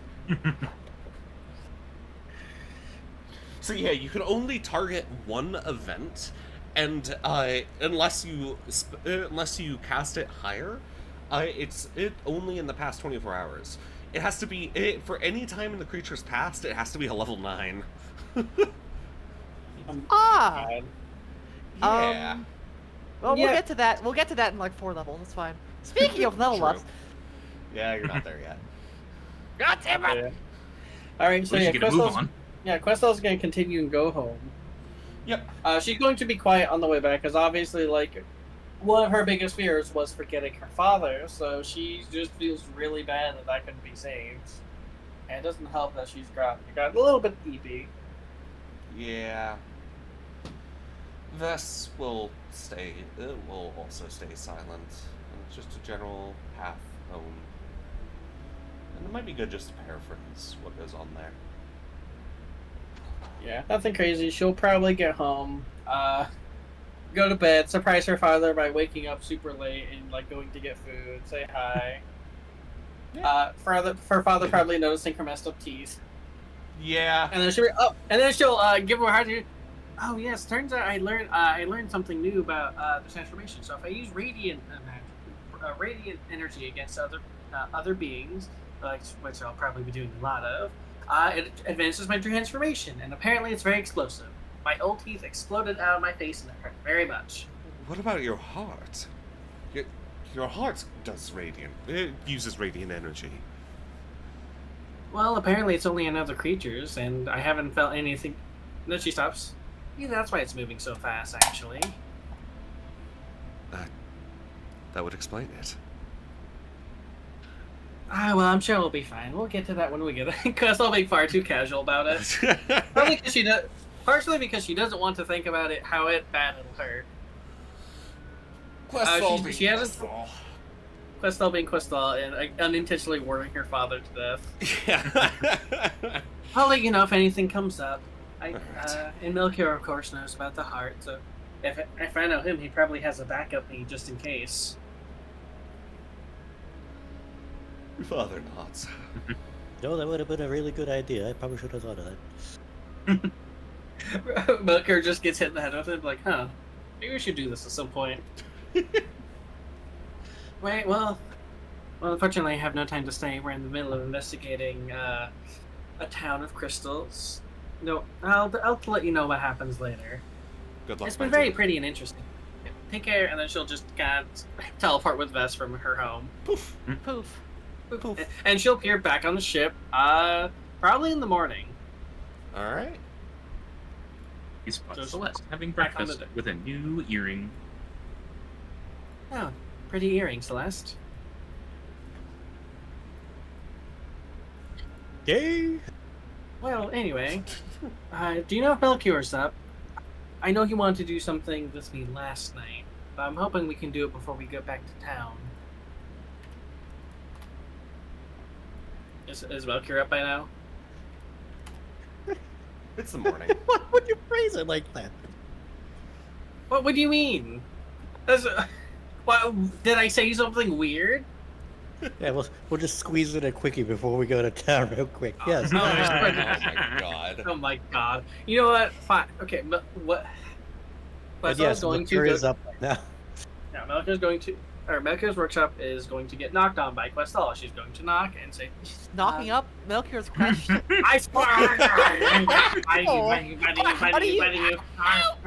my god. No. Questel is going to knock at Melchior's door and ask if he has time to do the thing that he had said he had planned for her. To specifically practice forging the sword.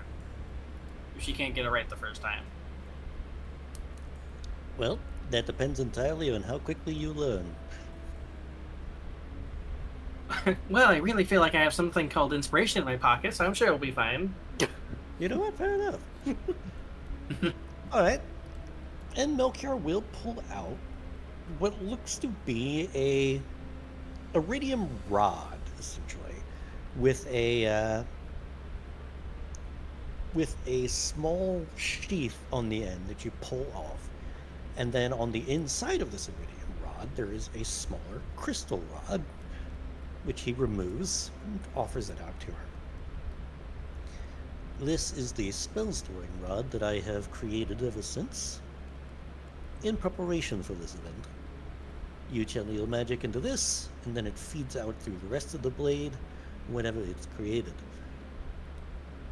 The rest, whenever he screws the rod back on, he kind of gives it a little twist whenever it sets, and there's a click, and then the handguard of the blade sprouts out from it. Whoa. Oh, that looks interesting. Huh. Now you simply need the blade, which is where you come in. Right. I just need to use my magic to meld the crystal together in a sheet that channels magic well enough. And it still holds an edge because it is still going to be a sword. And Milkir will lay out the 8 magic crystals that he has on top of the desk. So, the way that this goes is this. Up until this point, you have been underneath your father's tutelage, and he has tried to teach you in the same way that the family has for generations, as I recall, yes? Yes, he's one in the long line of artificers. Well, here's the problem with that. You are the black sheep of the family. The way that you learn, the way that you interact with the world at large, is much different to the way that he does. He's a man of logic, of reason. He goes through things very carefully, very precisely. You... He looks at her hard back of her. You are a little bit more impulsive. Well, that's undeniable, I suppose. And she gives a nervous chuckle. You are also, however, much more creative. Do you know what the difference is between a craftsman and an artisan? Artists put passion into their work. No. Both of them are equally passionate in how they approach their work. The difference is that a craftsman refines his formula down to something that he can repeat ad nauseum just at a whim. It's something so ingrained into him that he can do it on command no matter what. No matter what circumstances, it's stuck. An artisan, on the other hand, is somebody who takes that formula and then they make it their own. They add their personal twists. They make it into something of theirs. They personalize. They turn what is supposed to be something formulaic into an art piece. And it is these pieces that are highly sought after. Things like jewelry and such. You don't go through that in the way that you would, say, a piece of machinery. So, the way that you have to approach your artifice is like that of a jeweler. You have to create something that suits you. Don't worry so much about the processes, about making it follow a sense of logic, or try to force it into shapes that feel uncomfortable. Rather, you extend your will, and you guide it to fit. He holds up one of these crystals out to her. Try with this. We can afford to lose at least one with the practice. Right. And Questal will take it. How big is it? It's about the size of the fist, so. Questal will take it, and she's a bit unsure what to do because she's never approached it like this before. But she takes the seat and thinks, and remembers a phrase about chasing the fire inside that she heard a jeweler use once when talking about his work while she was out traveling once. And she thinks and tries to kind of use her magic to pulse inside. And actually, because of that phrasing, relies on arcane ignition and tries to see if she can pull on those that remain inside and just pull on their, passion hopes. Basically trying to, I guess, just let her emotions guide her into forging the crystal into some sort of blade that follows a passionate shape, molding and melting it like liquid, letting the flames go deep inside, and arcane ignition, instead of destroying it and eating up the magic, helping flow it in ways that would allow arcane ignition to flow freely through it, as if it was made for the fire. Questel's own draconic magic. Basically, as if. Are you doing this with the single crystal or the full blade? The single crystal. Single crystal. Okay. With the single Basically, crystal, this is practice one. Yeah, with the single crystal, roll me. What would I have you roll for this? Obviously, you're putting your essence. Performance would probably be the best. That's actually a good idea. Performance. Oh my god. Jesus fuck. You put your essence into this little crystal, and it starts to melt in your hands, almost as if it can't stand just the sheer power that you're putting through it. But no, that's not it. It's shifting shape. You work with your hands, sculpting it as one would clay. Actually, a real quick flavor thing I think would be really cool. Go on. Because Questel is so lost in passion, because it's performance, and she's unintentionally singing a tune in relation to the magic. Something that's not like anything rehearsed, but as if responding to the magic, the geometry of it, changing tune and rhythm as it changes shape. Unintentionally, just singing to it. Interesting. As she's singing, Melchior actually stops, and then he grabs a few scraps off of some of the workshop areas, and he begins crafting something. As you sing, you start to shape this piece as one would clay. Sparks of flame emanate out from your hands, arcane ignition pushing itself as you push yourself into this crystal. It starts to gain this twisting shape. And after a little bit of time, the heat subsides as you've shaped it into this small, curved shape. Were you aiming to make it this little one into a blade, or were you just trying to shape it to see what happens? I'd say she was trying to shape it and see what happens, and Okay. I imagine what she'd end up turning it into. I think. You know what'd be an interesting shape for it? What? A crystallized, faceted flame. That was what I was going for. The once it's done, you hold up the newly reshaped crystal. It doesn't have the facets anymore because it was melted. But what you get is this pure, glimmering piece of stone. It's in the shape of a small, flickering flame, with little tidbits of the fire branching off of it. It's flowing. It's lively. It sits in your hands, warm. You can see deep in the center there is a gentle, fading orange glow from where you want it. It's shaped. Yeah. Questel tests it after holding it. Kind of astonished that she was able to actually do this, because she was just going by feeling. And she's going to see if she did it right, because part of the intention was also allowing it to channel arcane ignition freely without harming the gem. And so she's going to gently push the flames into the crystal to see what happens. See if it can channel it. That little fading orange glow stops fading, and then it lights vibrantly.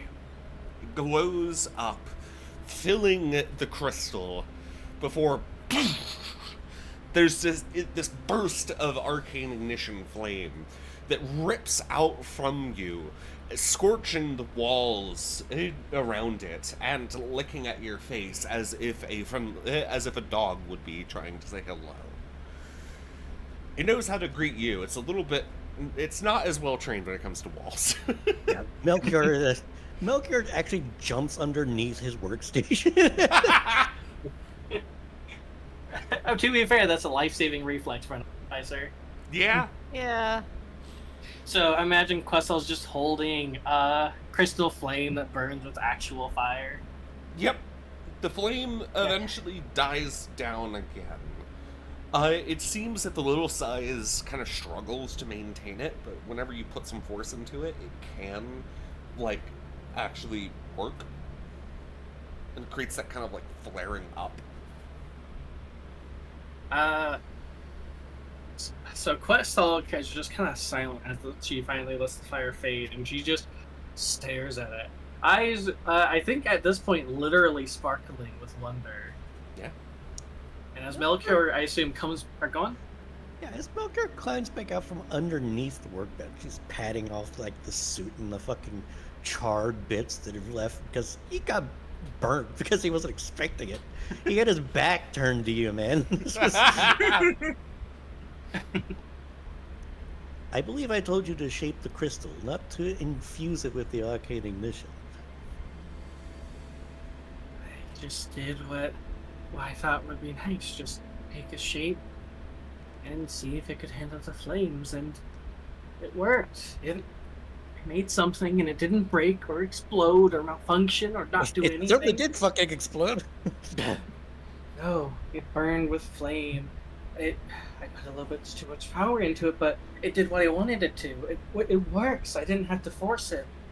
I've never made anything before. And she kind of turns to look at Buck. It's obvious that she kind of ignoring all the explosions and just looking at him with just a mix of joy and a lot of other emotions that she's trying hard to deal with. And she ends up just kind of grabbing him and hugging him tight and hugging him really, really close. He did something for once. Actually has to hold his arm out to one side because he's holding something in it. She damn near crushed it. Oh no. Yeah. To be fair, again, she's not really thinking. Very overwhelming. She's just kind of hugging tight, and she's trying to not show it, but also she's actually crying tears of joy that she made something that would work, even if it's something as small as a flame. Because she's never made anything. She could help her father, she could hold still. Anytime she tried to make something on her own, nothing worked as she intended it to. Again, it either exploded unintentionally, malfunctioned, didn't work at all, nothing went right, and she just kind of gave up the idea of ever just create something like that, do any sort of artificing. And even with just a small crystal, it kind of... Because again, one of Questel's big things is that she always wants to sacrifice her like a father, because she just doesn't have that same knowledge and aptitude for it. She's never been able to work it, and Melchior just came in and basically. So you know the scene where in My Hero Academia. You were cutting out so hard. Oh my freaking god! Hang on. It made sure to wait until you were excited. Yeah, it really did, didn't it?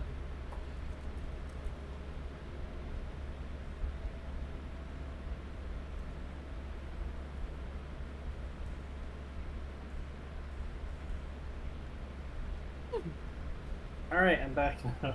Welcome I was back. going to say, basically, it's like that scene in My Hero Academia where All Might tells Deku he can be a hero, but it's basically just Melchior letting Questel know just through this example that, hey, yeah, all you had to do was look at it differently. And so she's just hugging really tight. She'll let go the moment she realizes that he's very awkward about it and step back and apologize. He actually does relax after a moment, and he actually reaches up and he pets over her hood just to let her get it all out of her system for a bit, because it still has one free hand. Yeah, so she'll definitely be like that for a while, and because Nissa's on the ship, so Questel does the Hiruso thing connecting. So just Nissa just like as this happens, just gets this feeling of overwhelming just joy and hope, positivity, and also just sheer relief. So she just kind of gets hit with that. But after a while, Questal kind of calms down, pulls back, and kind of like sniffles and rubs her eyes. I don't know why I'm overreacting. So it's just a small thing. I still have to create the actual sword. It's not an overreaction. That is what it's like when you first create something. And actually have it work. I did much the same in my youth whenever I started finally creating my own machines. Mostly because nobody had ever believed that I would be able to do it without killing myself. They were absolutely right. I almost killed myself. Oh my god. Well, I'm glad you're here now, Melchior. There's something else. He brings that arm that he was holding out back, and he offers it up to her. And nestled in the palm of his hand is... I used that tinker function from his original gnomish root. One of the things you can make is a music box. So, Oh my god. whenever she opens the music box, it will play the same song that she was singing to the crystal when she made it. Holy shit. So you want to know what song I had in mind for her to hum as she grabbed it? Once Upon a December from Anastasia. That actually fits So- really well with the music box too. So. Yeah? Because I believe that's actually what was playing it back in that film. Yeah. So, yeah, it's a perfect fit. I'm assuming he won't tell Questal exactly what it is, but she'll take it and No, wind he it up. will. Actually, okay. Once she takes it, she listens to it. That song, as the magic was flowing out of you, as you began to finally realize what it is, your form of artifice, become the artisan that you were meant to be. I don't think you realized, but this song flowed from you with the same grace that magic did. And even if it helps, just a little bit. Let this be the tune to which you make all of your future contributions. Yeah, Questal will gently nod as the music box loses its wind up. She has tears in her eyes again, but she nods and rubs them and says, I think I'm ready to try and make the actual sword itself now. Good. Give me that crystal. Questal hands it over. A little hesitantly because it's her first ever creation, but she hands it back over. She will be pleased then whenever he picks up the iridium rod, and then he sets that gem into place immediately above the handguard,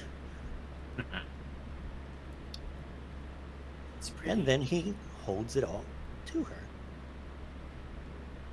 You have 7 more to go. Try to do them all at once, though, because you don't want any breaks in that from here. But that gem that you made first will serve as the base for it. Right. She'll grab, the base frame of the sword, and she'll hold all the crystals. And then she'll take the music box, milk her cut, and wind it up fully on the side and listen to it, and just kind of bask in it as she once again begins to craft it together using her telekinesis to lift everything up together. And let the flames kind of flow from piece to piece. She just tries to, I guess, become one with all of it and shape it to fit her and her style of how she wants to use her magic and how she wants to fight and everything. And basically attune the sword to her instead of the other way around. Right. And so she'll sing and craft and melt the pieces together and craft the blade and slowly work it all.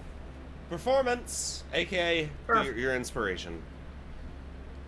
You may as well you know, roll it first, Yeah. just in case you roll a 20 on your own. Oh, Oh, okay. look, No, you did. that. Oh my god. Just, I've given you the since- help action. Yeah, Melchior's helping. Fuck, I guess you're right. Especially, yeah, the help comes in the form of the music box letting her know that she And in can do addition this. to this, Hmm? In addition. I have a 36. Pwah.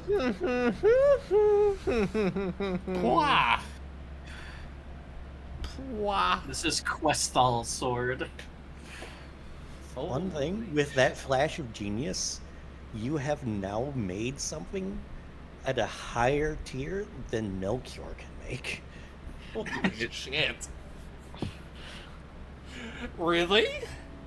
Yeah, the max that he can roll is a 35. She now has 36. Oh my god. Holy Yeah, fuck. Wow. Wowie. Okay. I mean, obviously she can do it without Melchior, but yeah, so she's crafting a freaking masterpiece. Yeah. So, let me put on some different music for this.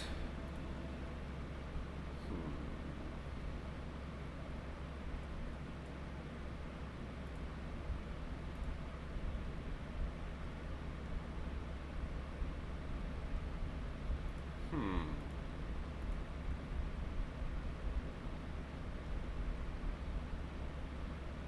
Look at this one. It's kind of try 'em. So Questal rolled a nat 20 on the thing, and with advantage, she was able to use it. And then I gave her a little boost with a flash of genius to push her over the 36. You'll be working for a while. Solid hour plus. As your hands work, you let the magic flow. The glimmering orange turning to red, and in a few sparks, even turning to blue.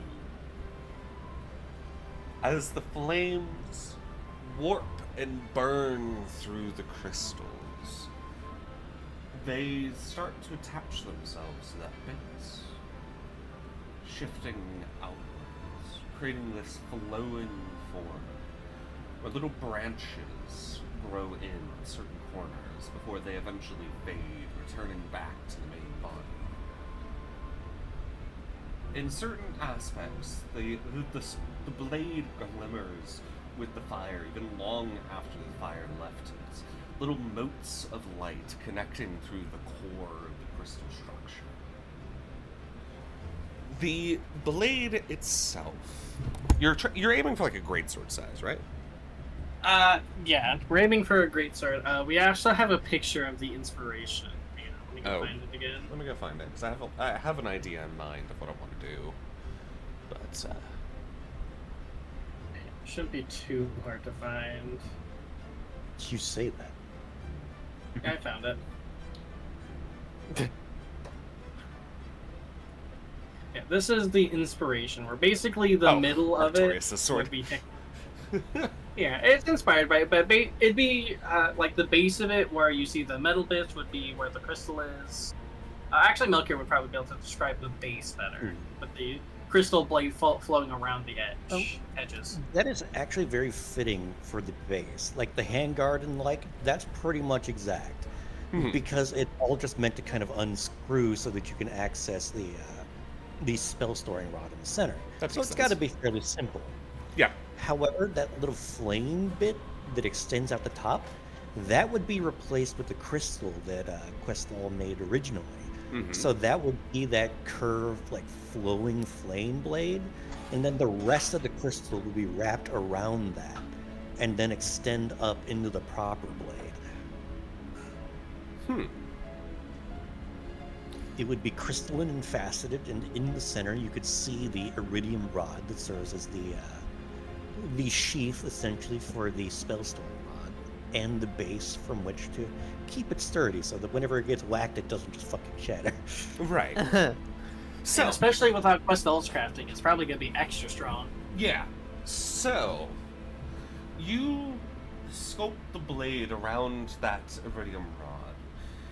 It stretching out and out. The blade is irregular. It flows like the flame that forms it, shifting and growing and flowing. Those motes of fiery light glimmer inside. About every 6 inches or so, another mote appears. Little sparks occasionally connecting from mote to mote. And as the flames go from orange to red to blue, the crystal forms out further. You create a blade that flows like flame. It's almost akin to a flamberge. Exactly. That's what do you think those motes are? Yeah. The blade flows and ripples into this very, very sharp point. The point itself still bears some of the facets of the original crystals.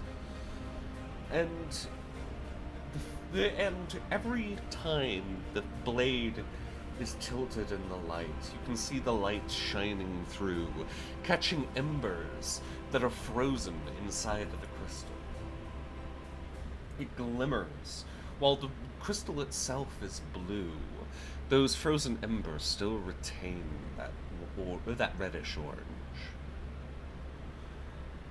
So it glimmers and glitters. By the time it's done, you're exhausted. You've put a shitload of magic into this thing. But you now have a blade that's the arcane mission can flow through perfectly.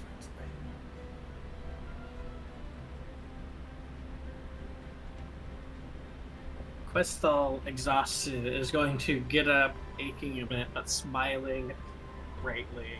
And she'll hold it out to Melchior for him to see for himself what she's created. Now that she's done. A series. Melchior will. A series. Oh, let me describe what's going on in the interior. I did forget about that. Okay. A series of 6 modes, akin to stars, flow throughout the interior of the rippling blade, connected by those little emberous lines. As you rotate, depending on the angle of the light, they will also change color, ranging from that orange to the blue, to even just pure white. No matter what angle you look at it, it almost looks different. It is beautiful. Now, continue, Melchior. I do apologize. Alright. Melchior will very gently take it from her, and then he'll start to look it over. He doesn't say anything. It's very clear that he's looking over it with a very critical eye, like you would expect somebody of his profession to be doing. And very much sizing it up in a very systematic way. He holds it up to make sure that the blade is flat and that it all flows. He tests the edge. He turns it this way and that to see the way that the motes react to the light and the way that they differ in their shine. And it takes a little while because it is an actual exhaustive inspection. So Questel gets to sit there and sweat for at least a couple moments. But once he is done, Melchior nods, and then he holds it back out, hilt first towards him. And he says, Questel, this is the very first creation that you have ever made. And yet you hold in your hands something that will go down in history as a legendary artifact long after you or I are gone from this world. Wow. However you. long that may take. I to go outside and test it. Push me. I don't have a lot left, but I can at least put on a show. And then she'll take it and she'll tiredly, carefully cradle it. Careful not to cut herself on it, but slither upstairs, possibly past anyone who might be up, who might be able to see the crazy weapon she has that was never seen before. Before you I don't know test if Yes? you do need to be in a state where you can properly use it. You might want to actually rest a little bit first. Alright, that's I a think good that you idea. should also show that to your father, to show you just how far you have come. You have sought your entire life to make him proud. One look at that, and he will be the most proud that you will ever make him. Well, if only I could teleport again, I would. Although, I'll have to wait until next time. But I want to show him so badly. I shouldn't tell him yet. No, not until he can see it with his own eyes. See what I managed to make. But yeah, you're right. Rest. This might be a bit much to ask after you helped me so much, but can you make a sheath for it? Kira looks at it, looks back at her. With Something just to hold it. With the way the blade waves, it would cut through anything I tried to put it in. Well, I suppose I'll find something to do with it. If you must, Maybe a strap at the top. I can give you at the very least a strip of fabric for which that you can put on your back. And as long as you wrap it afterward, it will conform to the blade. Just make sure to undo the latch. Of course. That's actually how I have one of my own IRL sword sheath that don't have that doesn't have Yeah, sheath. because that would the way that that blade is shaped, there is no sheath that would possibly no. fit that. No. Yeah, to be fair though, wrapping her freaking legendary weapon, which by the way, Yubi, has to be a +3 with how much Yes, it went will into be. it. Oh my god. Yeah, Questal's first ever creation is a +3 weapon thanks to Melchior. It'll be very rare for you to be able to put that much power into something again. It's going to be like... Oh no, absolutely. This Yeah. is like one of a kind. Yeah. But it is what it needs to be. Maybe one Absolutely. day she'll make something close to it, but I think this is like her magnum opus. That's her very first thing. Maybe all one downhill day from she'll here. surpass it, but It's all downhill from here. Let's fucking go. to be fair, Questal, like, Melchior, how I imagine it is like Melchior did just enough to inspire her and use that initial inspiration to push her limits. And because Questal talks to magic, she's able to make this. Because again, while she's not used to artificing, she is used to talking to magic and letting her soul flow through things. Well, that's exactly is- why he phrased it the way he did. Yeah, exactly. So, God, it's so good. Yeah, Questal is going to entirely think, I think I have some fabrics I can wrap it in, actually, and a belt buckle. Yeah, So I'll- you say that you might not make anything better, but this group is going to be around for a very long time, and we have 6 True. levels to go. True. The cool thing about this being her creation is, if anything, I don't think she'll ever need to. But I do think that, as it is, if anything, the biggest thing for it is changing out the rod from more powerful stuff to still more spells. But she can push her own magic through it, which will help. So obviously, next time I'm gonna have to talk to you about statting it and ask what spells I can push Yes. through it. Yes, we'll be ending its session shortly. Because I Yeah. do need to stat that. Yeah, because Yeah. next thing we do, we'll probably be going into combat, and Yes. So, by the way, Yumi, also, I have that proficiency with this. Yes, you will. Don't worry. I'm going to have to... Sorcerers don't really.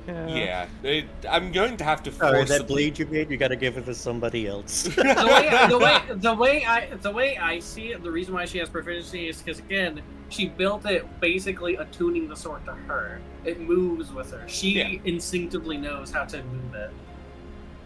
It's Especially less. with their telekinesis. It's less she mentally knows how to use it, and more the flames within her know how to use it, and she follows Yeah. along.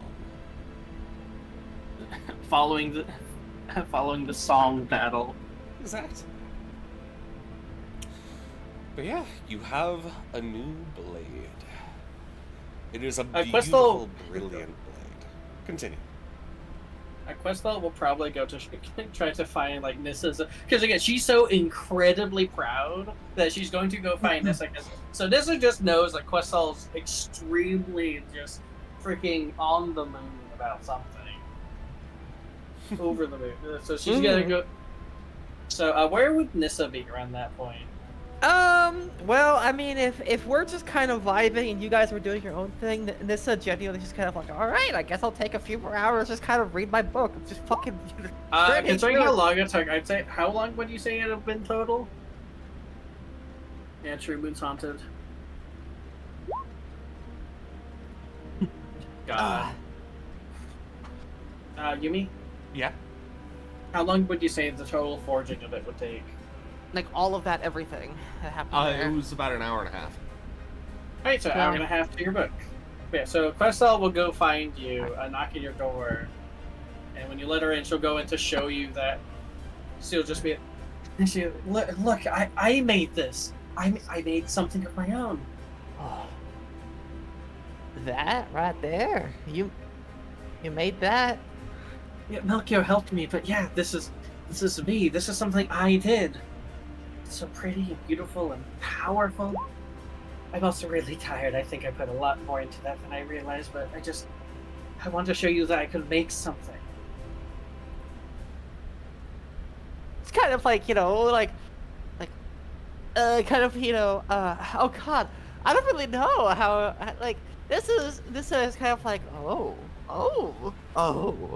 my. Basically just, oh, that's a really cool sword you have. Yeah, it is. It's like, It's not a gun, wow. but it's fancy. If you were one of my enemies, Jeez. I would have totally taken that from you as a trophy. She, okay. Actually, though. I mean, like, actually, though, you know what? Yeah, it's like, like I'm like looking over this, like, being respectful, and not like, reaching out to grab it or anything like that. It's like, this is like magic stuff as well. It's made of magic crystal. Melchior made the base of it, where all the metal is, but everything that's crystal is my work. It's kind of looking over the facets and the edges and everything like that. It's like, like taking a little bit closer look, look at the sharp edges, like, oh wow, it's actually pretty dang sharp. It, like, kind of like stands back up, crosses her arms, closes her eyes, nods very fervently. It's like, yeah, if you were my enemy, I'd take that as a trophy. Questel looks at your trophy wall. I sure hope it'd be one that's highly valued.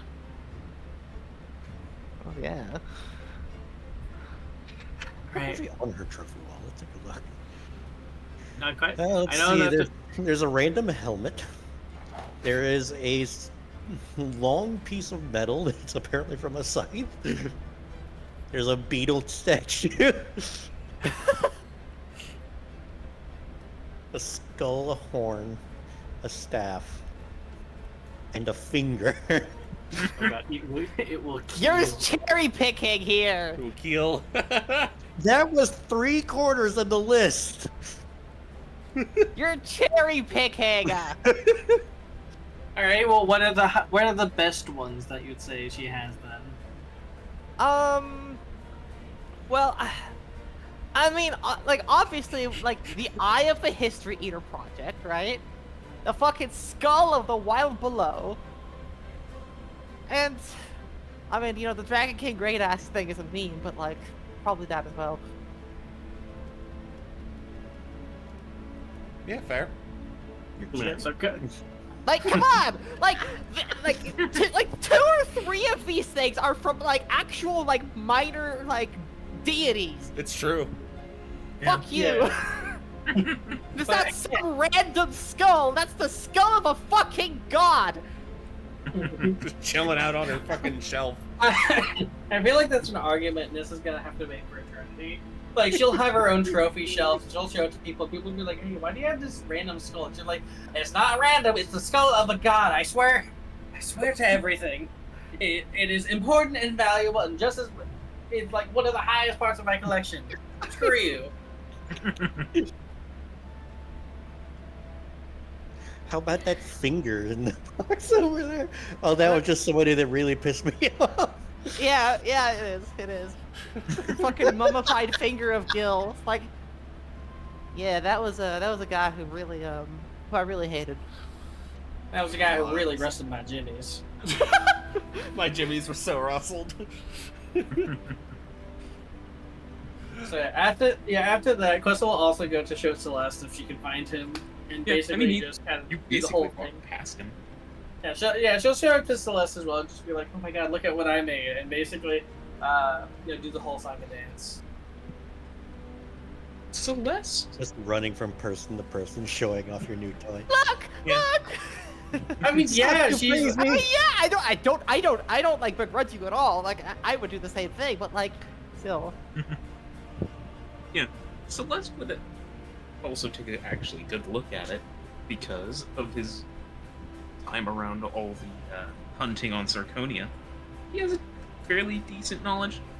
He's not, like, able to use it expertly, but he has an appreciation. And he can definitely tell the craftsmanship and stuff of it. It's I really mean, impressed. she's right, like a 4-year-old trying to dragon. I mean, Quest was that proud because, again, like, this is so incredibly important to her. Yeah. So when she gets to her room, she even shows it to Hellbreaker. Oh my god! Hell yeah. Breaker immediately tries to annihilate it because competition.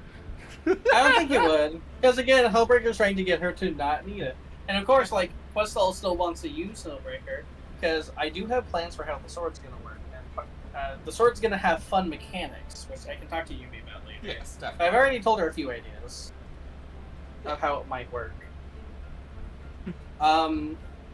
But yeah, so God freaking. Yeah, so after that, she's going to get cloth, wrap it up to keep it. Yes, well, let's keep it safe, or keep everything else safe, because wow, it's sharp. It is extremely sharp. And then she's then going to just pass the F out. Donk. Oh, okay.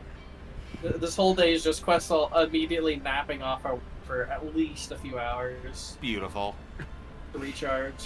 Alright. But we can get back to that. We'll get to that. Yeah, We'll get to that. I think, as we are past the 5-hour mark, this is a good spot to call it, because, Oh my god. A, I need to Yeah. stat the blade, and B, I need to start pushing you guys towards shit I have planned. These maps have been sitting here for a month! A month?! We fucking warned you that you were We warned over-preparing. you! We Yeah, we keep can't- warning you! Normally, We it's can't like tell you- I fuck it up by a week. This is a month! I mean, we'll get. To be well, fair, we did have a actually, couple delays in that time. True. Still. I Still. do have a few more things planned though, Yumi. Actually, we're gonna have to wait a bit longer. Oh my gods. Okay, question for real though. Yeah. How long would Questal be passed out? And like, are we just gonna take like the rest of the fucking day to just kind of hang out? She wants to know Probably. how long she can read the book for. I do. I'd say probably another 2. We'll say 3 hours. 3 hours. Oh my And then she'll god. recover. Oh my god, 3 hours. I'm getting close. How far are you to? 35 hours in. So that's 13 more hours. 13.